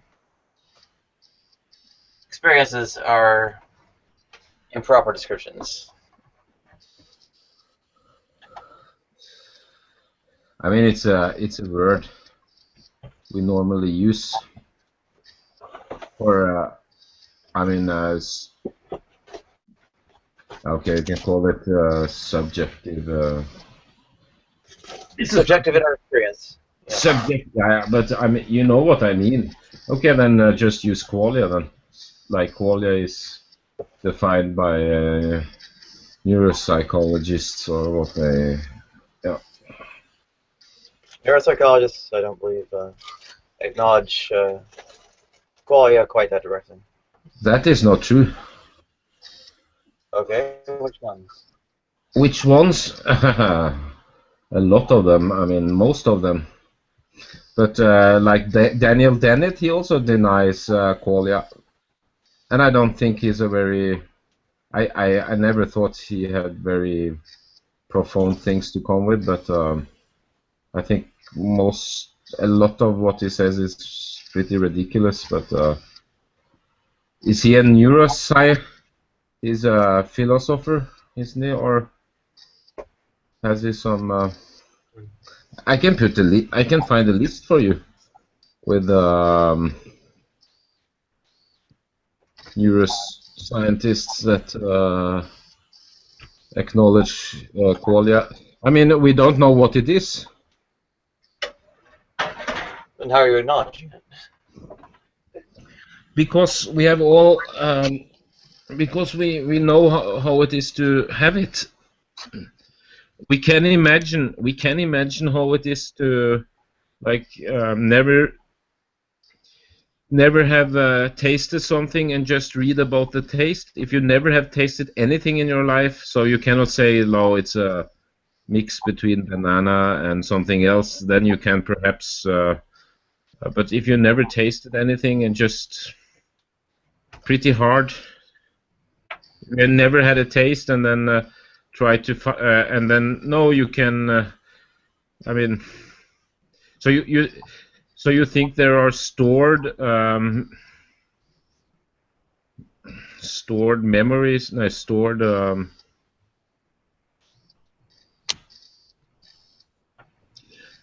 I guess you could. There is a similarity between heat and cold. So if something is very cold, it can be like burning. But it's not that with colors or taste and so on. It's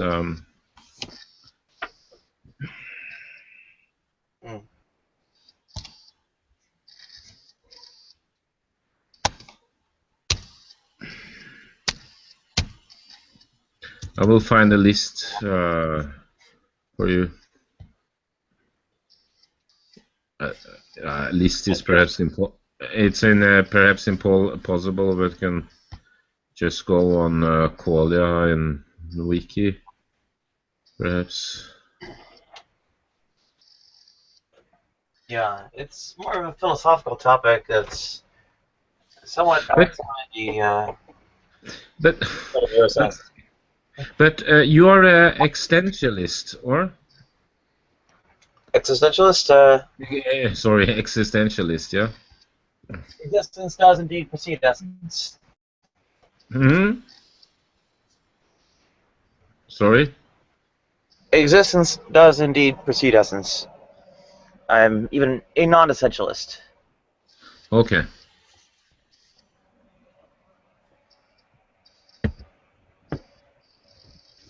So, when it comes to qualia, subjective inner experiences are, well, relatively awkward to deal with. I mean, is it not an objective fact that photons that red you see are indeed hitting your eyes? Yeah, that we know. I mean, everyone. I mean, all these things we know. I mean, we know how information is transferred through the from the eye to the brain. We know mostly about this. I mean, that's of course. I mean, a color is a different wavelength of light, and it's transmitted somehow through neurons and so on, but the experience is not. If you haven't seen it,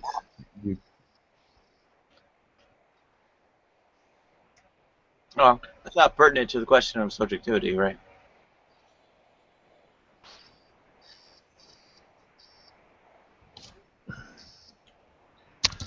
And it's not the sensory stimulation itself an objective fact. sensory stimulation, objective fact. Yes. Yes, because it provoke an effect, and that's why also, insects should have qualia actually, because they are reacting, but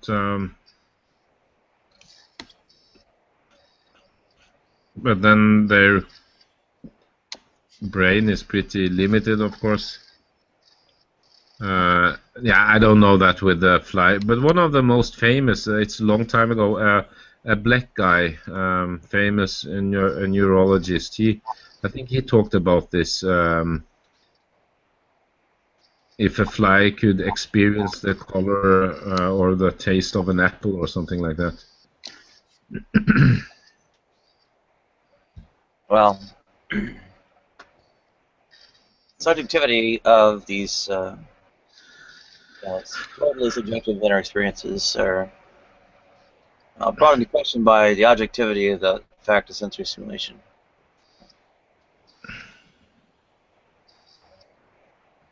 Yeah, it's a sensory stimulation, of course. Okay, so, well, there's one of the 3 points. What does it mean for it to be inner?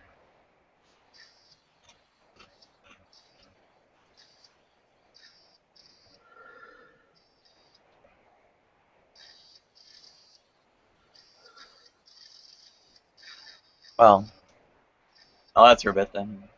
So then Daniel Dennett, he's an American philosopher, and I haven't read much of him, but nothing of him. But I've seen his. I don't think this is a very. Yeah, I don't want to say it, but then you have Erwin Schrödinger. He's the physicist.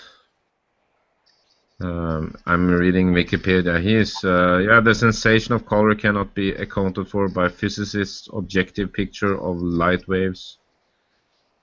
Blah blah blah blah. We'll see how many people, what kind of, but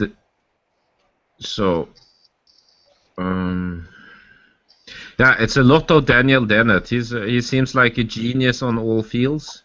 Mr. Daniel Dennett, the Christmas man. He has a very easy to understand fast food philosophy, in my opinion. But oh dear. Yeah, he's extreme popular because he's if you read another philosopher, it's mostly pretty hard stuff. I mean, heavy to read, just to read it, because it's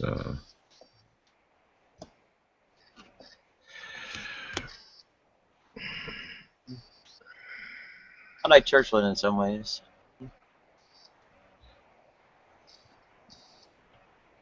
No. Extent to which this is an inner experience.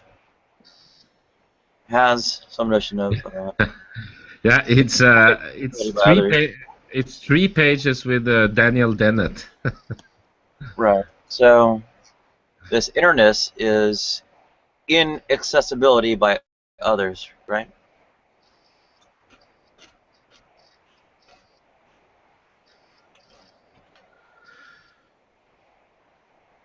But we can access them. I mean, and in more robust ways than the quote-unquote subject describing them. I mean, I've shown you the pictures of the movies recorded out of people's heads. And You obviously know of the cameras used to give sight to the blind, but yeah, connecting directly to nerves or the brain or whatever. Right. No, I found this.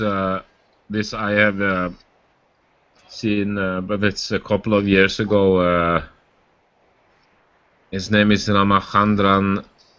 Yeah, Ramachandran.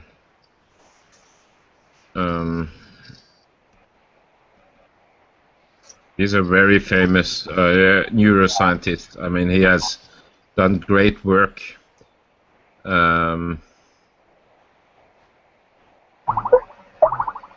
Ramachandran, yes. Yeah.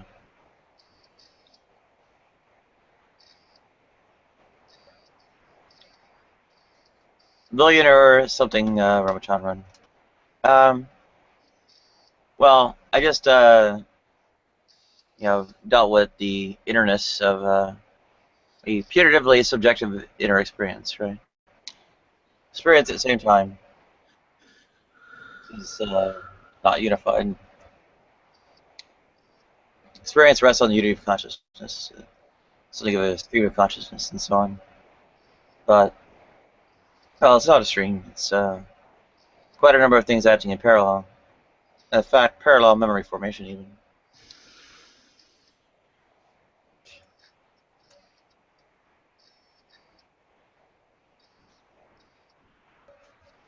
Particularly as it relates to different aspects of the putative experience.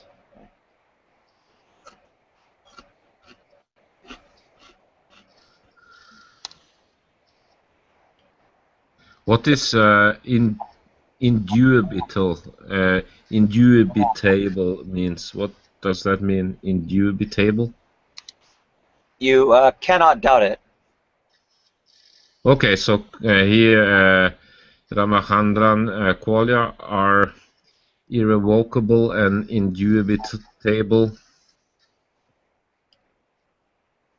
Sure. Yeah, and he's I mean he's a really one of the big neuroscientists. He's not a philosopher like Daniel Dennett.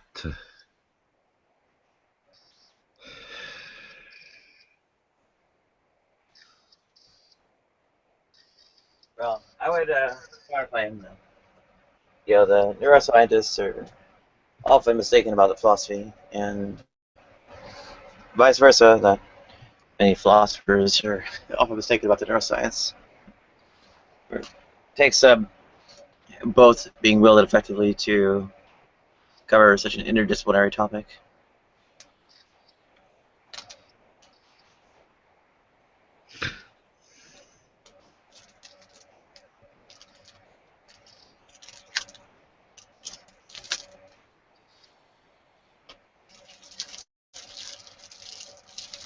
So, the extent qualia are subjective inner experiences.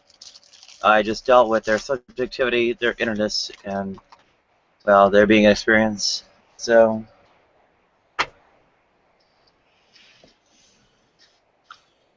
yeah, you don't really, qualia doesn't really have a leg left to stand on. No. I don't know, D-Res put up a more robust defense.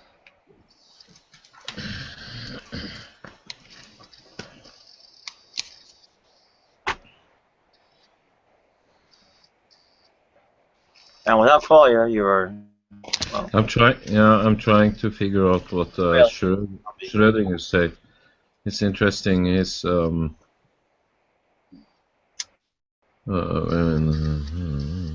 makes you think you have qualia? No, I can. It's just I can easily. I mean, I can. I have experienced things for first time in life, and that is a new, something new. New is added to my knowledge. Do you understand? A new experience, and I've had it. I mean, humans have it. You know, first time they taste a thing or do something. You know, you have a new experience, and then you have this. Oh, that's how. You know, you have people told you. I mean, when I drunk first time, I really thought I started late drinking compared to many others, and I thought they were like just playing, like just bragging, being drunk and so on. And when myself, it was like, it's really like, is it like this, And you have, yes, I mean, you have that also. Of course, you cannot remember the first time you saw something, but you can remember taste. But taste can be different mixes, but the first taste of something special, and you know that you have added some information, and people can tell you exactly how it tastes like, but when you don't, if you haven't tasted it, you don't know anything about it. I mean, you don't. It's a new one. You can imagine, but it doesn't help. And that's why it's. I mean, for me, it's. Yeah, you will of course say folk psychology, but I don't think this is folk psychology. I just think it's a universal experience. It's not universal. It's certainly not something I've undergone. And welcome, McKay. Hey, Nadia. I'm having a debate with Baltazar about qualia. Actually, I just wanted to have a reason why I should listen to a zombie, but okay, it's perhaps the same. Wavelength with green light. So Schrödinger says he takes wave for example, light of wavelength in the neighborhood of 590 nanometer produces the sensation of yellow, whereas exactly the same sensation is produced by mixing red light with wavelength 760. Is it nm? Yeah, nano meters or what? So, okay. Neighborhood produce sensor of yellow. Well, what you're demonstrating now is that the manner by which you were informed. So he concludes that there is things like drunkenness and whatnot. The manner was by, say, direct sensory perception. Right? So he's potential for adequate description is essentially discounted. Go ahead. So his conclusion is there is no numerical connection with these physical objective characteristics of the waves and the sensation they produce. So he, but I don't understand fully why he's mixing the light here. Light of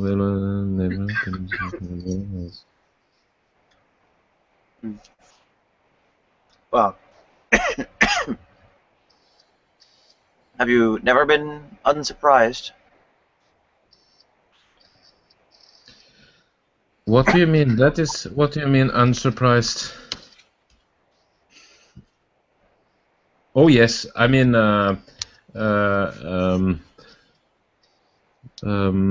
yeah, of course I have been unsurprised, but that's more. I mean that's.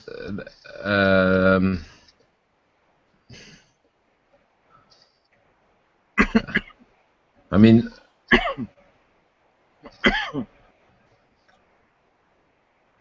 Have you never been sufficiently informed in advance?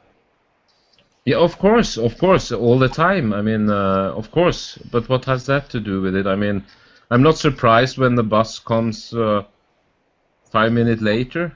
I'm not. Oh, this was an interesting 5 minutes later. That was a new experience. I mean, this is something that you can your cognitive senses, no cognitive ability, just makes clear. But I cannot. I mean, there are, of course, you can be disappointed if someone tells you, "Oh, this tastes delicious," and "Oh, it tastes nothing." You know. Well, let's say everyone else is. I think McKay is an idealist. Sorry. Sorry. But have you never been positive? Have you never had the feeling, oh, now I know what it is about by experience? Well, by direct sensory perception, I have at various points had the, I guess, first information about something. So you knew what the orgasm was before you had one? You knew exactly what it was? Mm. You wasn't. It was no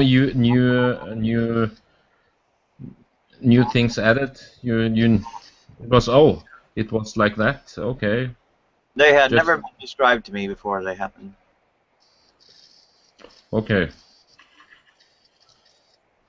I had to even learn what the name of it was after.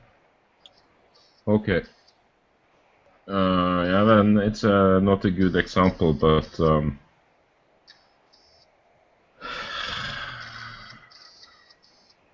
it's a little bit hard to find an example. But you had the aha experience. You must have had some with something. No. No? No. I've never had any epiphanies.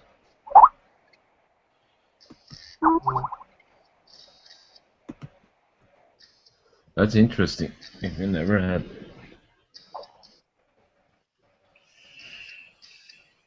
I think McKay is an idealist, and so probably is quite the opposite direction. Yep.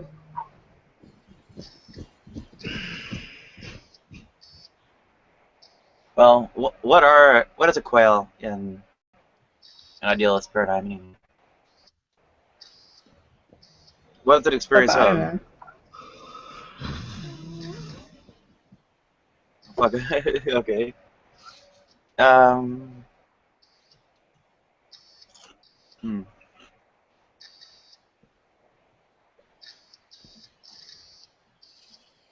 Well.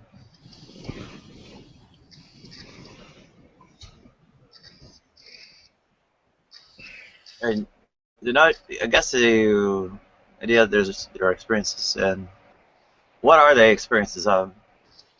I mean, ultimately everything's you know, in various ways internal to minds. So, I mean, they're ultimately the experiences are, you know, ultimately, I guess, communicable by, I don't know. But, go ahead. Do you like food? To taste different food, you know, different things, or is it not interesting? Mostly interesting. The I don't have a very acute sense of taste.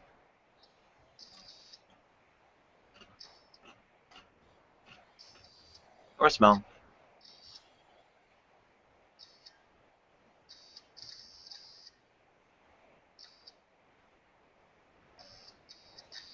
I suspect it could be perhaps Kalman syndrome, but okay.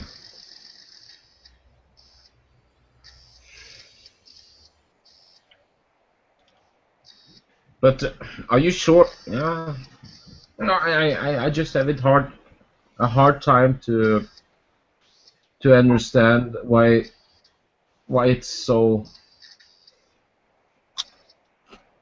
Why this notion of qualia is not pretty obvious, but I mean, like when a guy like Daniel Dennett denies it, well, that I understand because he has an agenda, in my opinion. Agenda? But, yeah, his agenda. He's a pretty vocal, pretty what is called vocal, present person in a particular debate. So. He talks about everything and it's always going one direction.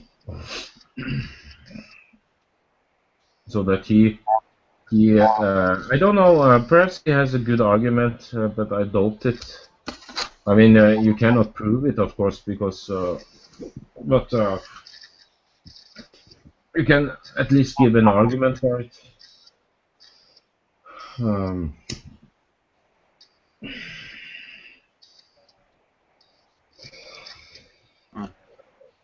But I don't understand how it would be also in an evolutionary context, what meaning it should be if you don't have different experiences, that everything is just, that you can just, no, it's, yeah, I don't understand how you could imagine, if you've never seen the color blue, if you imagine it, it's the same as to see it. I don't. Doesn't seem far off to me. Adequate description has been rarely possible for quite a bit of, I guess, things in my life.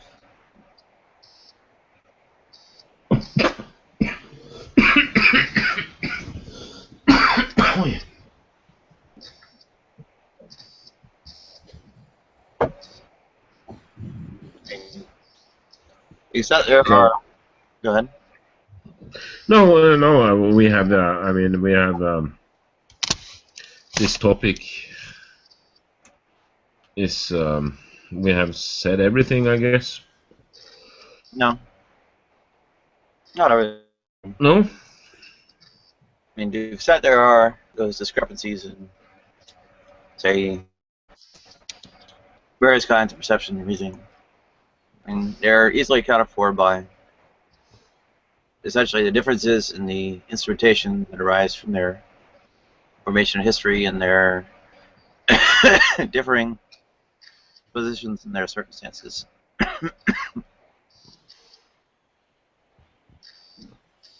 Yeah, someone is looking at one thing from one angle, and someone looking at it from another.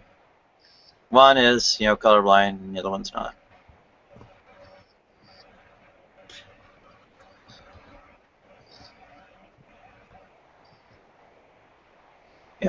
Essentially similar applies to, well, the discrepancies between,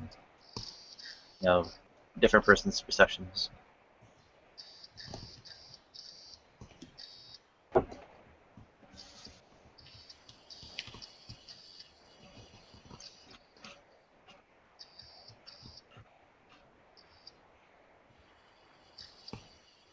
Welcome, Brian.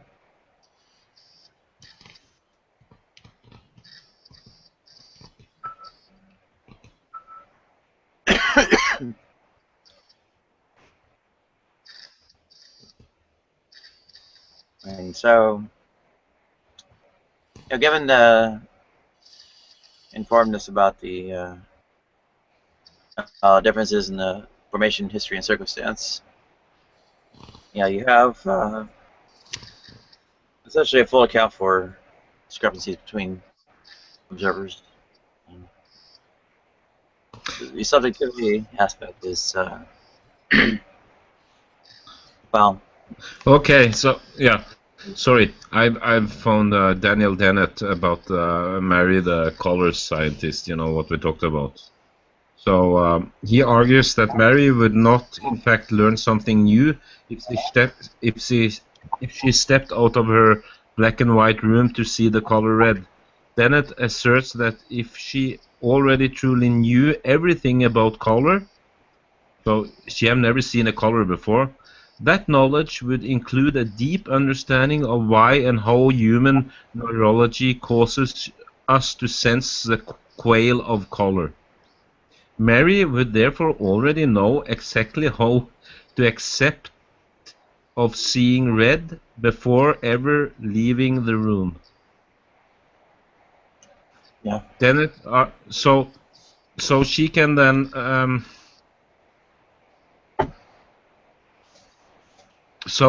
just by learning theoretically everything about a color, never have without ever seeing a color, she would she would have no she will have no new experience by actually seeing the color. Yes. Okay, to me it sounds ridiculous, but well, experience. So you can feel your thoughts. I mean, you can feel you can, when you think about a car you can really see through how the neurons produces this thought. You can see through your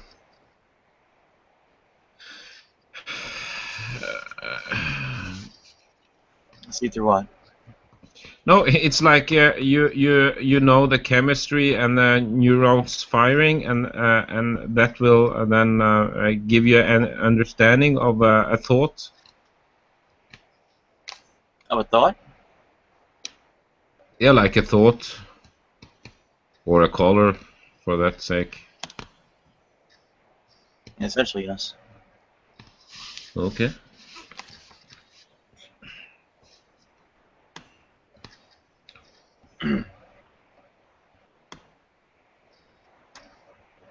Well,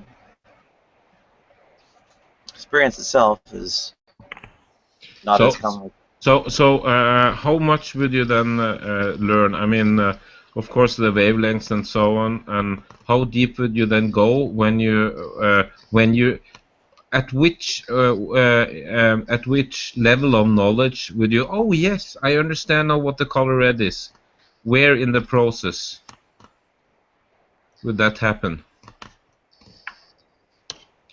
Where in the cognitive process, or where in the, not cognitive, but where in the process of knowledge would you understand the color red by never have seen it?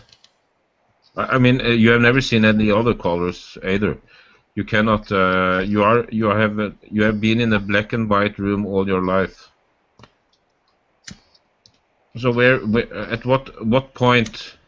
At what point do you understand the color red? I don't know color offhand. That color, I mean, you know how color. I mean, it's just a wavelength, and if you see one color, all the other wavelengths are just absorbed. You know, when the color hits something, it will absorb some of the wavelength, and some of them will be thrown back. And if something is red, only the wavelength that constitute the color red will be reflected. The other things will be absorbed. So if you see like white, it's because every color is reflected, and black because no color. And no wavelength, everything is absorbed.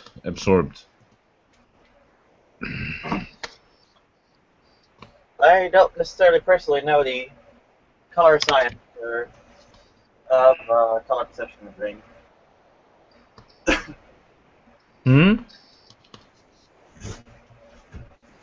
I don't necessarily know all the science of the color perception in the brain. Yeah, but it seems like you just take it for given. You are, I mean, it's just chemistry. Of course, there are. I mean, it's color. correlation all the way down. I mean, in neurons and chemistry and so. But you take it for given that you don't. Yeah, I don't know. It's like to just stop thinking. I mean, just for convenience sake, just say that's how it is. No. And then you have to explain how it happens. I mean, Daniel Dennett. This is a Wikipedia site, so it's not the whole argument, but you should justify it somehow at least. But yeah, the only thing you said that do we have sensory perception? I mean, of course we have, but I don't see.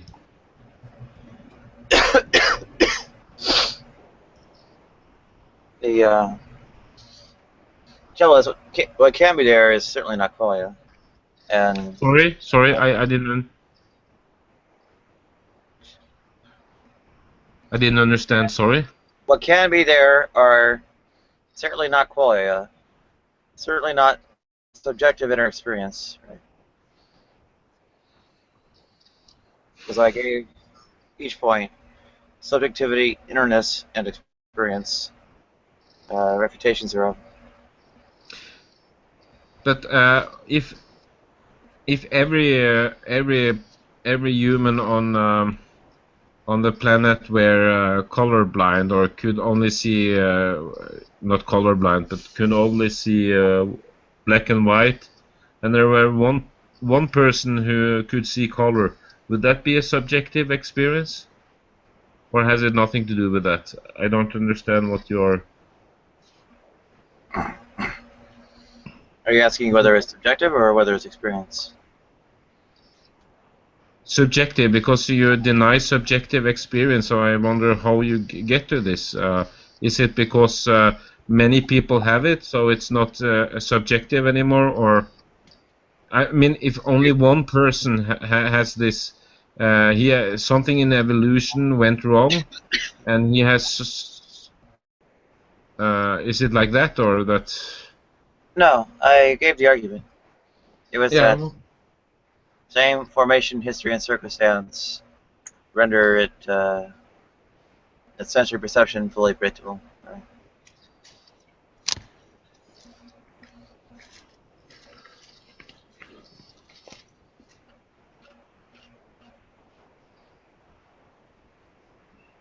So not contingent on any mind or dependent on any observer.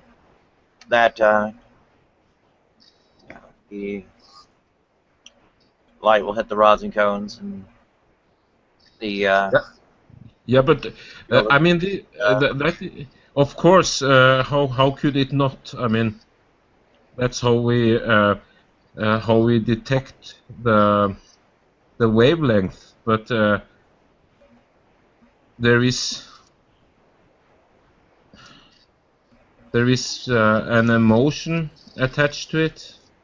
Well, that doesn't render it. Also, I don't know that. That doesn't render it dependent on an observer or contingent on mind. No, that is subjective, of course. The emotion that it evokes. Okay, perhaps. But I guess you can see. I guess it's more evolutionary programmed. How people, I mean, a bull will react very aggressive to red, but not to green. But rather, essentially, the physical neurology, right?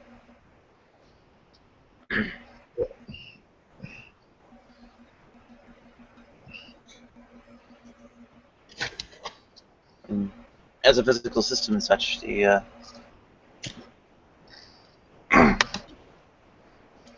sensory stimulus produces the all the various phenomena in the brain, all that.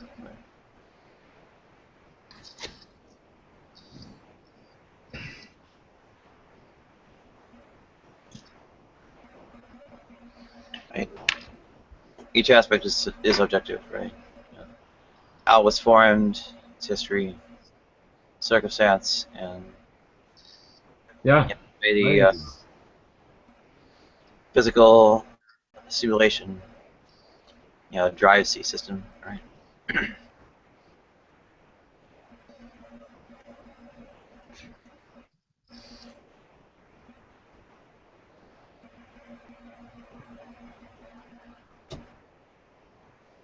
Well, I guess this experience, I don't know, most experience is like discovered. So I would guess it's all already there, but you discover it. Your brain discover it, discovers this correlation when first time you taste something or see a color. You discover for yourself what is already programmed, what is already potential of the potential of your brain. I mean, it's made to detect these kind of experiences, and when you grow up and new experiences, you discover these parts that is already there by your genes, or Direct sensory perception is often used to, collect information. The same information can be collected from, the third-party sources.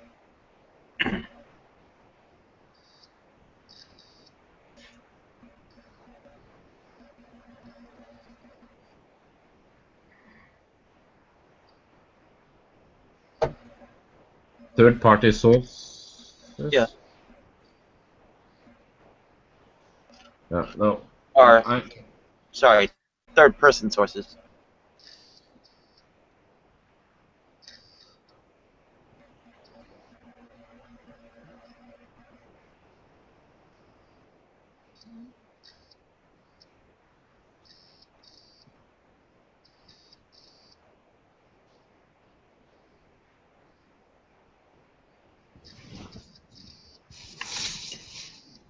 So I guess we will have no solution to this. I mean, if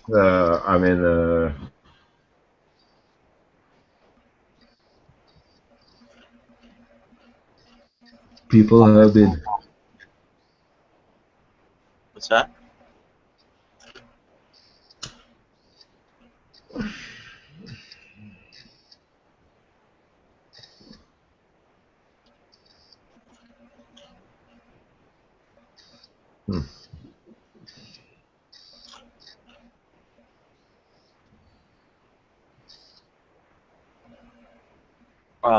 It's very topic change, or I think people are leaving and bored. No, everybody's already gone.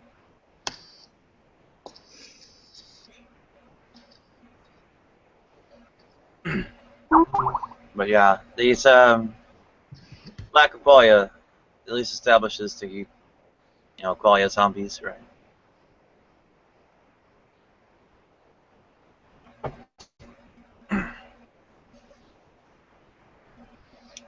The soul is another deep question. I don't know what soul. I don't know what that is. Well, I mean, no one knows, but I don't have any. I don't have any thought about the soul.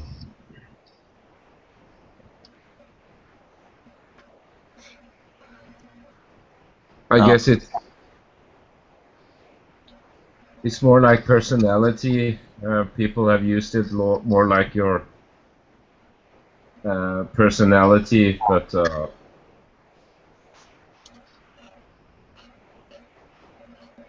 Yeah, I don't know how it is in religion either. What? Oh, what is personality? How can a personality be immortal?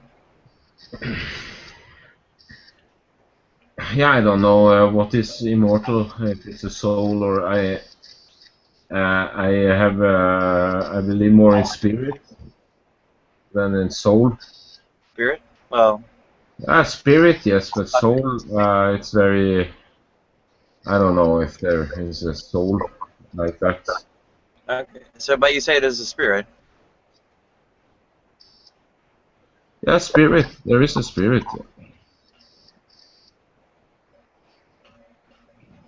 You say that individual humans have spirits.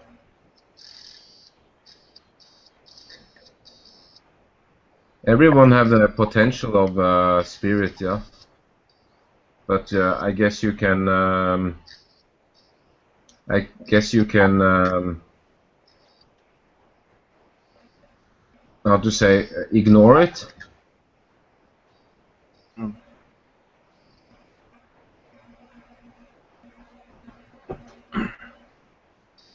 Well, in what way is the spirit connected to a person?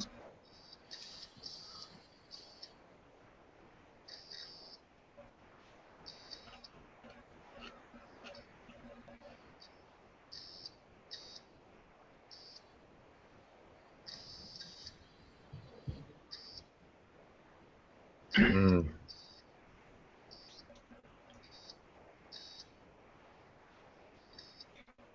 Connected, yeah. I mean, if you can explain the physicality of of spirit, then you're. I mean, it's beyond what can be explained.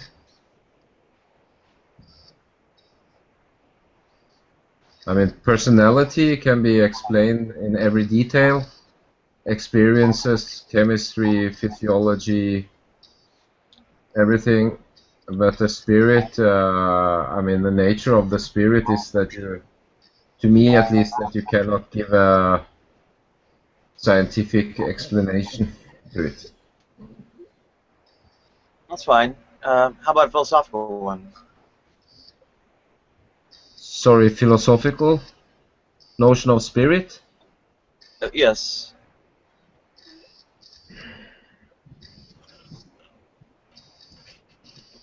I don't know so much about that. What can you explain what that is, or what kind of? You mean from theories or of the spirit? Platon? What goes to heaven and has some kind of connection with the person, or goes to hell? I don't know. But in Christianity, I don't know how. I mean, actually, the body, everything goes to heaven. But I don't know what this. I think people have different opinions, but. You're Christian materialist? Yeah, I mean, you should. Yeah, they talk about the spiritual body. I don't know. I don't think about this at all.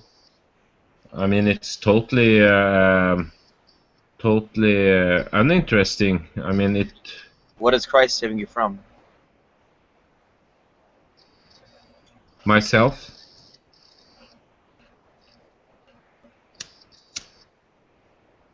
Well, in what sense? What's the negative consequence you would inflict upon yourself?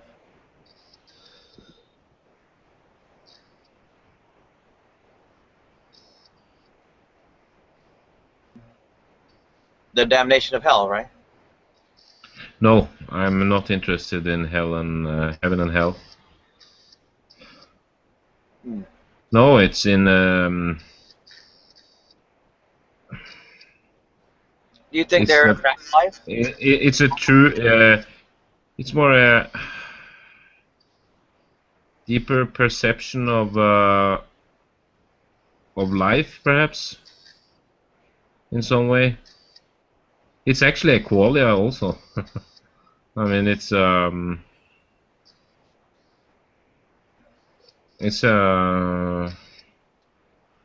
I think Nate Cunningham explained this very nice with this shell falling down from your eyes. But then they get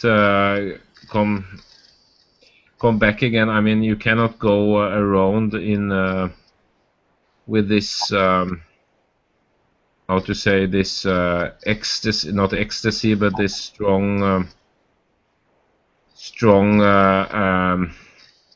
how to say Epiphany. Is it epiphany? This strong feeling of what is true or reality? I mean, what happens is things around you just is much more alive, but you cannot have this feeling all the time because it exhausts you. So, but you can when you need it, you can dive into it again and get some new strength. So, when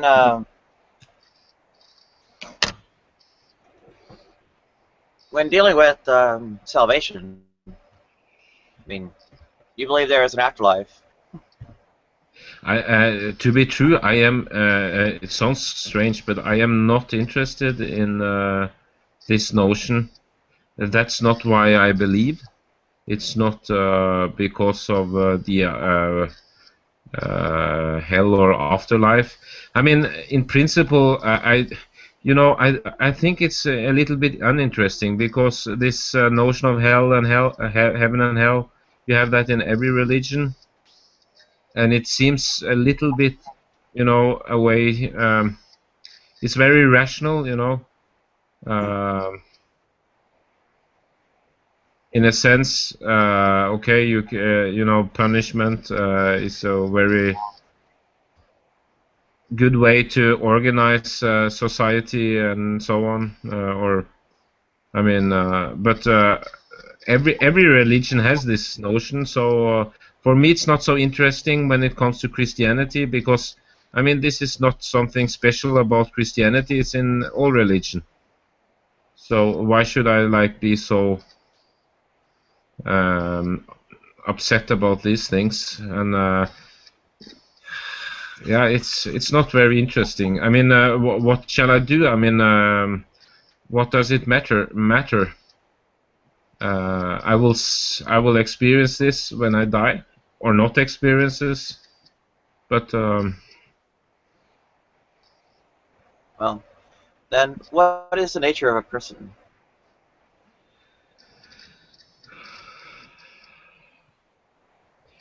To me, it is. I have a very narrow, but to me, it is forgiveness. I think that is. It's more, one sounds so trivial because it's love, but so love is energy and everyone knows it. But I think mostly what stands in way of love that destroys love is that it's hard to forgive, and it's the same as if you are condemning people and so on.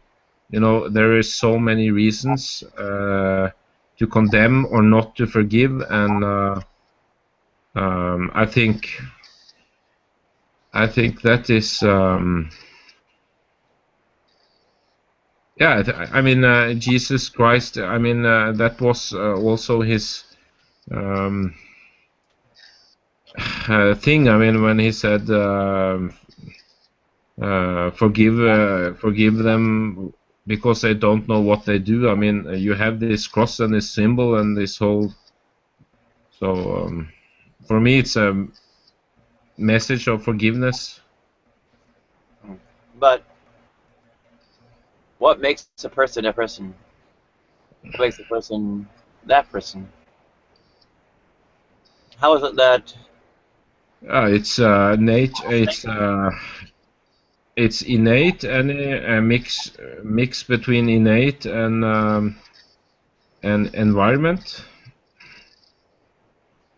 Okay, and I'll suppose a person changes. Are they the same person after that change? No. No. Now, how can they be the same if they have changed? I mean, they have added. If you change, you can have the same. I mean, okay, you can have a change where you the thing that was existent before is not existent, but you can also just add things to your personality, and then it's of course it's changing. If you add something new to it or take away something, it's also changed. So So Phineas Gage was a different person after the, well, head injury, right? it's a very good question, changed or not, because no, some people, they change very negatively, and if you meet someone after five years, and you're very feel very no, it's so nice if you meet people and they have not changed, after 10 years, like people you have studied with or went to school with, and if they haven't changed, like a friend, an old friend, and it's just the same. So that is very positive. So there is, I'm not sure about that, but The person. theoretically, you will have changed in many ways, in some ways. What happened to the person Phineas Gage was before the car or head injury? What is which person? I don't know who you are talking about. Phineas Gage. I don't know that case. In, I think, the late 19th century, a rail spike was driven into his head, and his Okay. body changed radically. Okay. Yeah. Okay. So his personality changed. Yeah. Yeah.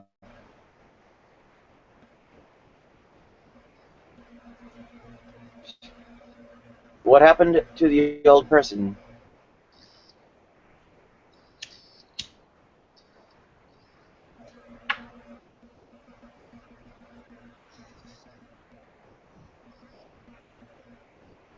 I don't know. I know one who became schizophrenic. Actually, more that I knew very good before, and very friends of mine, and that was very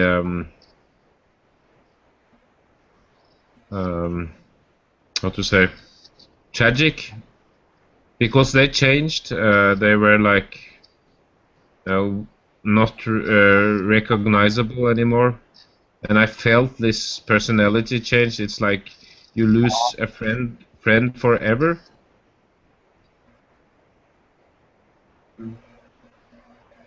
But you can then learn to love the new personality of the person, and see him. I mean, but it is like losing the one you knew. Oh, is the old person dead?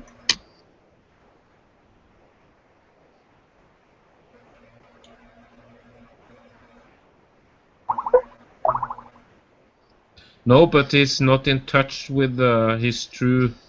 He's not in touch with what he was. There's a disconnection.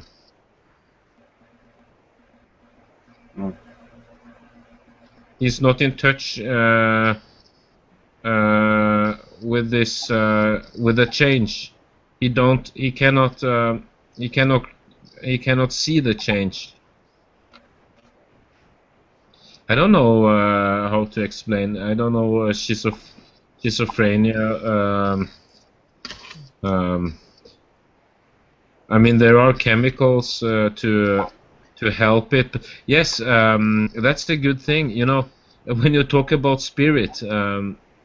So if you, there are many levels of schizophrenia, but if you are like schizophrenia, what is called a paranoid,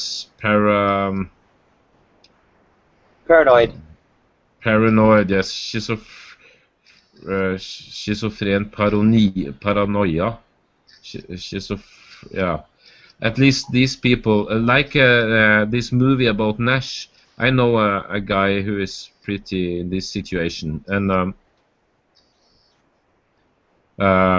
so when you take the medicaments, you stop having all these hallucinations, and they are really terrible because you know you destroy your flat, or you make a hole through the wall, you know. So these have to be. So when you take the drug, you don't have this hallucination anymore, but you have no life, and it's like it's the feeling that you have no energy or no spirit. The one I said, he said, I feel no spirit. So you turn into a cabbage, you know. You can function normally because you don't have this this hallucination, but at the other side you are just like a carrot, so you cannot feel anymore. You know, you don't. When you go, like say, in the mountains or drive a motorbike, you don't feel this energy or this, yeah. And that's also no life, so it's a difficult situation. And in the movie Beautiful Mind, I think he learned to live with I think he learned to live with sickness, and so instead of just sitting around, not being able to use his brain and feel something, he learned to deal with things. But yeah, of course, I mean, person is also physicality. I mean, so.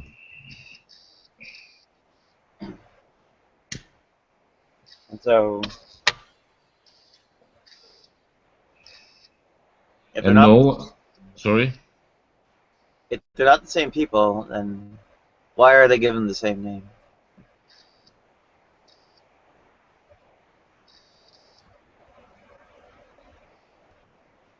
What do you mean the same? What kind of people do you talk about now? If someone who is gone, one of these kinds of radical change is no longer the same person, you know, why do we call them the same name? Okay, but with yeah,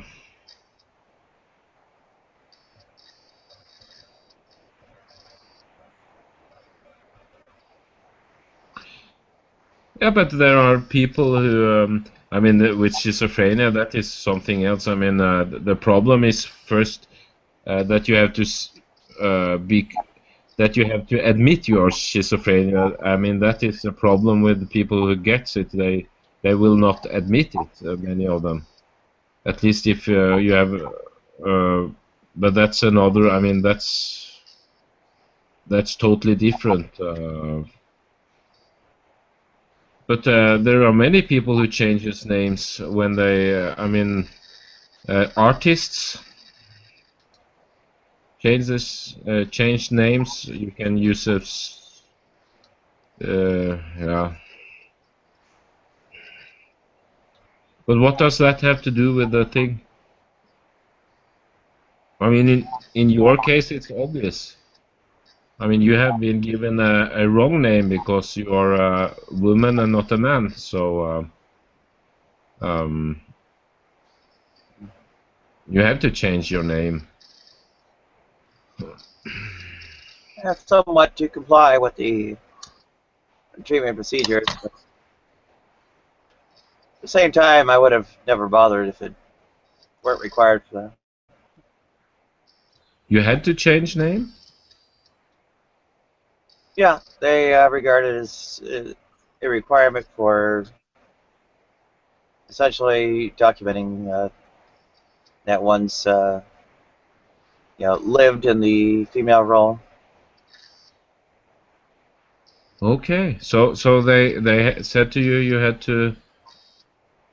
to come up with you had to give yourself a new name. Okay.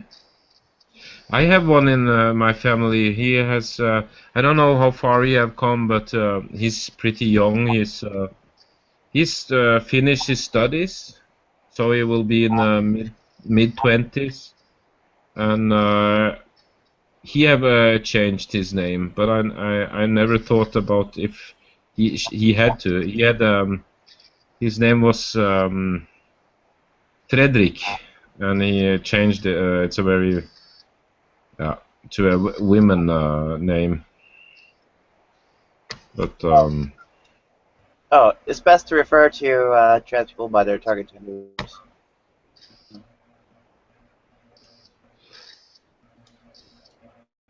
It didn't represent any great discontinuity. Arose by any other name smells as sweet. but I have also stages. I felt I changed personality totally from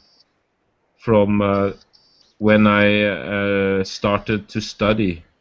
I mean, from I was a teenager, finished high school, and then went to military, and when I then started to study and so on, I had I felt like a other person after, not at once, but after, and I had this feeling. Well, I was totally. I was so different. I mean, in not every aspect, but What is it that connects you to,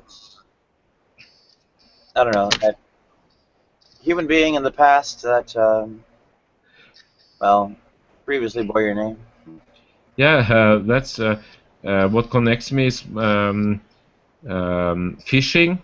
The thing I like to do when I was, I've always liked to do like some kind of interests, you know, fishing or drawing or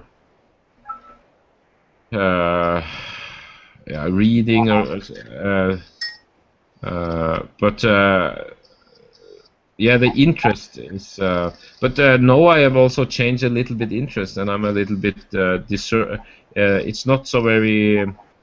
I have lost some interest, and I think it's a loss because I had so much joy with them. But no, I don't. I don't have so much interest in these things, and it's sad when one has. I mean, the more interest one has, the more. Yeah, I think it's a good thing, but it's definitely, you know, like yeah, this I grew up in the forest almost, so I was very much outside in nature, and this is a very this haven't changed. I mean, but my personality changed extremely, and in many ways, the way I think and so on. But perhaps that's also partly illusion.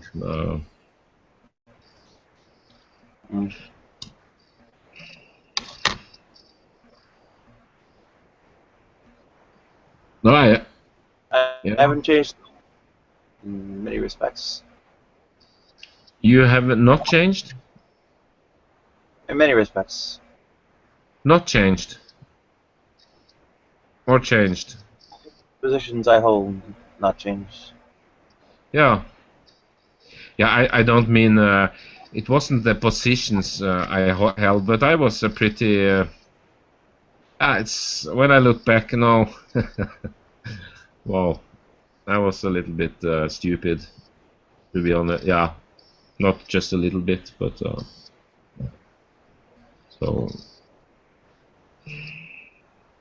No, my positions. Something more than 20 years. I largely look the same as well. Yeah, but that is.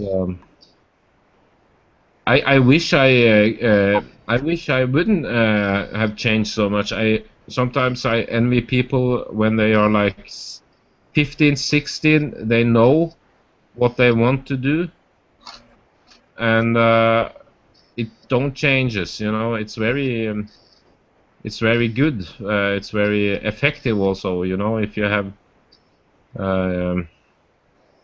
But my interest changed it a lot. You know, I also. I knew, but I never could, and I never will. Yeah, but that just shows that you have a strong personality.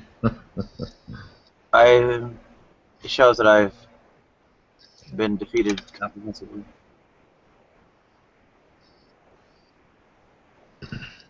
Because you haven't changed? What do you mean?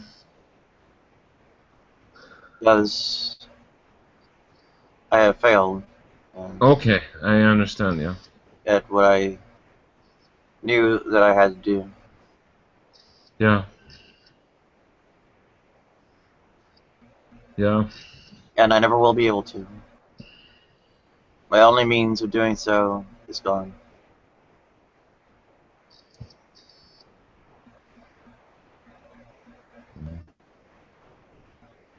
What about, you said that in Mexico they have cheaper surgery than in the US? The money's never, the money's never coming. It doesn't matter how cheap it is.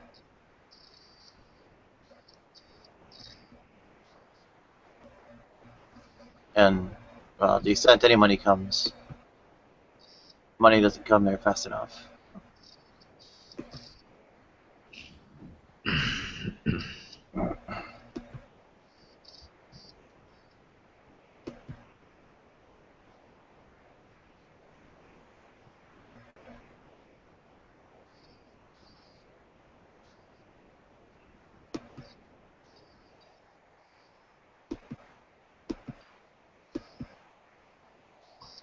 Yeah, I can I can understand the situation a little bit, yeah.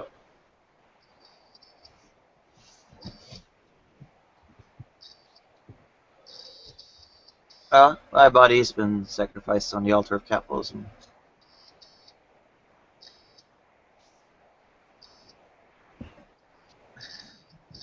And no, I don't ever get it back.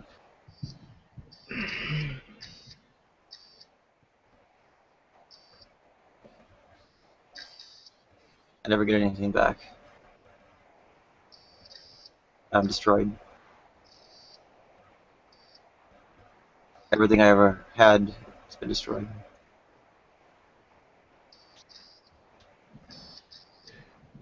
You know,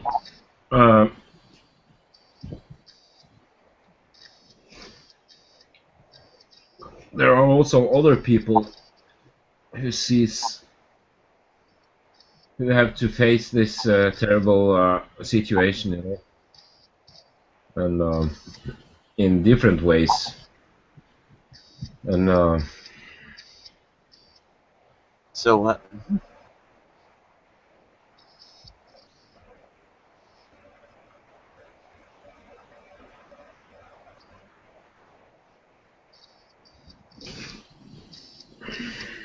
Yeah, The so fact what? other people have lives not worth living doesn't make mine worth living. The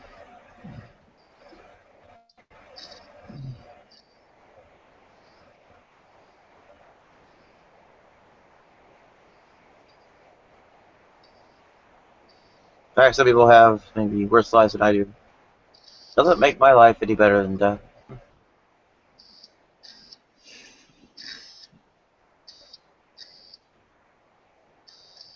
No. But at the same time, the basis is personal identity. Is it the body? Is it the brain? Is it a spirit? What is it that makes well, something the same person as, well, a body? You can, trace having followed a path to it back in the past.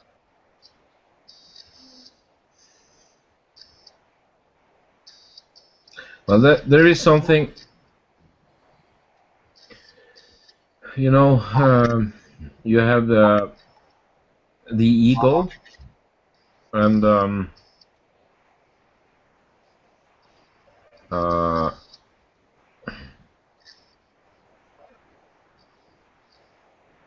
the ego.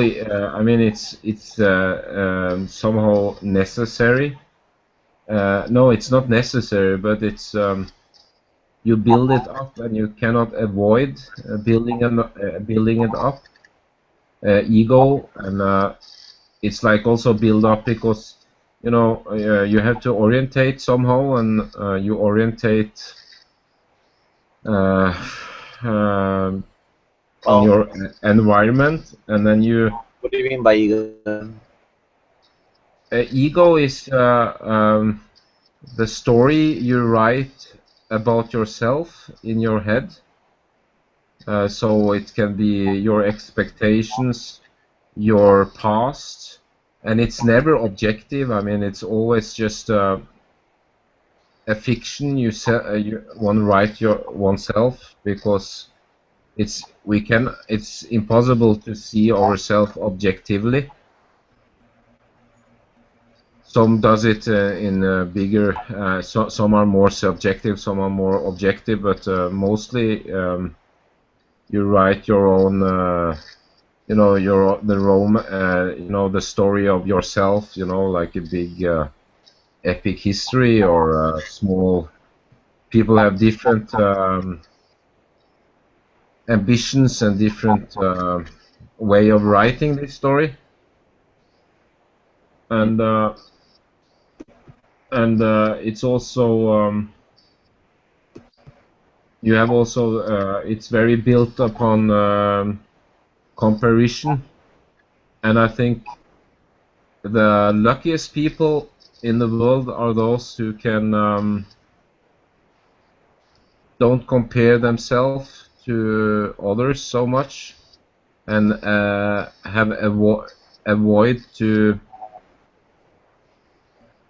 avoid too much expectation. I don't know. Yeah. Avoid too much expectation. Perhaps, I don't know. Or manage to keep a very prosaic story. Write a very prosaic story about themselves. But anyhow, when you said about what is personality, when you talked about spirit and so on, that is I think people think if you give up your ego, you will lose yourself. You will lose your personality. You can see that, or that the ego is a part of your personality. I mean, it's the definition or the story who you are and all the expectation, and so people are very afraid to give up the ego because they think, oh, I lose myself, everything. I mean, you will be in a even worse situation. I mean, and I think that is, on the contrary, if you manage to lay down the ego, get rid of the ego, you will, your personality will be more the true personality. So you will gain. It sounds so you lay aside your ego and becomes more yourself, what you are. I don't know if that makes sense. And by ego, you mean your narrative about yourself? Yeah, your narrative of yourself. Yeah, the picture one have of oneself, and that goes, it goes in both direction. It goes in the past and it goes in the future. So, but ego can also be explained like.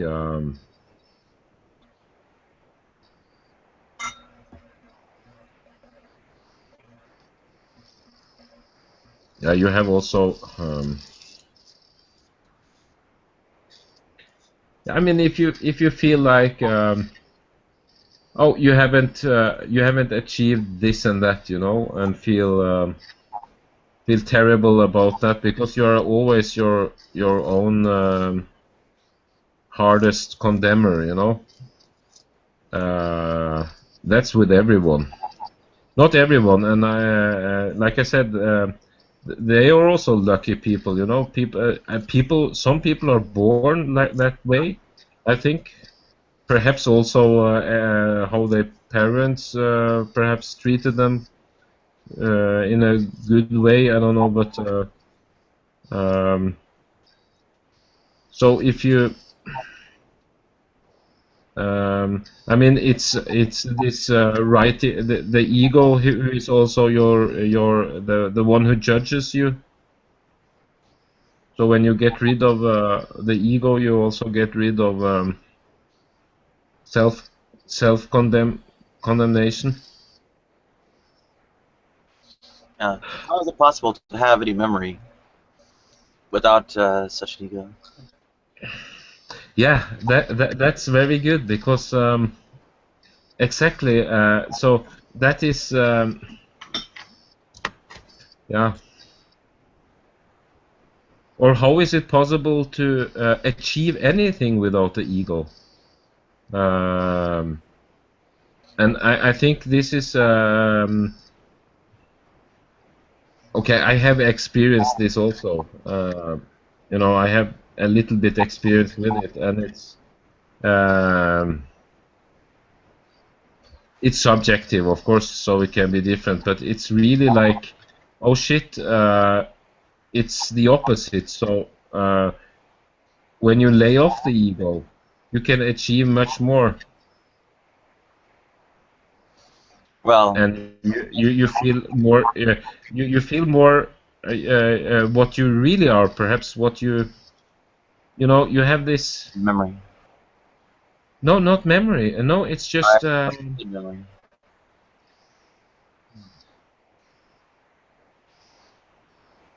Yeah, memory. Yeah, how can you? Yeah, I understand. How can you get? Yeah, how can you get rid of your past? Yeah.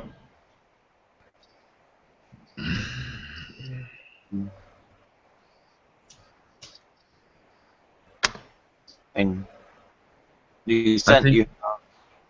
I mean, your past is. I mean, it's really, really terrible. But I think very many people. I know a lot of people, and Because I'm inbred. I'm cockeyed because they beat my face in. Who beat your face in? Your parents? No.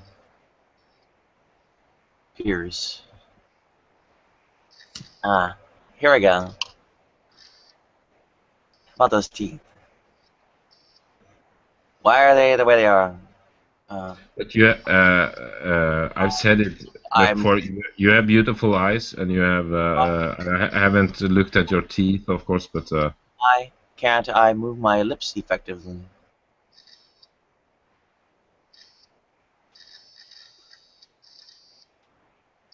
Because when they hit me in the mouth, they were cut by my teeth.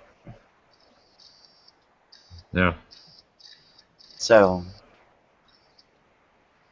why do I have a man's face and man's voice? Why will hang up the phone when I answer? Why they turn me away for jobs and for apartments?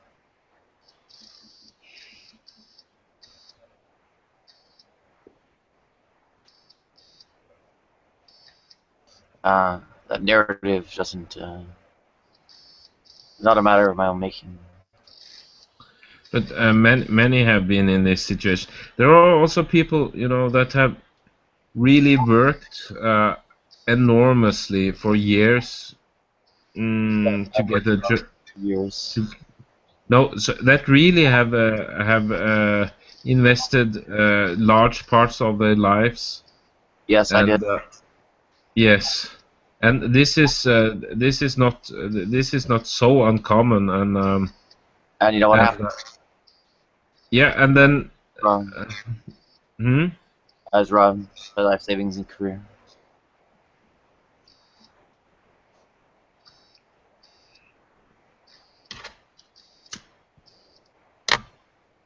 Yeah, I know.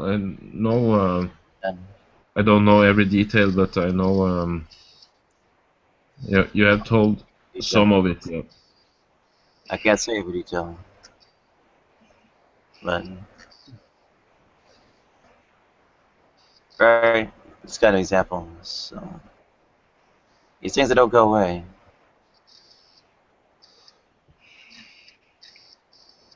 I mean, the past and future narrative is not so easily escaped. Yeah, I see. It is your past is. It's not a matter of willing it, right? You think nothing I will or really or even do. But when can never get me away from either. Right. But there are something called talk therapy, and when you get work, or you can perhaps they are pretty I guess enormous expensive, but talk therapy. Yeah, or some kind of all they'll tell me is to seek out various transition methods and otherwise track my progress transition. Because talk therapy is not how what I have is treated. No, but it's good with some professional help. Psychologist. It's very helpful. I actually required to. Sorry? I am actually required to get Okay. various forms of permission to get various surgeries. Right? Get what? Sorry, I didn't hear. Get various surgeries. Yes, surgeries. That is one thing, but you also have to do something with your mind, and the problems you have are also from mental. I mean, and it's very common, like how to learn. They don't tell me go about psyching myself out and lying to myself. They actually just sign the paperwork to say, okay, well, so it's okay for not to do that. Right. You're breaking up sometimes a little bit. I said, when I talk to them, they don't try to psych me out or lie to me. They do. Sign papers. This is done. They don't even recommend trying to lie to me. Trying to psych myself out. Or whatever you want to call it.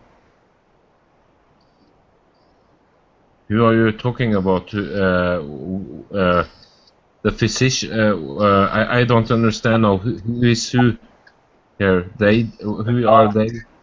And psychiatrists. Sign letters. You get surgeries.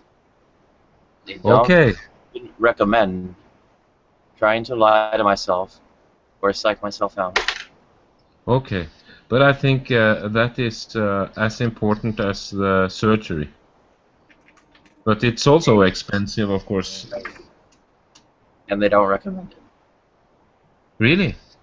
Really.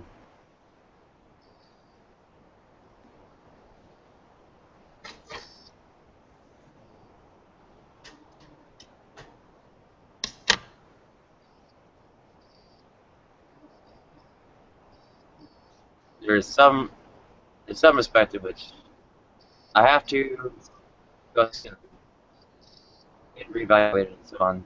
That's about it.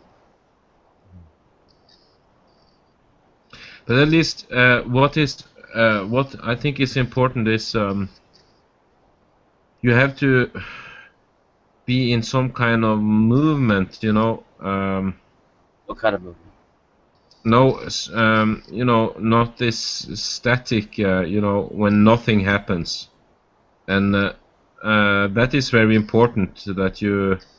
That not much must happen, but a little bit. I mean, no, you will get a job, and that is sorry. That's outside my locus of control. And so are many other areas, past and future. Right. The idea of ego. Not so welcome. The story you tell about yourself is a story written on you. Sorry? It's...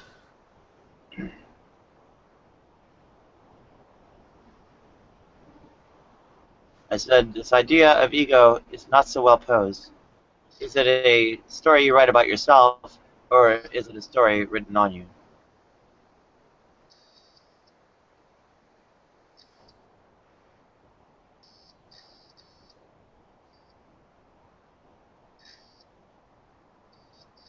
It's your interpretation of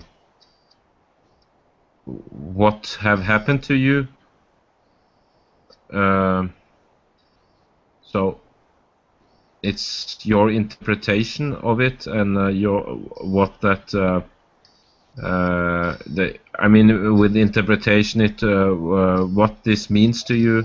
I mean, what interpretation is there? Yeah, you can. You will and then you will align it with your thoughts and morals and what kind of stuff you learn. What room is there for interpretation? What room is there for interpretation? Yeah, but it will always be an interpretation because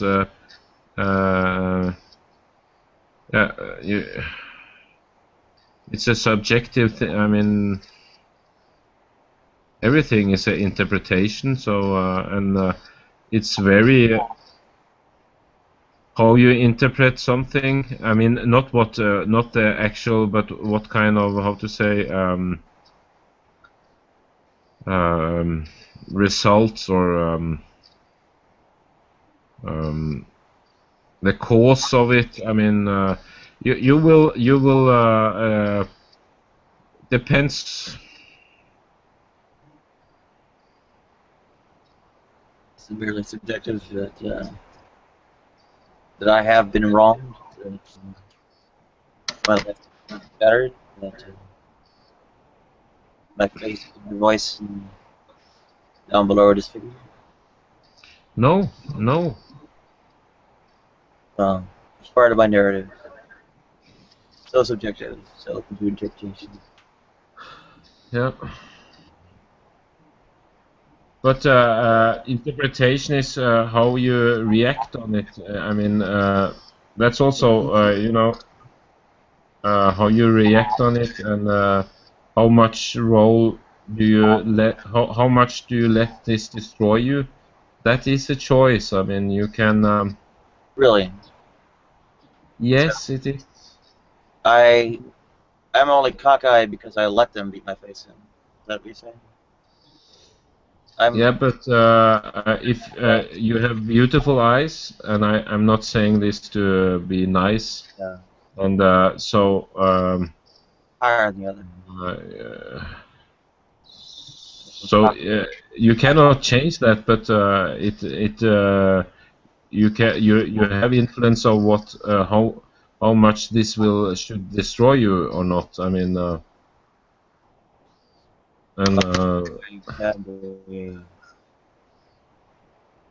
But I had a heart attack. But Nadia, you have very beautiful eyes. I mean, How do I control how much heart muscle I lost when I had that heart attack? I'm not controlling any of how much I've been destroyed. Yeah. It wasn't me who signed the paper, or papers rather, to make sure my money was gone. Yeah. Where are my lifetime earnings? You think I fired myself? You think I'm blackballing? No, are you crazy? Are you crazy? I don't think any of this, Nadia. I'm not blackballing myself out of my own career. Life is not just. Life have never been just, and some it hits much harder than others. Claim that But you can.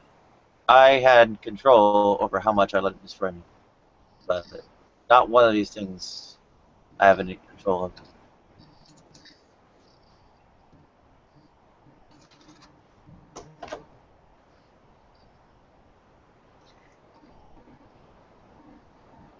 So. But you cannot let. I mean, if you. Is in many ways written upon you, like a scarlet, in scarlet letters.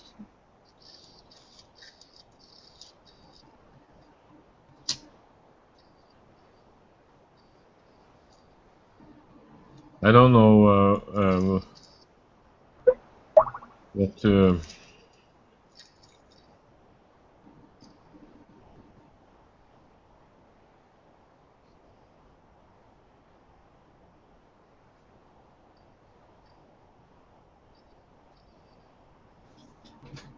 So how you doing, Baltazar?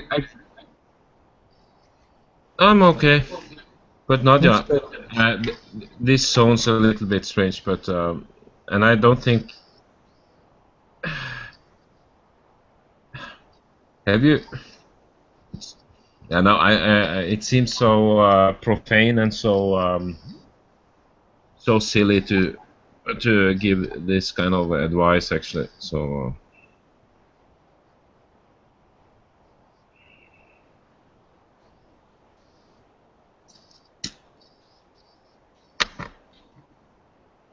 Okay. What's the question?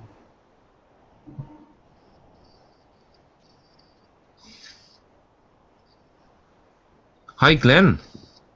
Hello. You look a little bit different. Yeah, I'm shaved actually.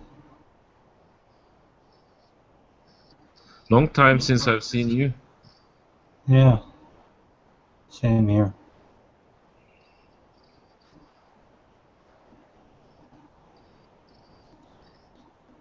It's kind of quiet in here. Yeah. Yeah, very quiet. I guess because I have talked too much. No. No. My detractors have probably done a massive outreach campaign. Any of my regular.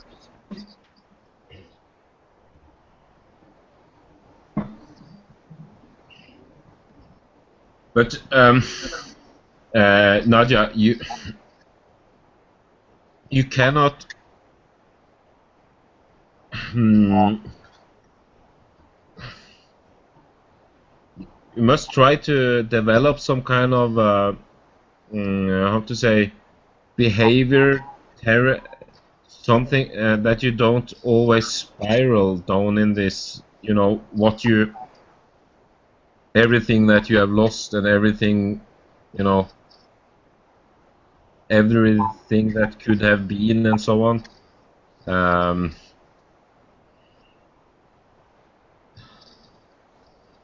Really? Yeah, seriously. Like there's something to replace it. Hmm? Like there's some way to replace it. Like this, anyway, I can do it very. Oh, but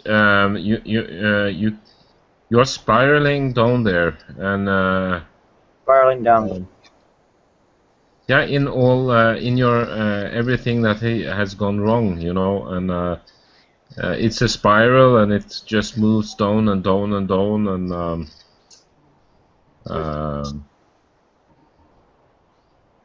yeah, it gives. It has. It's. I mean, it will never. It will have no good result. It doesn't help with anything, and I'm sure you know that, of course.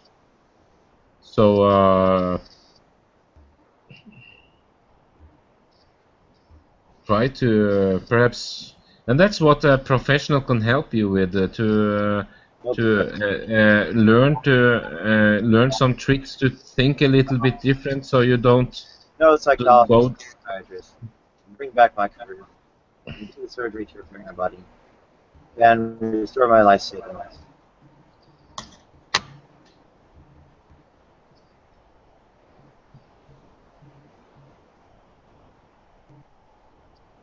Serial circumstance. Serial upload. It's not something you like.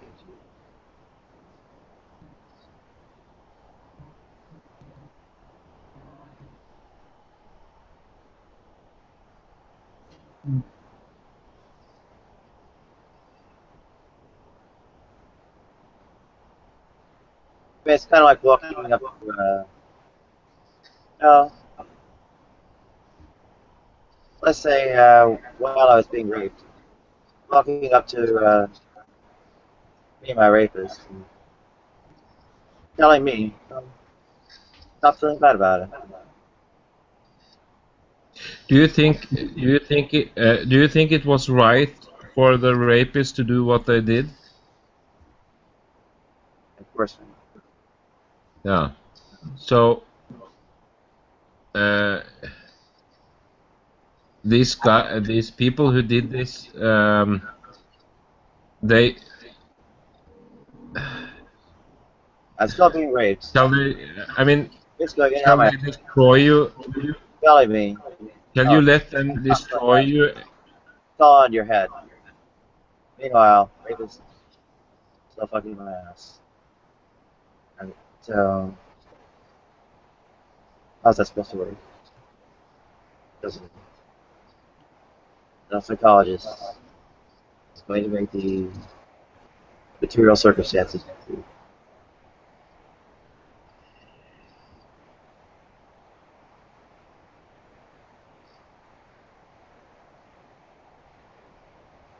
Yeah, it's like, why are you getting raped? Get in touch with your child. Is that what you're gonna say?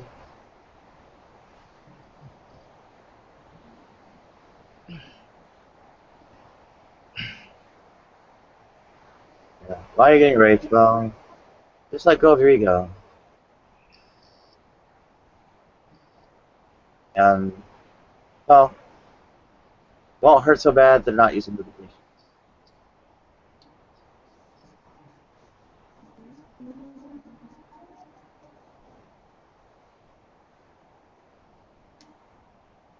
I will think about it.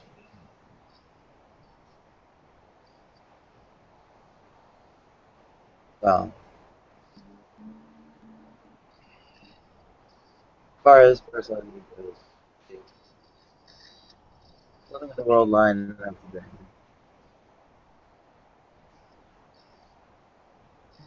Oh, I'd answer that. Of course. No, but it seems like the people who did these terrible things, they still have power over you. You know, they still have a total power over you. They are still part of your life.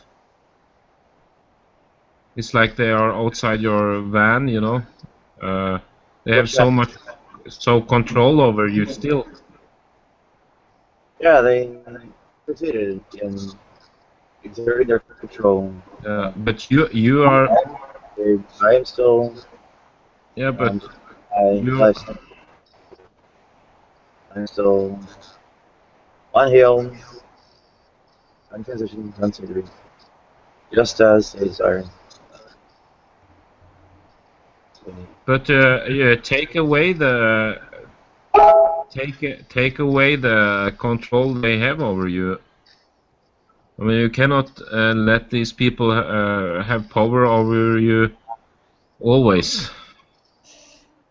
But they seem to do. They engage me essentially in perpetuity. There's no other career. There's no second time. I'm not even going to live it for even more time. Yeah, just no getting my career back. No replacement career. There's no earning potential. Never get to surgeries. Stopping me from getting surgeries is a big part of what they're after. Their control is complete. They stop me from getting surgeries.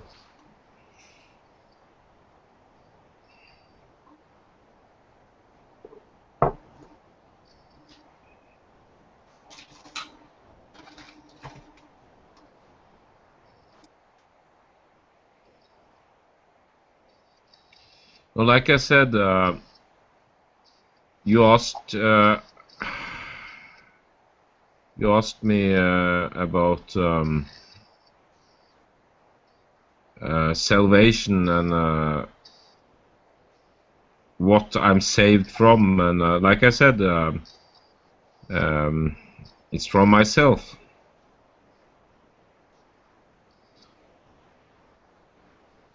How does it even make sense?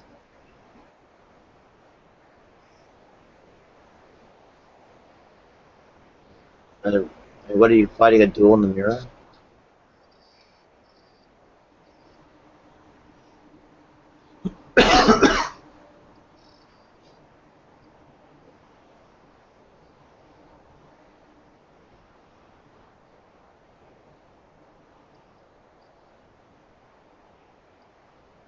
People are different because people are different. So I can only tell you what is how I see it, and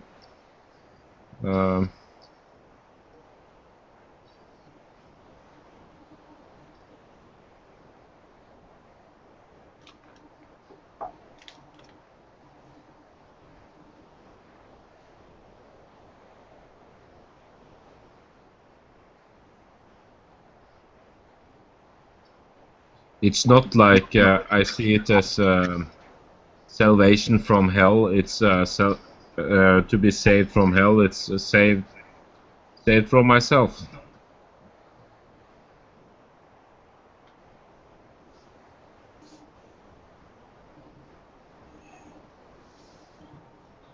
Yeah. How exactly do you attack it? You need to be saved. What was that? I was asking Balthasar, how it's even possible for him to attack himself, that he would need to be safe from himself.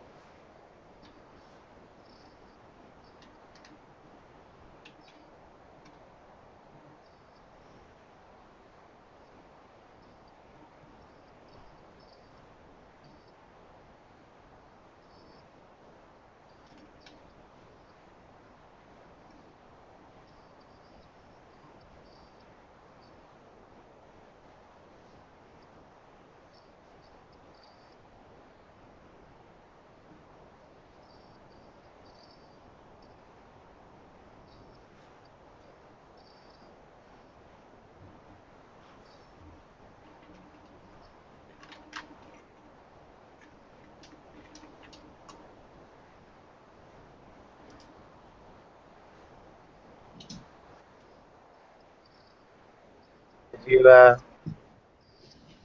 see how your family's even safe from yourself?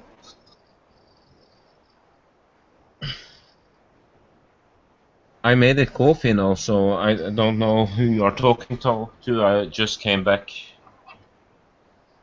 Oh, I was asking how you are attacking yourself. You need to be safe. With thoughts. What do you With mean, thoughts. Thoughts pointing back, pointing.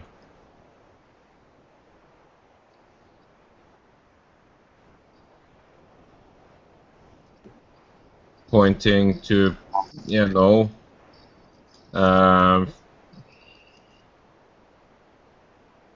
fear of future.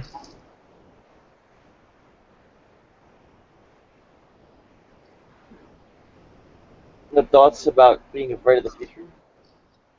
What? Of course, fear of the future, yeah. How did that constitute an attack? Because I am the one who evoke the fear and have the fear thoughts. So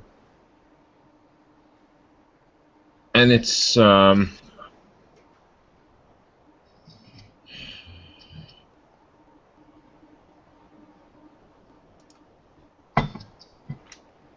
yeah.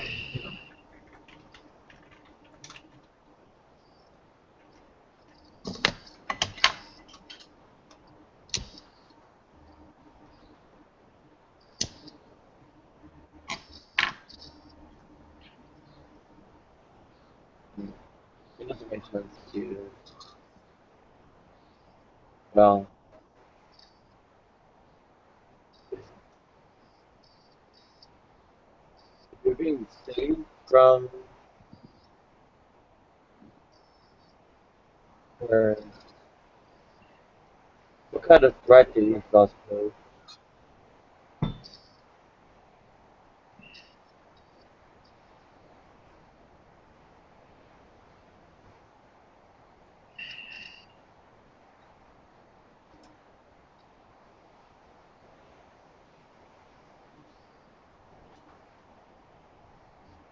I mean, it gives certain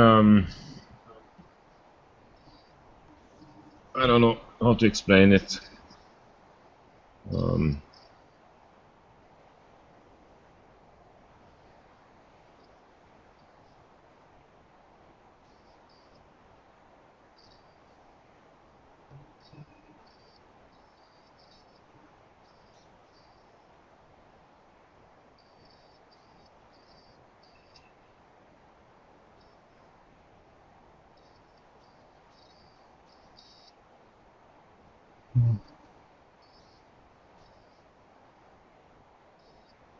When it's always a fight. I mean, you can go to the scripture and you know, it's written there, you know. So don't worry of tomorrow. Today will have its own worries, you know. So, but it's not so easy always to go that to do these things, you know. And sometimes one needs you can gain strength from it if you think it's true. But if you think it's just some kind of wise man and it's just some kind of philosopher who said some clever things, it takes, of course, away a lot of the strength behind it. I mean, then it's just another psychiatrist, you know.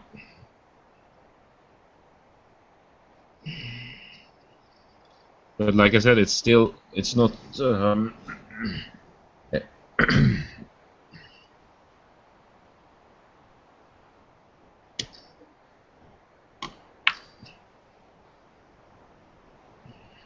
Oh, she's sleeping. Yeah.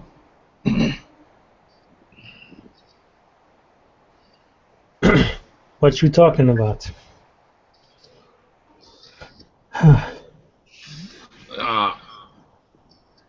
Nothing. Not a topic. I mean, we were just talking about. Yeah. It's.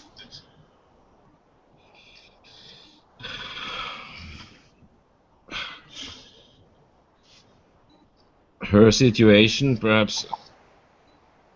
I don't know. It was such a long talk that it's. Oh yeah, you were talking about not dwelling in the past. Is that what you mean? Yeah.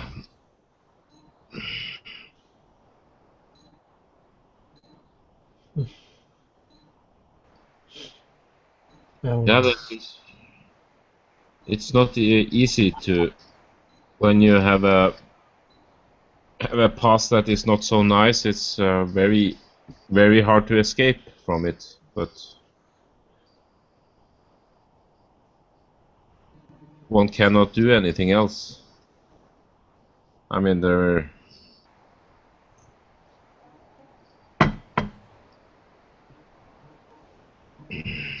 I think the situation is more dire than that, actually. Oh yeah. By Nadia, yes, of course. But it's still, still things that, yeah.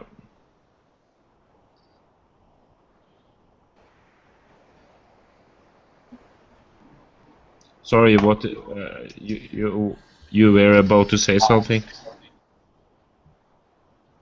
Yeah. The problem is that she has no employment, no future prospects.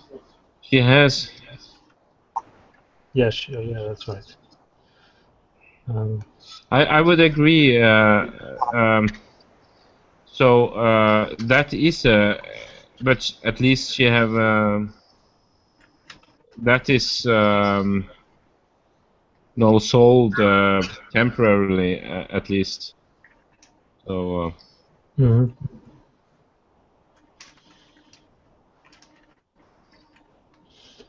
It really comes down to material things.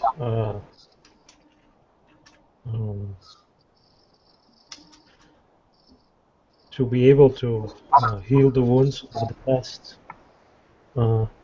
she needs to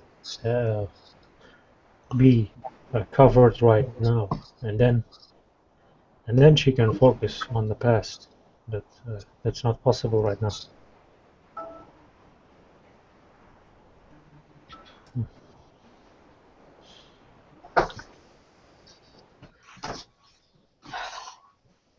Hey, Sugar.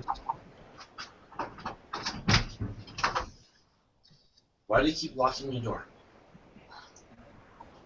Why do you lock your door? I'm gonna have a conversation with you, and whether it pisses you off or whatever, this and that. I'm gonna have a conversation. I'm not listening to you, so do what you want. Okay, well, Nicole. Hi, Sugar. Population for you basically is. I don't care. Throw me out.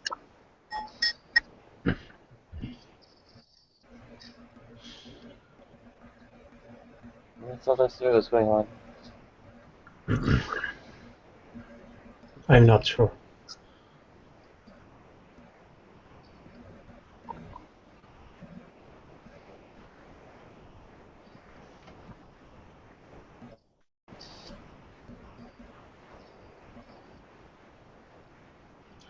I think it's a personal. Perhaps we should not discuss it. Yeah, that's nothing to discuss. Yes.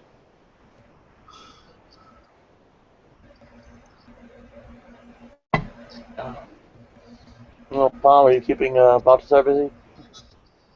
Yeah, you suddenly fell asleep, and I was talking to myself.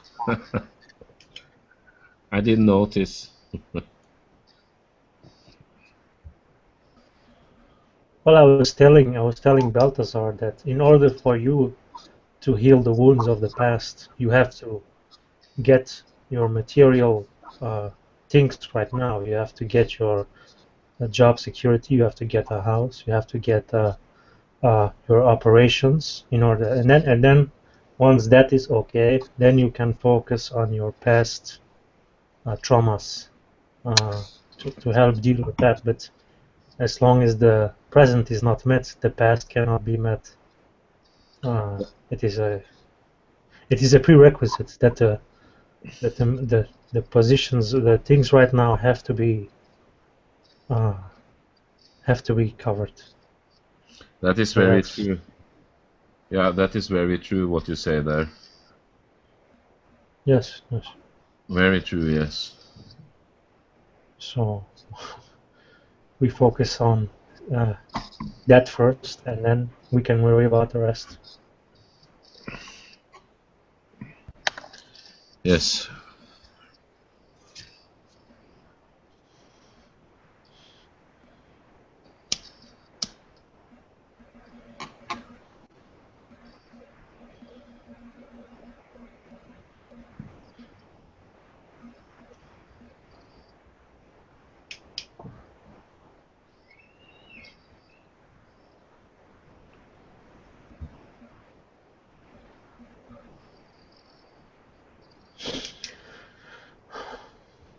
No. So what time is it now in your place, Tom? It's 4 a.m. Okay.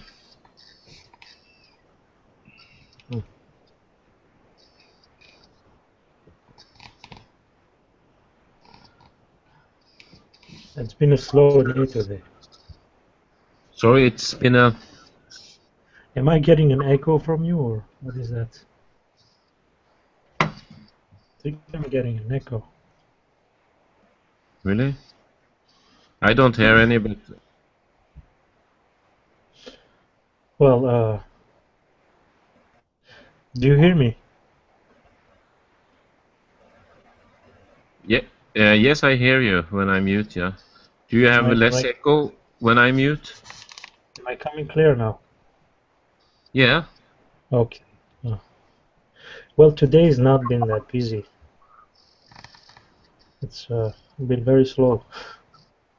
Okay, yeah.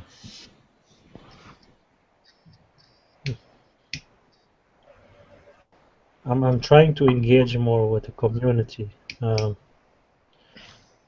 I don't have a lot of experience with English language.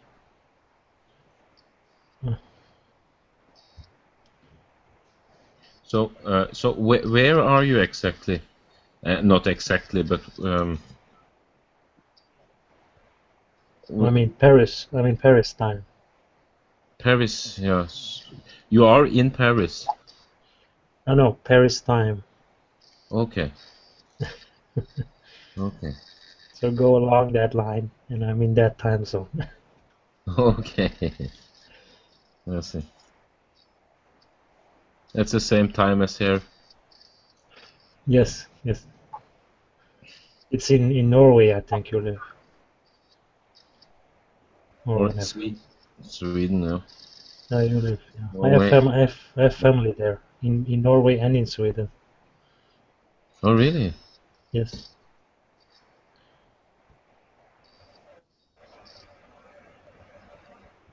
And where? Can you tell me where in Norway? Yeah. Or is it, if it's personal, don't tell me. I don't, to be honest, I don't remember the names of the town. It's been so long ago that I went there. Yeah, I and they don't are not. remember. Yeah. They are not so easy to remember either. I mean. Well, yes, yes.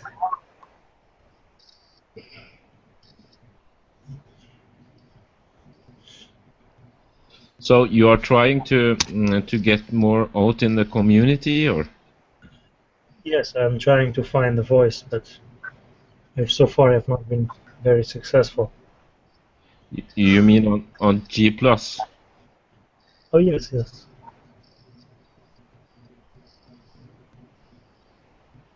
But you are very, I mean, everyone knows you. Well, the problem is I'm not confrontational. I'm not someone who attacks you for what you believe, and perhaps my mild temper is causing for a rather dull discussion.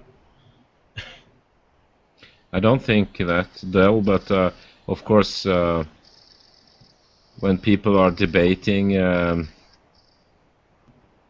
it's hard to say anything if you don't jump on people. I mean, or not jump on them, but it's not easy. Oh, you mean when they talk over you? Yeah, and you have to be like a little bit emotional, passionate. I mean, you have to like. I don't know, but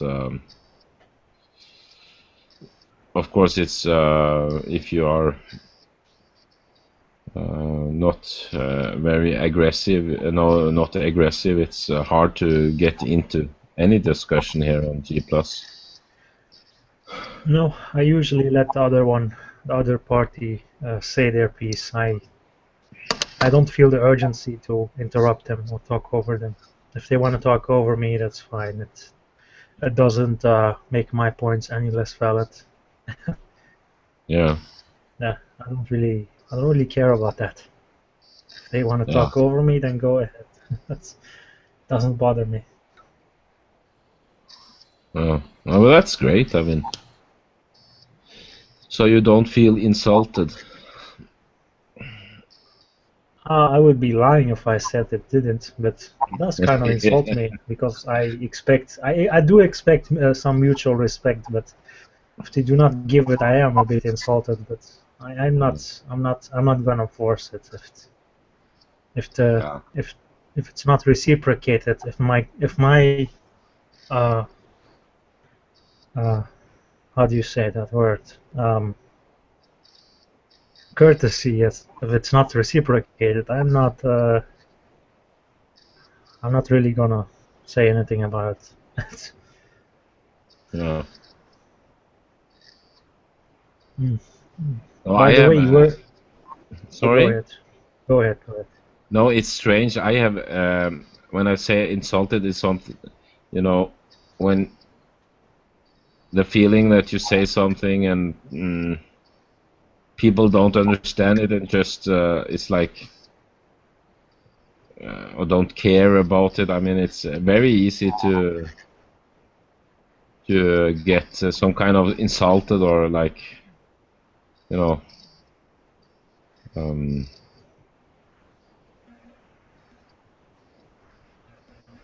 Yeah, it's a little bit, how to say, not insulting. I'm seeking for the word.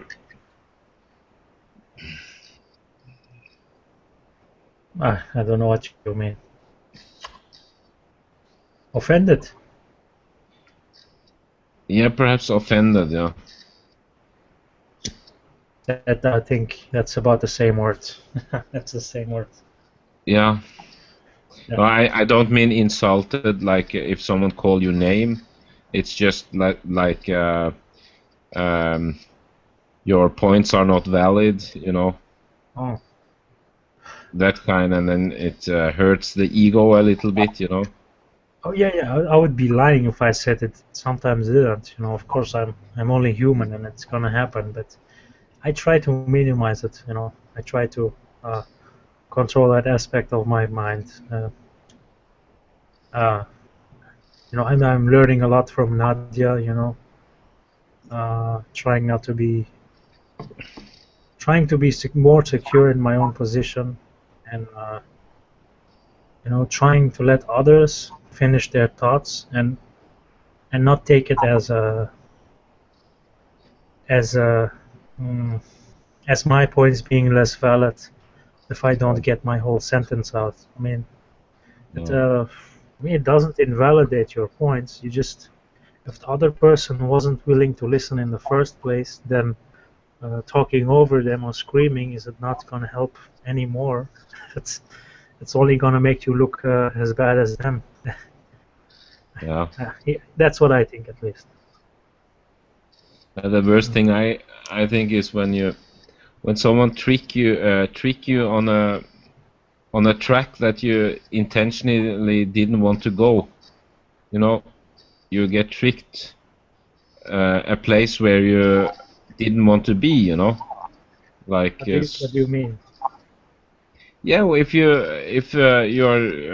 arguing and then you not a topic change, but then something comes up and you are confronted with something else, and then you suddenly you are on a track that has nothing to do with your point.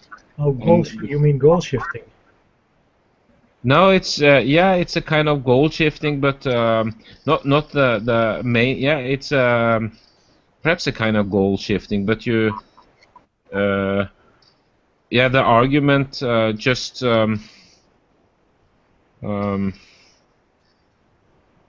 has nothing to do with the initial. I mean, it's like I don't know the words for it. It's very late here, so no, I'm a pretty slow thinking now. Yeah, my English is also not so good. You have to feel. Yeah, you have the feeling you get on a track and you didn't want to be there, and then instead of arguing what you were really arguing about, you are arguing about something else, and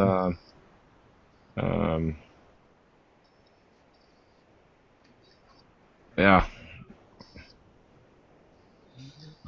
I know what you mean. Yeah, I know what you mean. That's definitely. Or when you are arguing with one person and then a second person comes in and then he is going from another direction and it was not the original, but then you have to answer this also, you know, and it's yeah, I can be very annoying. And,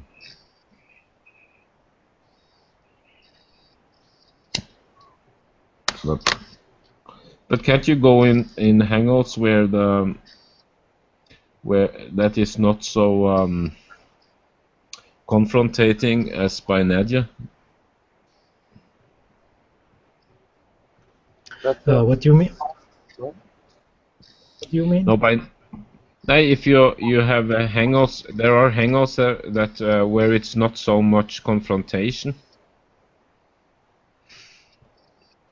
I guess. I don't understand. Nope. If you join Hangouts where there are not so much confrontation, where people are more given the time to talk and Oh yeah. But I think that's common courtesy. That's why I said If the other person wasn't willing to let you finish your point, then I don't think it's really worth continuing a discussion with them, regardless of where you do the discussion.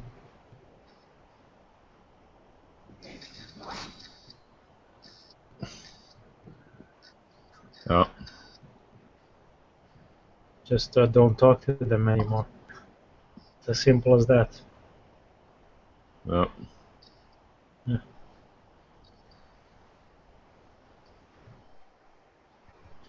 It's a crazy thing. G+ is strange, but it's very rich and addictive. But on the other hand, it's rich, but on the other hand, it's kind of addictive. Like, I don't know.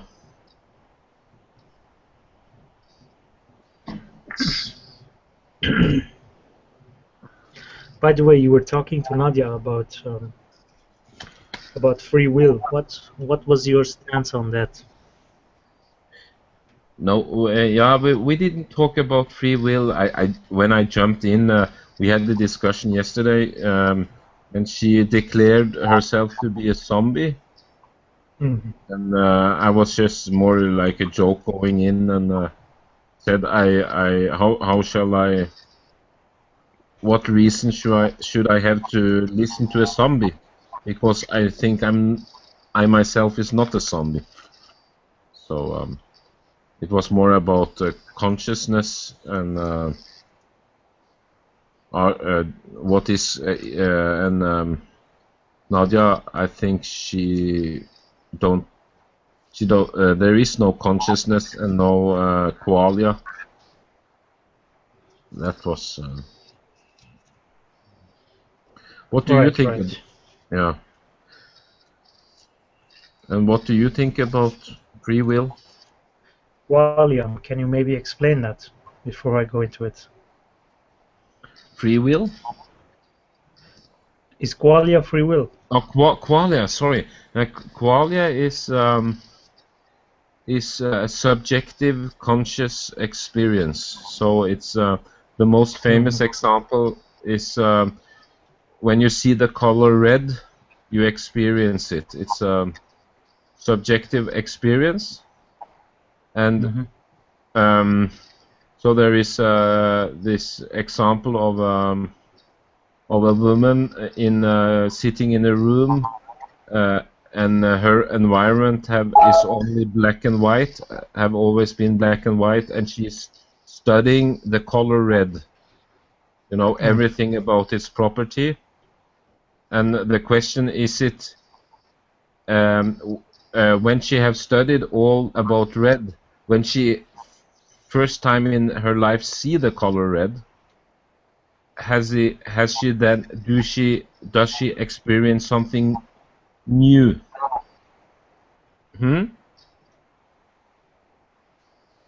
Right. So is it, or did she already experience it just by reading everything there is to know about the color red? And for me, you mean studying it versus seeing it? That's what you mean. yes. So if you've never seen a color, or the color red, and you study it in detail. Also, the transmission, I guess, to the brain and so on. Yes. Is that the same as seeing the color red?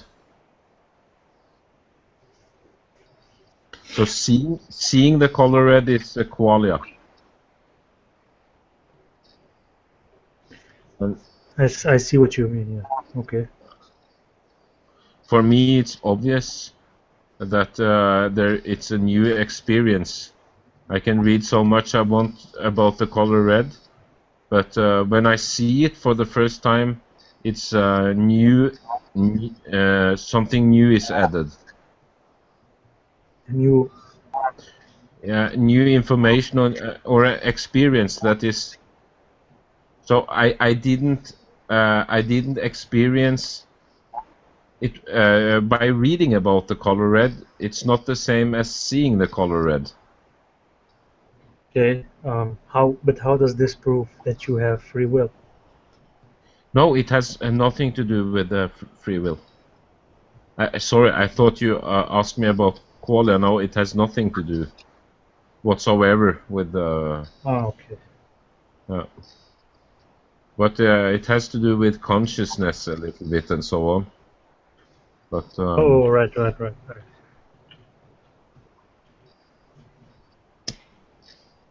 And what is your stand on free will? Do you have any? I believe that we have. I have a very strange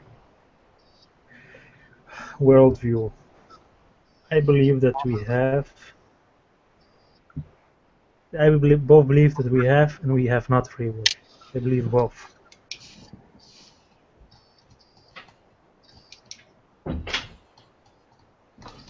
Yeah, it seems. Yeah. So, seems a little bit like quantum mechanic. Well, I believe in the context of our universe and how we function. I believe that we have I believe that we have free will. But as far as what anything we can do or whatever we want to do, that's not possible because the laws of physics dictate our free will. But in other parts, we are the laws of physics, and the laws of physics are us. So we have both free will and we do not have free will. Can you repeat where we have free will in the universe? I didn't get that. Where do we have the? As far as we are individual agents acting in the world, we don't have free will. Yeah. And where do we have the free will? When we take it to the laws of physics, because everything we do is governed by the laws of physics. Everything we experience, every input. As far as we are part of the universe, we have free will.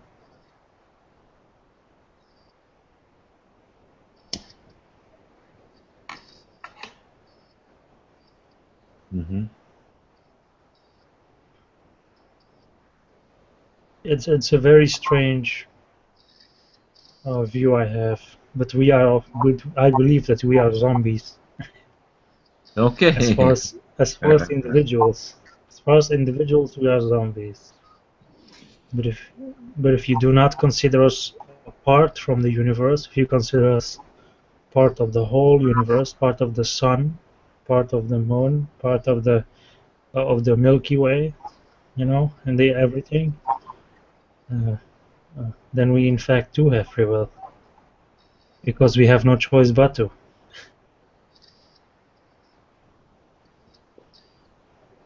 Okay. It's very paradoxical. But the notion of zombie is that also tied to free will?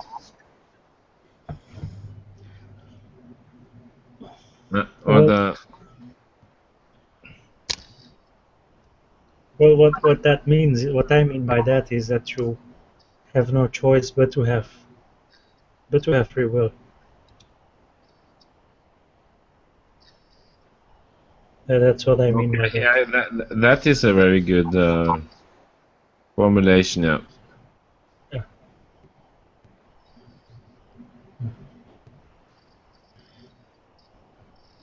We have no choice but to have it. Yeah. Yeah. So what does that mean? I'm telling it's very paradoxical what I believe. It's very contradictory. My worldview. It's Yeah. But that is part of the human uniqueness, is to maintain two contradictory worldviews. That is very. I've read something about this lately from a different perspective. One neuroscientist and biologist, and he emphasized this as perhaps the most unique human thing. And the more contradictionary, the greater the contradiction is, the harder you believe in it. And that is really strange. I think it's really strange because it's not logical. I mean, and it's not suitable. I mean, evolutionary, that you have two things that contradicts and you still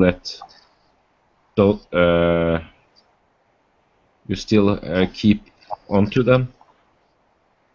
Mm.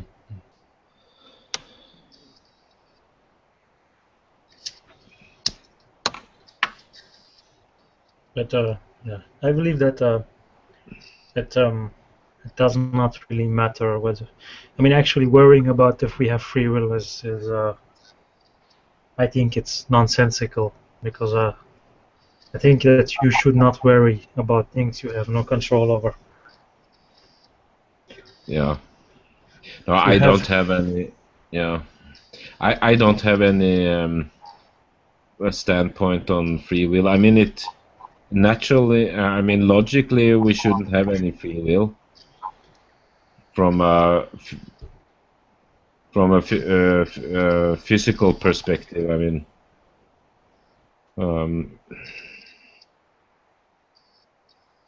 but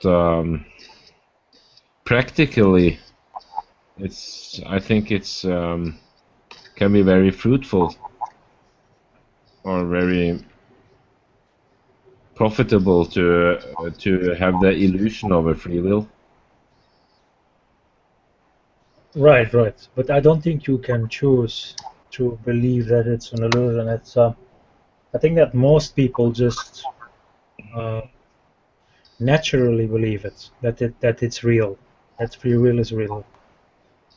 Yeah. We don't walk around worrying that we do not have free will. We just function as if we do. It's not even something we think about. It's like breathing. You don't worry about breathing. You just breathe. You just do it. It's like breathing. It's automated. Yeah. Yeah. So don't worry about it. Yeah. No, I haven't given it much thought at all. I was very obsessed when I was younger with chaos theory, and that is against free will. I remember when first, the butterfly effect, or is it the butterfly effect? Yeah. Yeah, that's what I believe in. Yeah, I got very obsessed. It's very, so the one you marry can just be because of bee flying into your Coke when you drunk, when you sat on a restaurant. If you have the right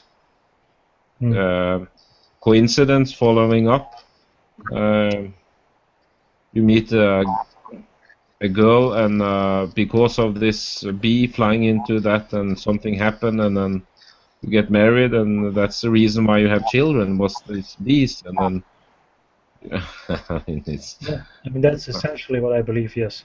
Yeah, But I understand. my position, my thing is much bigger. I'm saying that a little pebble, 100 billion light years away from us, had a cause on you, and you had a cause. Well, you don't really have a cause on it right now, but you will have a cause on it when the particles that make you up, that you affected other particles, when they arrive at that one, because it's like a chain reaction. It's I believe that that's how it works. We have effects on other things, and other things have effects on us. It's a mutual thing. Yeah. I mean, it's nothing spooky, you know. It's not like a ghost. It's perfectly feasible that Yeah, it that is. everything I'm that not. is happening is like it's having a mirror effect on each other, you know. Yeah. We are essentially matter, and so if we are matter and that's all we are made of, then I don't see really any good arguments against something like that. Although I don't really have any concrete evidence for this, but I suppose that's what I believe as far as I've seen from in the world. Everything has an effect on everything else, so why shouldn't it also have an effect on us, on our own uh, on our own thoughts, on our own feelings? Yeah. Hmm. But I see Jesus. Sorry, bringing this in, but I have had a view of Jesus, and by the crucifixion, this change reaction stopped. So it's like you know, when 1 billiard you have the white billiard board, right? The white billiard ball, Mm-hmm. you know, and you hit someone hit that, and then it goes to the other, and that will go around and hit another and hit another, and if it's, you know, if it's no friction, if it's a billiard board without friction, this will go on forever. Yes. You understand? And they will just bump into each other and you know, take every kind of turns, and it will not stop if there are perfect condition for it. But with Jesus, it's more like the white ball hits the black one, and both don't move. So the black don't move, and the white don't move. What that ever means. Hmm. But that's a view I have had, and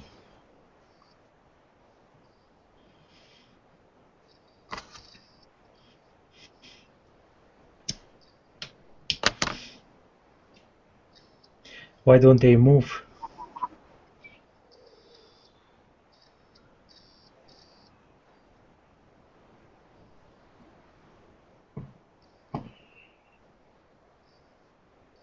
because of forgiveness. Ah, I don't understand your analogy.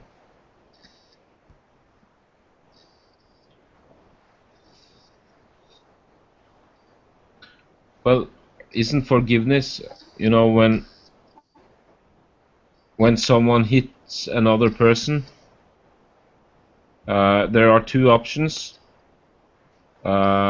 If the one who gets hits are not very strong and cannot hit back, he will probably hit some other. Mm-hmm. You know, so people are like kicking downwards, or, you know, this experience, this negative energy will will be let out in another on another part, you know, in the world. Right. Yes, I understand Yeah. this. Yeah. And if the person is strong enough, or don't have to be like that, but or he will hit back on the person who hit, and then this person will move. You know? Or both will move, like in a billiard game. So when you hit one, both will move, and so. But if you have a situation where all this negativity is just absorbed, so there will be no power. You won't have the power. How to say, the opposite power again. I don't know if that. Probably it makes no sense at all, but it's just. And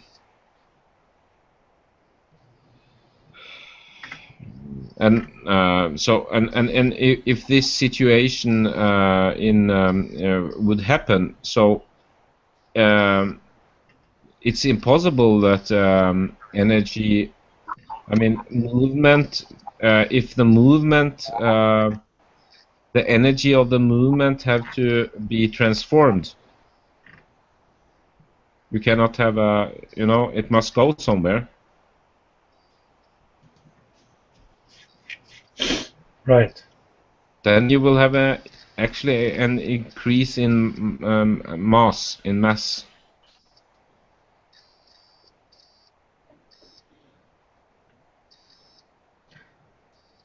Right. Yes. So, and that is a resurrection. Okay.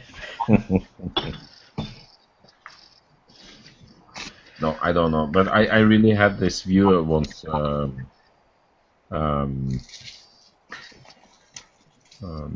About because I mean it's a change reaction. So you have negative actions, and they will never. They will just find another way to go some other to hit. But what if one person just absorb it perfectly? And I think that could be perhaps a part of the thing that Jesus did. But Right.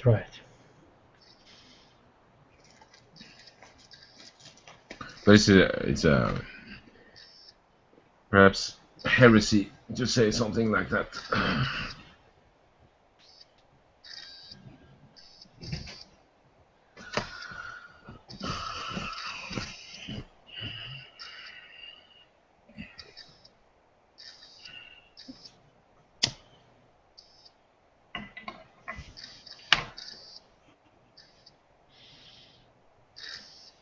No, but also with free will, I mean, it's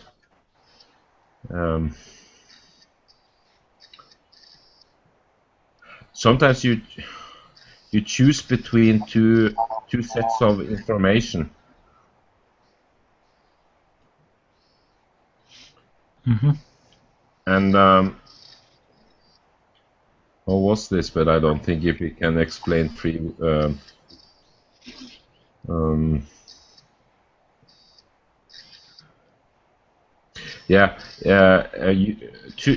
Yes, to make a free choice, the only way you can make a free choice is to have two different sets, is to have information.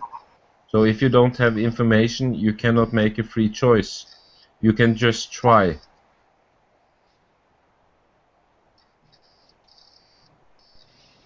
Experience, I mean.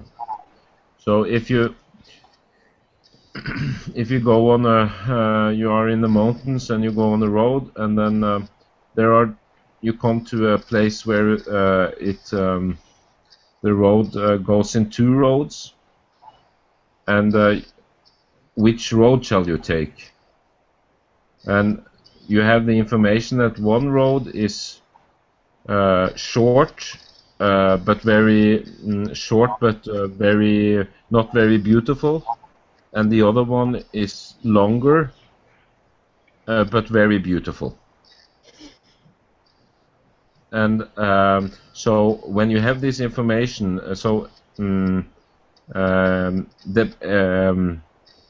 it depends what you want. Are you tired and want to take the short road and get rest, or do you want to see more?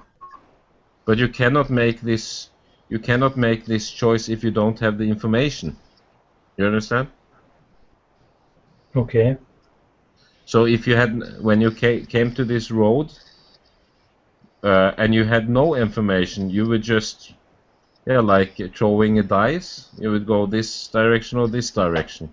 But if you have information, at least you can make the choice: do I want to get home fast, or do I want to see some more? Right, right. So, but I don't think, I don't know if, yeah, I hope this is free will, but at least one can say, if you don't have the information, it will just, you will just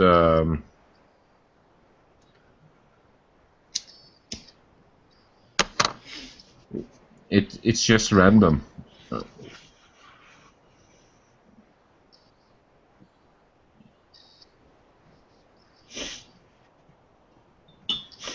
Yeah, it probably is.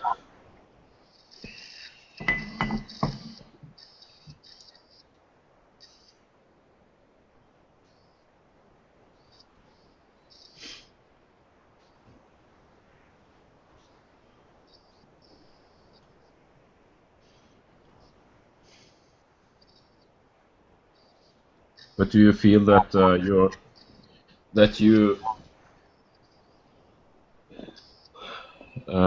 not a fatalist? Oh, what do you mean? You are not a fatalist, or Can you explain what that means? that you believe in everything is destiny, and you, yeah, that is I mean, the danger. I don't danger, but that is you can fall into this when you don't believe in free will. So everything is decided. You don't. Oh. No, Yeah, you yeah. Yeah, I know what you mean. Yeah, yeah. Yeah. Because some people are. Is it? I think it is fat. I Yeah, think it I know. is I know what you fatalist. mean. Yeah. Yeah. I know what you mean. Yes. Yeah. But So actually, you're asking. Sorry, go ahead. If you have this thought that you see yourself a little bit as a fatalist, thinking fatalistic. You mean that I think that I have no that everything is predestined. Yeah. Everything is already determined. That's what you mean, right? Yeah. Well, if the planets affect me and I affect the planets, then yes. Everything is already set in stone. Oh. Mm-hmm. I have to look up another time what this fatalist. What's the definition there? Oh, this is not English. Fatalism. Right, yeah, but I believe, like the Calvinists do, everything is already set in stone.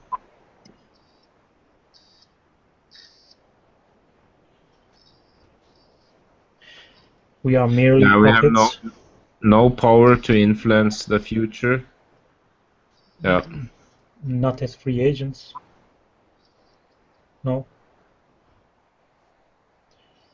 We are like water ripples. That's how I see actually. Water ripples. You throw a stone in the water, and we are the ripples. We just go along with the flow. But you don't feel any resignation in the face of some future events because of that view? You mean I have a bad view of the future? You mean? No, that you resignation. That I give up on life. Is that what you mean? Yeah, that is the negative connotation Right. of. Hmm? Right, I know what you mean, yeah, but let's establish here. First, I'm not a free agent. Second, I'm a puppet controlled by physics. So whatever happens, it's ultimately out of my hands. Yeah. So feeling bad about it or whatever is gonna be a choice of the universe. It's not gonna be my choice. So whether I feel bad or not, that's got nothing to do with my uh, autonomy. It is already set in stone. So Yeah. So it's a very freeing, actually a very freeing view. well, actually, even feeling free about it is already decided by the universe. It's already decided. So whatever I feel is just I'm just playing out the part. I'm just a puppet on a string. Yeah. But So it's it's also nothing. that can be very freeing because you don't have any there are no one to blame, you know. I suppose, yeah.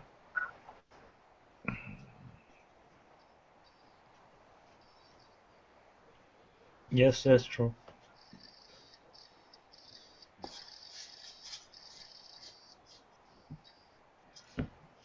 Scott asked me this a while ago.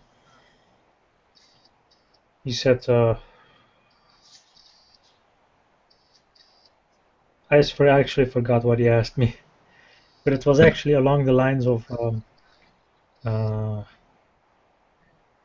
it was like if you know that you don't have free will, so you can try to change it, but I don't really even remember if it was like that. Maybe Scott knows better. But I said whether I'm aware of it or not is also out of my hands. It's the universe decided to acted in a way as to where I was gonna know that I had no free will or not. Yeah. So whatever happens is out of my hands. Actually, Yeah. out of everyone's hands. Nobody has free will. Yeah. So let's say, right. He asked me. He asked, so if someone murders my whatever, someone I love, whatever, and he said you're gonna get angry at that person, and but you just said that nobody has free will. Well, how I feel is gonna be a consequence of how the universe of how physics moved. So it is gonna decide how I feel. So whether I'm angry or not, that's already been set in stone. Yeah. So I'm still gonna behave like a human being or not. I don't know. Yeah. You see what I mean? So you can Yes, even you can. yes, I understand it. Yeah. It's a very paradoxical view, very abstract. But you are right about it. I mean, because how you feel angry, that is, that is because someone have teach you to be that way, or you have some genes that leans more to this way or the other way, you know. Yes, So or the physics moved in a way as to where my subconsciousness was programmed that way.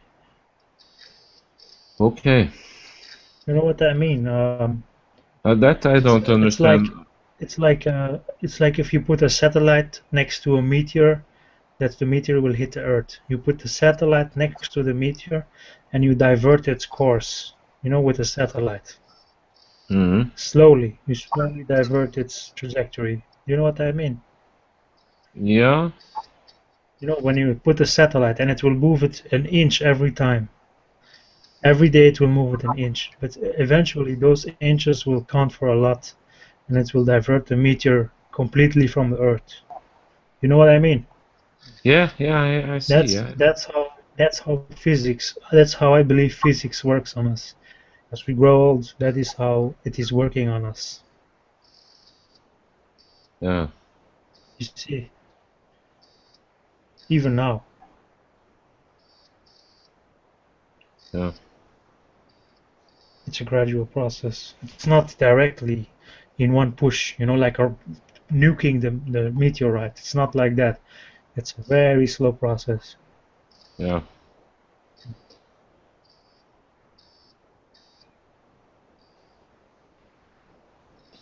Yeah.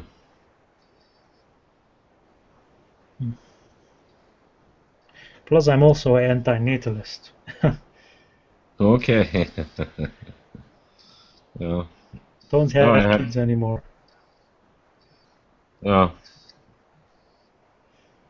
Yeah, I have just I have problems with this Gary guy, this no, it's not Nephilism. Yeah. F I all Aphilism. Ephilism. I say Nephilism because of this Nephilim guy. Actually, even Nephilism is better than Ephilism, I think. But yeah. Oh yeah, aphilism. Well, that's actually Nadia explained to me what that was, but that's something that Imendham has made up.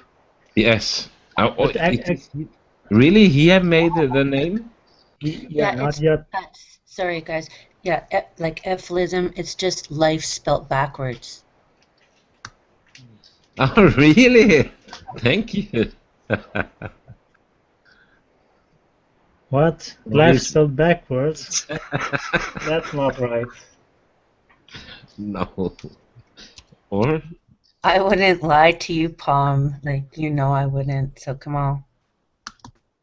Ephilism. Life. Also, life backwards is Ephil.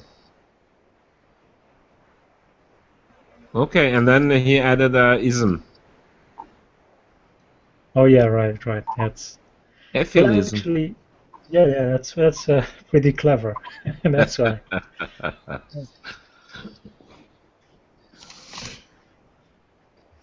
Yeah. Okay. Well, actually, I would subscribe to that. Actually, even more than antinatalism. Really? But it's Yes. Yeah, Benatar is the only book that I can relate to that's like better to not have been at all or something. It's Benatar is what that's similar to.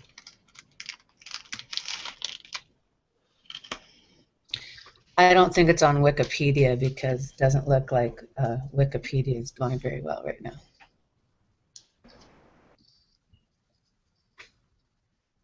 Okay, so Ephilism is not on Wikipedia, though.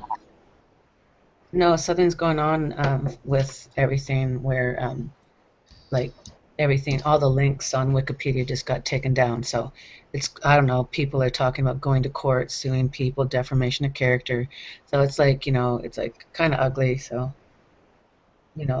whatever. It kind of distracts from I was trying to blend like our community into the Saturday nights of antinatalism, see if anyone wants to hang out, like, kind of chat about stuff. And there's just so much going on where, no, it didn't work out again this Saturday, but it was considered again, like, because it would be, it's not meant to be social, it's meant to, like, maybe be productive or get things done. So maybe if someone had a game plan of what to do in the time, same with like how we spend like a lot of time hanging out, but like a lot of our conversation in the 8 hours, it doesn't really have to be planned. Most of us just come up with something productive to talk about, where sometimes in the atheist areas or like the atheist area, it seems really negative where people like to like fight, like go at each other's egos, like how you guys are talking,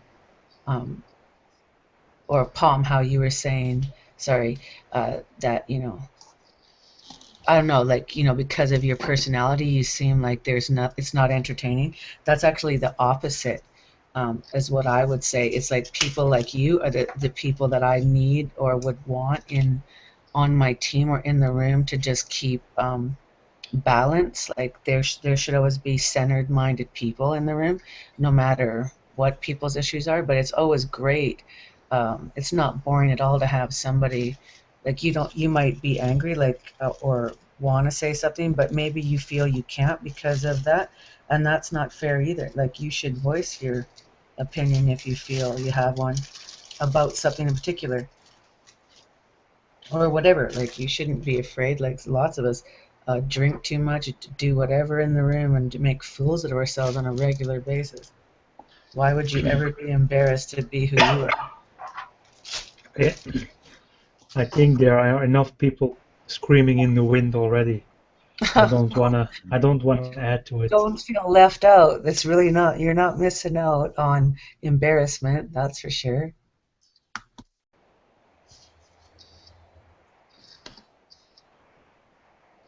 Ephilism is in the Urban Dictionary column. There's an article, but it's saying nothing who created the word.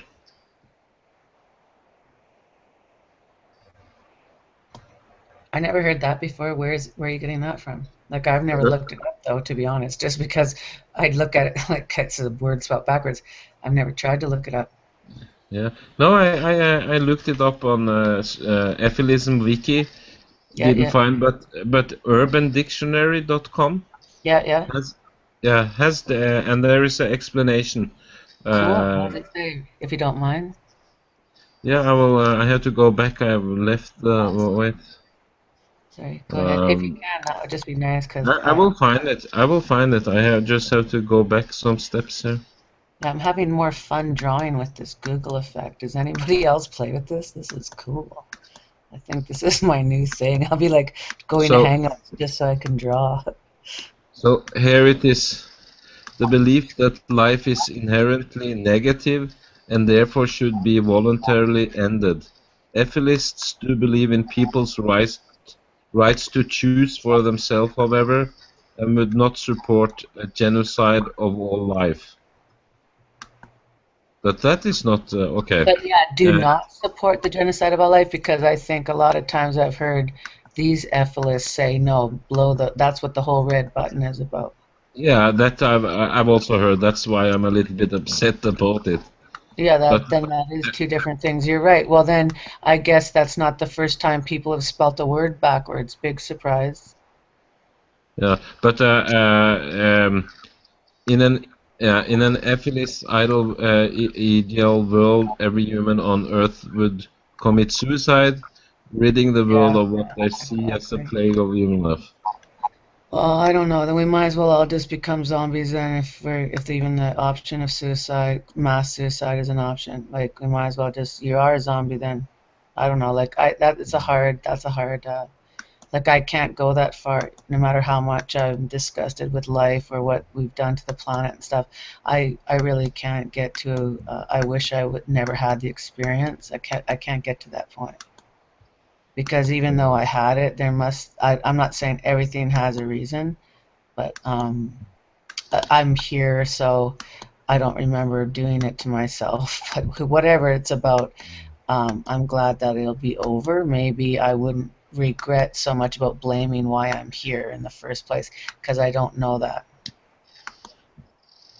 So anyway, the ethicist argument doesn't really get my attention much, but I do agree with anti-natalist or with non-reproduction, which falls similar to it, but I've realized it is two different things.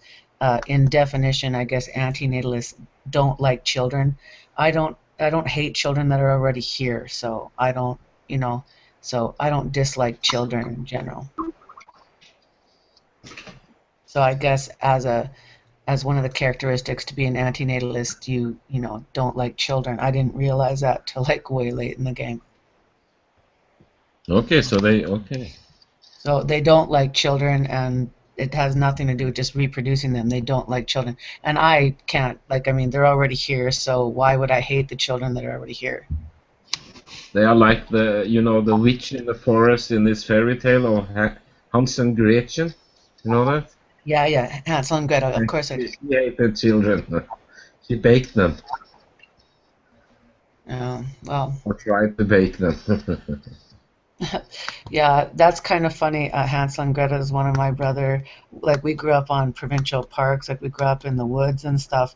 Hansel and Gretel is one of our favorite stories because we always like we could have tricked that. We like we wouldn't have ended up being in that situation because we were like we would have taken all the like we were crafty kids and we really liked that Grimm's fairy tale. But yeah, we used to read Grimm's fairy tales, like the darker. The darker fairy tales when we were little. Like we weren't scared to be the of trolls underneath the bridge and stuff, or snakes or things like that. Like we grew up with snakes and dinosaurs and stuff. So the fairy tales weren't really hard for my brother and I. We used to really enjoy them. Peter Pan was one of our favorites. Like just for fun. It was always fun to escape, but it was always kind of like, oh, that's impossible. Yeah. So, yeah. We have fairy tales with trolls all the time. Trolls. Yeah, trolls. Everybody under the bridge. Yeah, and it was so funny first time I discovered trolls on English, on internet, I didn't understand any. Well, what trolls? What does that mean? And no, I know. Yeah, I felt the exact same way when people were calling other people trolls. I was like, oh no, the troll again. Like, because it's like the word troll, that's just something that comes up like that. It's like it could be any other word, but it's going to be that one. And like I live in Lethbridge, and like we all call it the bridge. So it's really funny when, troll, just in general, the word troll has so many aspects. It's like a fractal. But we also have that. It's the troll under the bridge, and then you have 3 goats passing by, or is that? I know it from that story. The troll under the bridge, and then first one comes and he shows who are walking on my bridge, and the first says, "I'm a small chicken. Don't take me. I'm going to someplace." And then the last one, it's a big one with big horns, and he kills the troll. Is it that story, or? Yeah, there's 3 goats in it. It's some crazy 3 goat story. Yeah, there are definitely 3 goats. No, Norwegian trolls, they have very often like 3 heads and so on. They are pretty evil, but they are stupid. They are stupid. That is the point. So they are dangerous and evil, but stupid. So human can fool them pretty easy.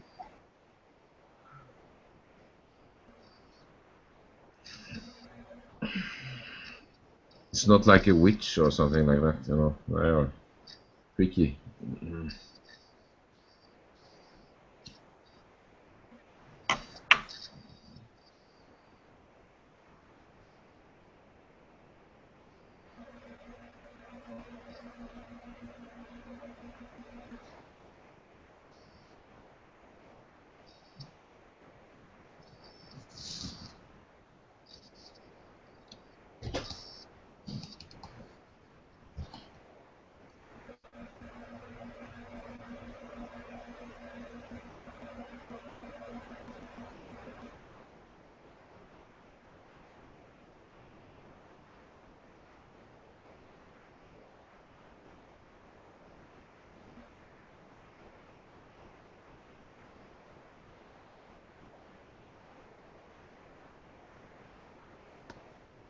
What did you guys do in here all day? Like, what was the subject?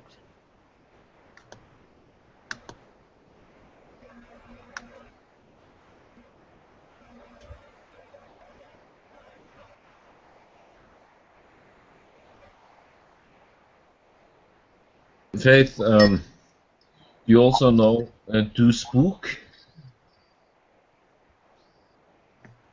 Yeah. Michael, did he come in here? No, I've just seen his YouTube.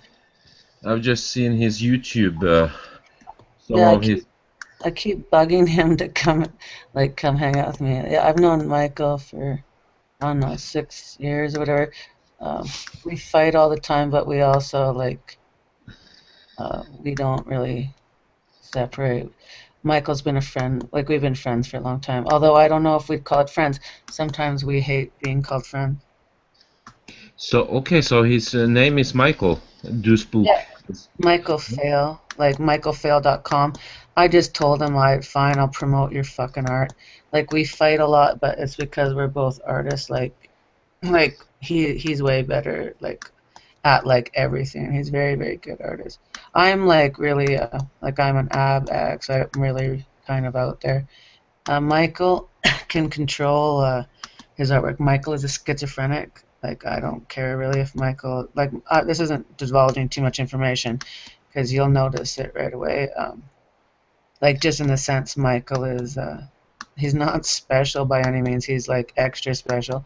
He's just a cool individual, but yeah, he has schizophrenia. He jumped off the roof of his condo listening to Saturday Night Stick Cam one night to kill himself because he's seen, seriously, and jumped off the roof, and it permanently damaged his feet. He's been laid out in a hospital bed for a year and a half. Then now he's moving a lot, gone through fentanyl patches, etc. He's just an incredible person. Been through a huge, just a huge experience. His story is all documented, so nothing I'm saying is.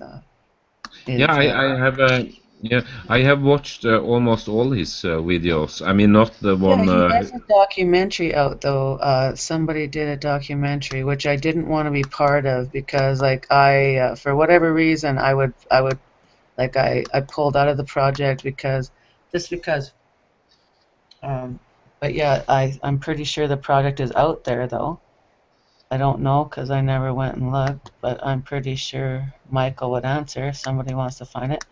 But yeah, I'm just trying to keep him involved. He's making lots of changes in his life. He has a art show coming up in Venice Beach, things like that. And I just think it's fun, it's fun to just try to, I don't know, think outside of yourself sometimes, whether you understand it or not. And Michael puts up with me. I'm not that easy to understand either, so it's just fun. Whatever. Yeah. No, I drew a picture to Sty not many days ago. Stizer, yeah, he got so happy about it. It was very funny. What did you do for Stizer? I was in a hangout.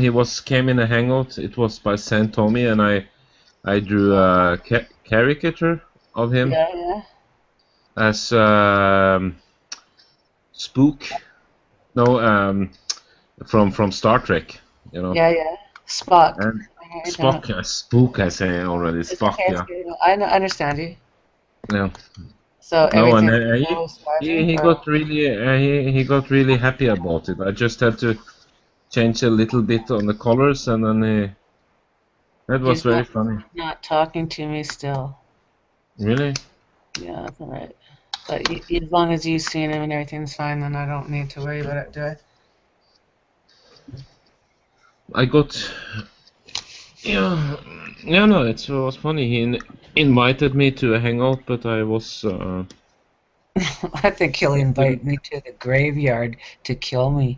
My God, Really? I hate it when he hates me. It's like, oh man, here we go again. Fuck.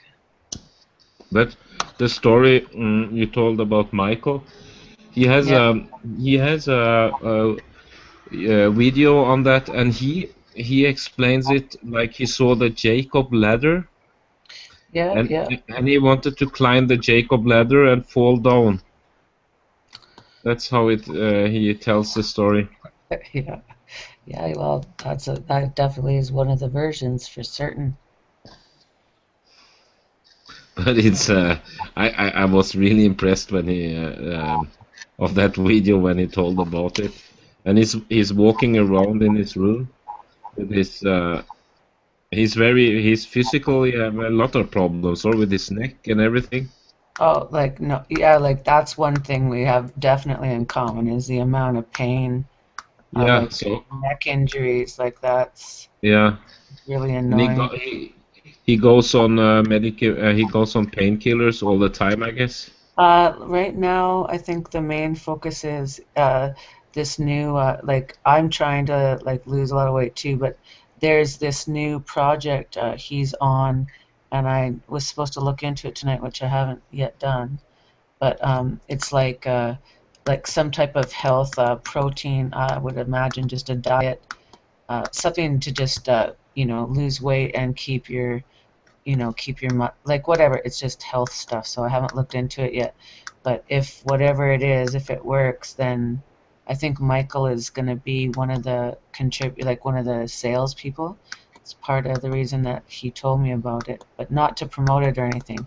He just was saying this is something he was doing, and I was interested because it's just I think it's probably just a powder Yeah. that you put in water, just like all the other stuff. Has he finished this big project that he started with this big this big painting with a lot of detail, and I felt so sorry for him. No, right now actually, we're not looking at each other's, or like we're not. We always used to share stuff. Now, like for a long time actually, I don't know what Michael's painting. That's why we were talking on the phone. Is because I just was like, okay, fine, I really want to know because it's been like a year, and we used to watch each other like do our stuff all the time, and now like I don't know, we don't. So I was trying to get him to come visit with Nadia, like or in the room because there was room, and I just said just paint and we'll like don't talk, but he didn't want to do that because. I don't know, sometimes he doesn't want to. If I tell him what to do, he doesn't want to do it. If I don't know how to get him to come with me. So even I've asked him more than once.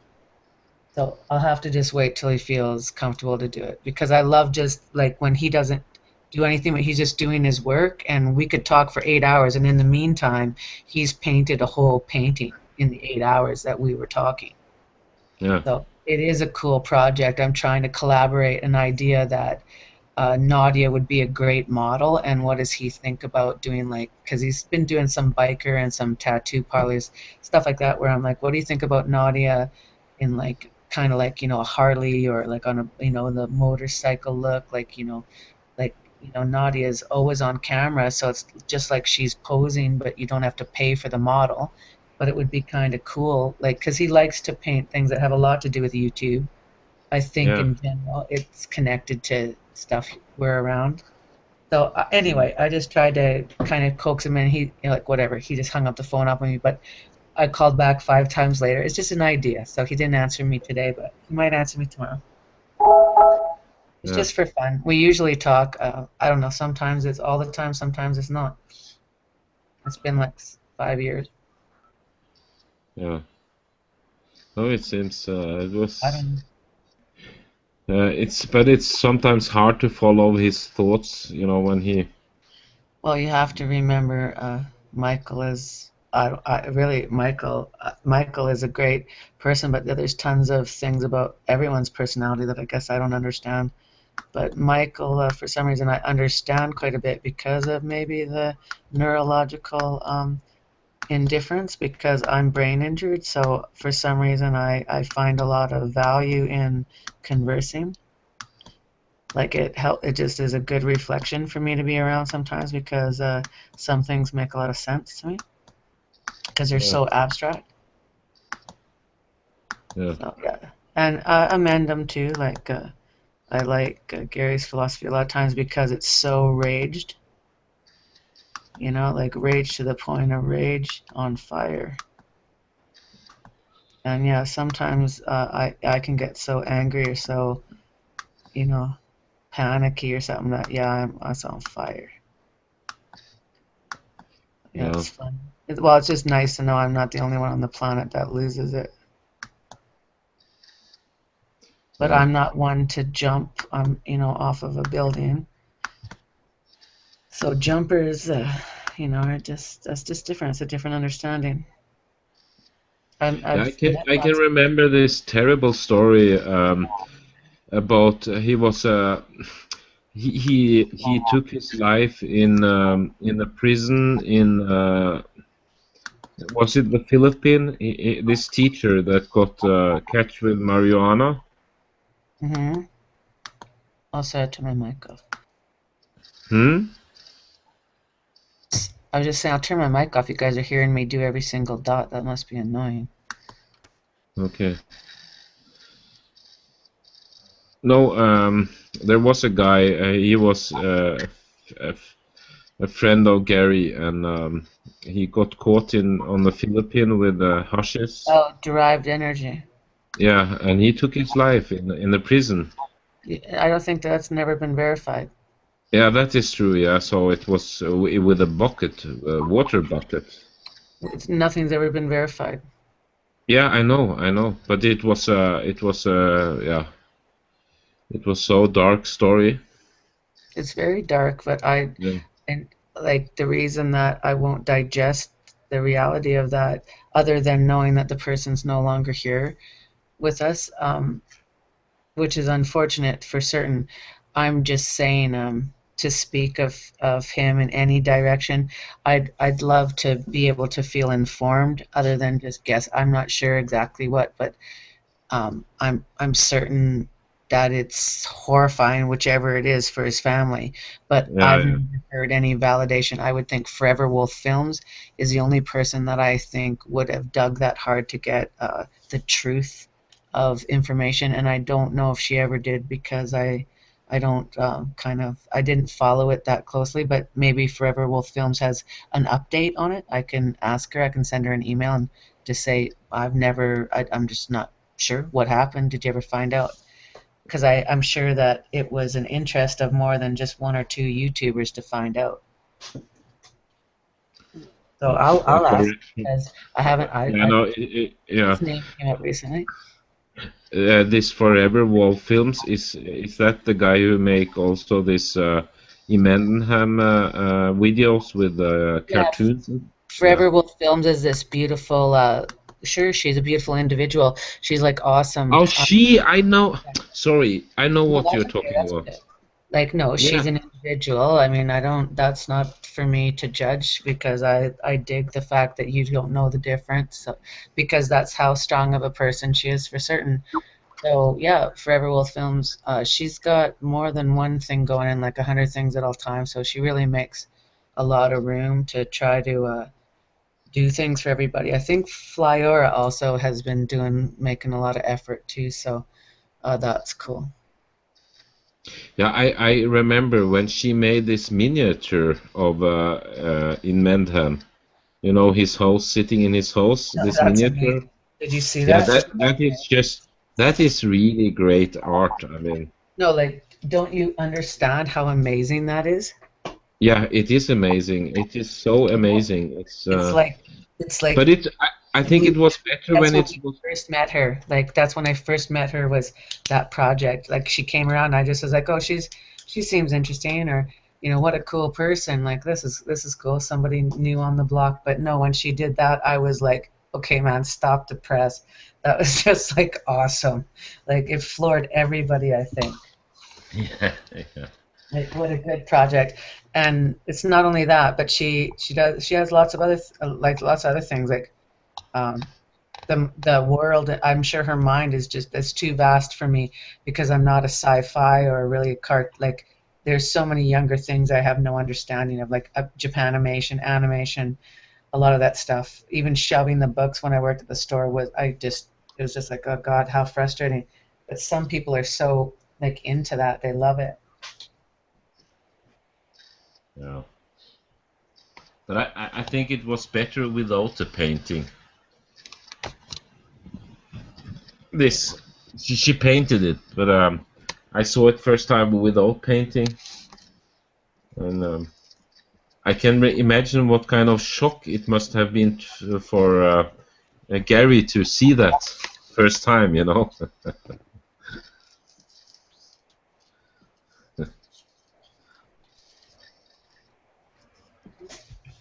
Sorry. I said it must have been a shock for Gary to see himself in this miniature, you know? I think it just, I'm sure it impressed him for certain. Like, why Yeah. wouldn't it? But yeah, Forever Wolf has become a big part of, if not one of the major centerpieces. She's never been anything but, as she's always been someone people can go to, and she would be the best person to ask, actually. But And is she's she? always paying attention. Where I, like other people, go on and off. She's very consistent. But she is she in UK or where is she? I think she's in the States. Okay. Cool. Someone's drawing on my drawing. My God. See, this is why I'm not very good with other artists. Oh my God. I don't understand. Someone is drawing on. Yeah, like someone's changing my thing. I'm not doing that. Okay. I don't know how someone's doing that, but someone just drew stuff on my artwork and then changed my camera. Like, I didn't do that. But do Spook do you have has he hangouts? Michael, I mean. He's not sure what he wants to do. Every time, like, I bring up, if I say, this is what I want to do, like, let's do this. He like, you know, if I want to do it, he doesn't want to do it. So I've learned I just should shut up, and then just do something, and he'll want to do what I'm doing, and he'll get, like, it's more like maybe I'll invite him. I'll open my room, and I'll invite him to it, and then he'll dock and he'll paint. And then I'll somehow convince, like I've told him for a while, he could run his own art show, but there's already an art cast on Google Plus, and he doesn't want to compete with that. Okay. So, like, or something, like, or whatever other art channels that do, like, people drawing, but, like, it's more of a social thing, kind of. It's not really, or it could be more of an art thing, if he wanted. Whatever he wants to do with it, but, like, it's not really that boring listening, or you don't even have to listen because you could have music on. He's not always talking when he's painting. He's just listening. Yeah. So it would be nice if we could run a chat room while he paints. So I was trying to invite him into Nadia's room because he could paint while Nadia is sleeping and then do the same thing Nadia is doing. She's just sleeping. He could just be painting right now and we could just be talking like we always do. Yeah. Like if he docked right now, if he's listening and he docked to Spook, like, yeah, he could just come in and that would totally fit in right now. And he could paint till 4 o'clock in the morning and then go to bed. Yeah, great. Mm-hmm. But do Spook and Gary, they are not the best friends, or? He's very opposed to in Manhammer. And Spook antagonizes Gary, which drives me nuts too. So yeah, if Spook did that to me, I would stop talking to him too. Like I've stopped. Spook and I get in fights every 6 months. Just like Stizer and I do, but Spook and I don't know. We don't burn the bridge necessarily. Like it's like more like we just go to our own troll sides and troll each other elsewhere. Stizer and I'm pretty sure we lit the bridge on fire, although when you mentioned that you seen him and he was laughing at your stuff, I'm sure everything's fine. I just haven't looked at what he's doing. Yeah. So that's funny that whatever cartoon you drew, you were talking about. Did you say it was a cartoon, like? No, it was not a caricature. No, it was it was on a hang up I sent Tommy, and I just I drew him as Captain Spoke. It's 5 o'clock in the morning. In the morning for you. Yeah. You don't have to stay up with me if you want to go. You know, I'm not sleeping now. I guess I have to do some stuff also in the morning. So I was with friends in the city and came late back, and I just wanted to What did you do in the say city? some words by Nadia, and then it ended in a never-ending. Like it always does. Do you have a open market where you go into town? Like where you can get fresh fruit? No, here it is bad. Yeah. What did you go and do? No, I just went drinking with some friends. Oh, cool, cool. I thought you when you went to go get groceries or into town. No. I took the hangout with me to a pub first, and Oh, you're then joking. no, and then not this hangout, another one, and I but want to be then invited. I want to hear that. Like that would be so fun to even just listen in. I always do that over here at the pub too. Nobody comes, but I would show up if I just to listen.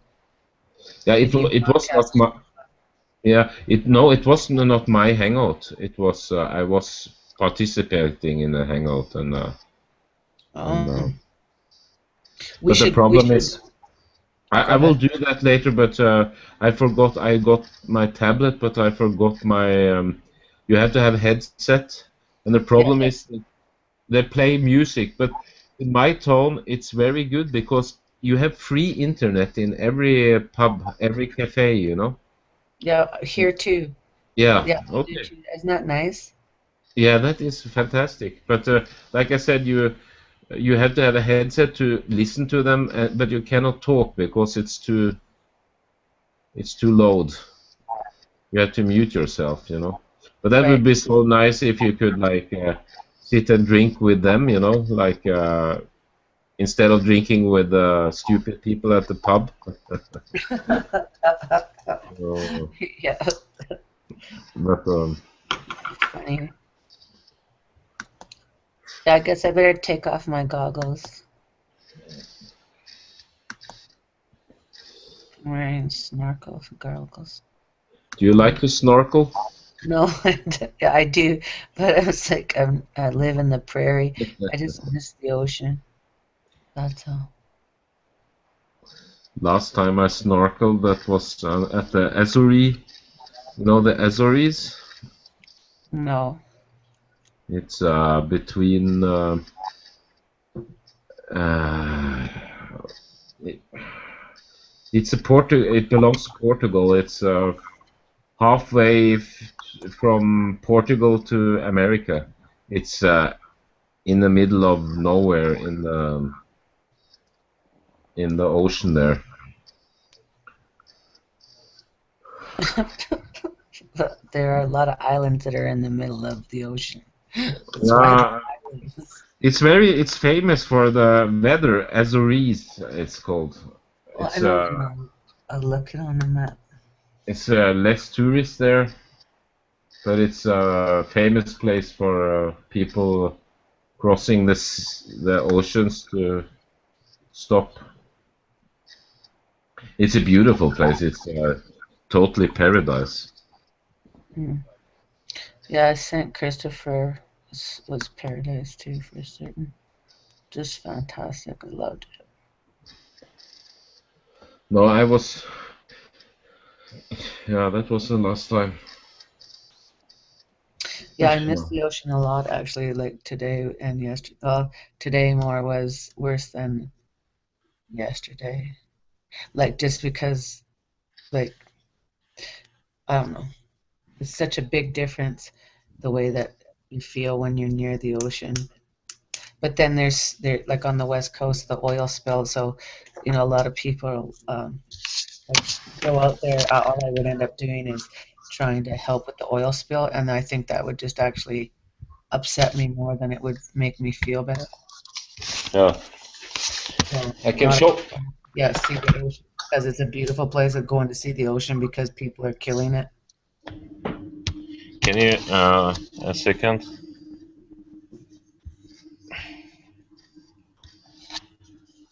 Can you see now? That is the ocean. Where are you? Can you see something?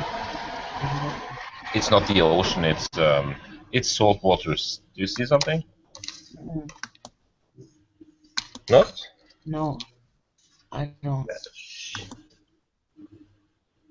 You should. That's strange. Can't you see that? Oh.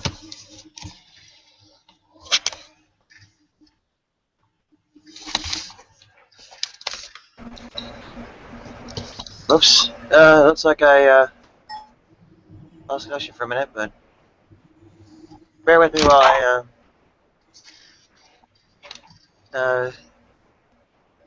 get reconnected and start it all up again.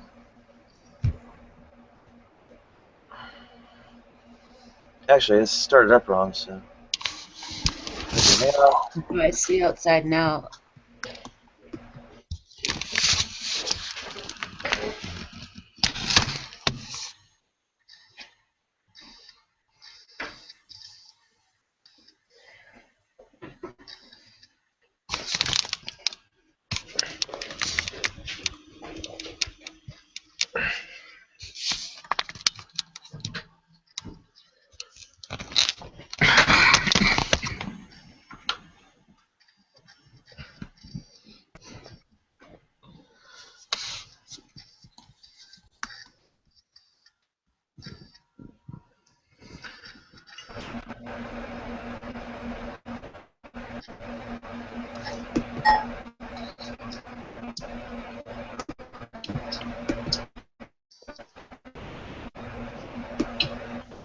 Okay.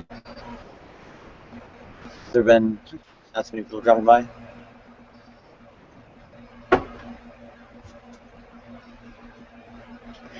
It's been quiet. Yeah. But Well, I was been on the warpath, or I don't know if they got you, but Faith, are you there? Yeah, I'm still here. If these new spooks should turn up in a hangout, can you invite me? I would love to meet him. For sure. 100%. And if we can't, I'll do my best to let everybody know on. Like, I'll try to get Michael to come, and we'll just have tea or coffee together, and then I'll message all you guys and tell you to come hang out with us. Maybe he'll feel better if you say that. Then he'll say, okay, I'll come meet you later on, and blah blah blah. You never know. He's a very easy person to get along with. He just doesn't. He thinks I'm full of crap all the time. You'd probably think you're just setting me up. You're just trying to make me feel like I have friends out there. I'm like, oh, you don't even try. So like right now he's trying really hard. Like we're both working out. We're both trying to eat better. Like set little goals, like certain amount of weight, little bit of this, little bit of that, just trying to improve because it's summertime. So yeah, we're opening doors to say, okay, well, whatever happens, happens. Like you gotta let life happen. If life's determined anyway, well, I guess all you can do is enjoy the ride. Be the best you can be, kind of thing. Be prepared. So just trying to change mindset. So I really appreciate that if you let him know that. So yeah, for sure I'll try to drag him in, and I'll let you know for sure. Like you subscribe to his channel, he'll do nothing but wonder who you are anyway. Yeah, I don't know if I've still subscribed. I had it's long time. I will see. I have done that. I subscribed once. He's still making videos, but I think he made like a 2-hour video about how much he can't stand Amendum. So that's why him and don't get along. That guy would never. Yeah, I know. Yeah, and he had a very funny parody. He had also a musical, 1 hour musical about Gary. Have you seen that? Yeah, but that was also about like Thunderfoot and other people too. But like, see, I don't do stuff like that. But yeah, Michael thinks it's funny. It is funny, I guess. And he paints clowns, so it is funny. He paints Yeah. way more than clowns, but like, you know, some YouTube, it's Well, more. the funny thing, when I was small, between I was very small, young. I mean, I think I was between 6 or even younger, between 5 and 7.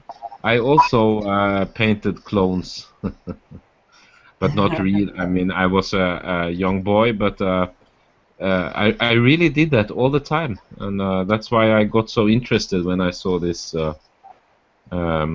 his clone paintings. You know. Yeah, my favorite of the clown paintings, I like of all of them, is Maestro 8. That's my favorite clown painting. There's an old YouTuber, Astronaut, helped him do that video. It's a really good video. Yeah. Yeah, I can link the video in. I guess, like, yeah, I don't know. It's already 10 o'clock. You would know which one it is. It's Maestro 8. Sometimes it comes up number 1 on his list. I would think it's listened to the most. But anyway, that's my favorite clown painting. He won't sell it to me. So publicly, he knows that I want it, and I have he just keeps raising the price and playing with me. So, but yeah, it's a good painting. I want it. I want that one, but I don't want it to be copied. If I buy it, I want it to be. I buy the original, and it can't be copied. But Michael, like, he has lots of copies of stuff. So. Okay. And it's on the internet, right? So it's a matter of, if you want to own an original and you want it to just be something only you own, like to buy someone else's artwork. So yeah, like we have a million different discrepancies. So, but yeah, it's great art. But even the older stuff is amazing. So the clowns are just a phase, is kind of what I think.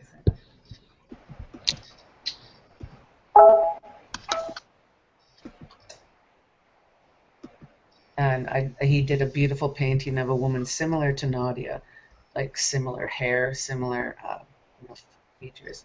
And he I think he brought some model in to do that. But Nadia's on camera so much, and she's been resting. And I thought of it yesterday or the day before, whatever, that she sleeps for however long, but it's on camera, that he could use that as an idea for a painting. And possibly consider that, which he didn't say no. He just said, "What are you doing?" And I'm like, "What are you doing?" You know, like he's doing a couple other projects, but he thought, "Oh well, that's kind of interesting." And there was no room in the room at the time. Both times that I contacted him, there was no room in the room. And he was like, there's no room in there anyway, but I would hope he listened to us or watched for a bit. He might not have. Same with Amendum, but Amendum seems like, I noticed today that a lot of the Wikipedia stuff is a little bit more concerning when people are threatening lawsuits and stuff like that, or defamation of character. That kind of stuff is a little. That put anybody not even wanting to turn on their computer the next day. I hope everything's okay.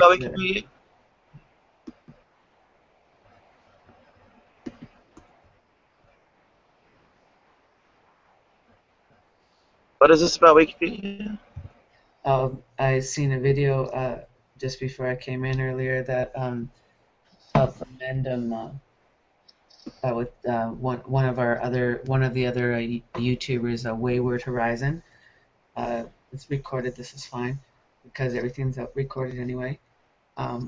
Video Wayward did. Mendham replied to it that Wayward is a Wikipedia editor, and Gary's really upset about something that was edited, and Wayward changed his name and hid from Gary. Gary found that out, called Wayward out. Wayward is saying you know, it's just about defamation of character and who's right. But what Gary said is, if you're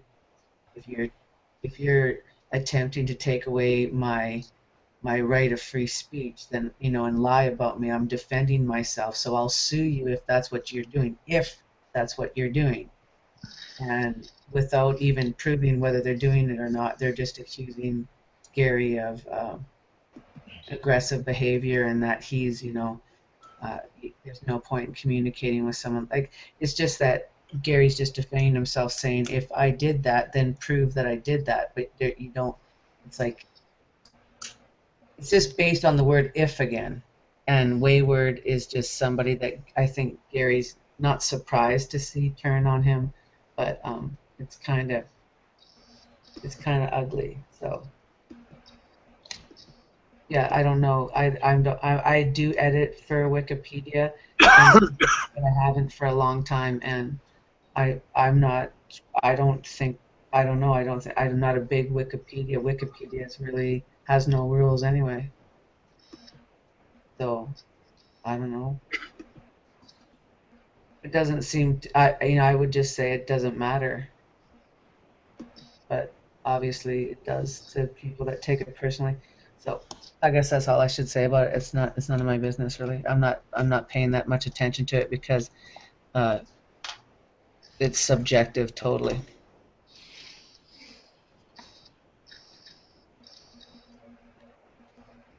What about this? The biggest opponent of Gary. He's not there anymore. What was his name? He always attacked Gary, and then he changed his name. What's the name of this guy?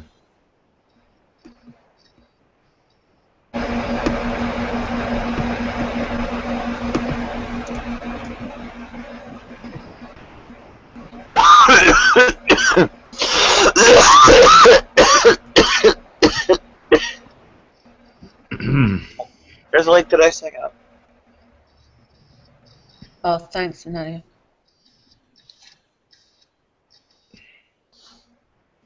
But soon it's off air. That's much better. What? No, I say soon it's off air. It's so nice to be off air. Yeah, I liked the off air for a while. Like, I did stay till, I don't know, like I think about 10 o'clock last night. I ran off air, and that Zion icon came in. Buntu came in. Bunchy. Yeah, like because we were off air and I was doing nothing. I went to the store, came back. I noticed Z logged in, and I said, "What are you doing?" Because he was playing Led Zeppelin, and he said, I'm listening to the radio and playing my game." And I said, "Oh, I guess it doesn't matter because we're off air." But I said, "If anyone else comes in, turn off the radio." And he said, "Yeah, I'll turn it off as soon as someone else comes in." And then I was like doing cleanup in the house, and all of a sudden the Led Zeppelin stopped, and I was like, "Why did the music stop?" So I went to check on the computer, and I noticed Buntu's icon was in there. So I said, "Hey, like, you notice that I just because on Google I put up I was in the room to see if I could fill up the room while you were running another room just for fun." And I think those are the only people showed up. I think my dad logged in and out because he didn't know what I was doing. And possibly Sean Kennedy might have logged in and out. But yeah, I think and Armin or whatever, she was in there for, I would say, the first hour and a half, and she must have been doing something else or out. And then as soon as I started talking, when Z got there, I started talking, and she left, and then I noticed she logged in with you guys. Because I was streaming your Hangout through the other room. So it was like your room was playing twice. So. Right. So yeah, it was kind of fun, and then in between that, I was just whatever. It was mostly just Z and I, but maybe we shouldn't have been playing music just in case it affects anything else. unless it's our own music. Like, yeah, even though it's, I think it was Black Cat that pointed out, doesn't matter who's in the room because, you know, the NSA is still watching. Anyone could be watching. So there should be rules for sure. So yeah, I guess I'll hop over.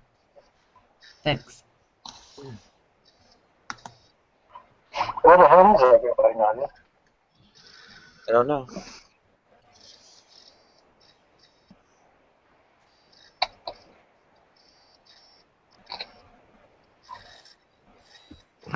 Well, somewhere besides here.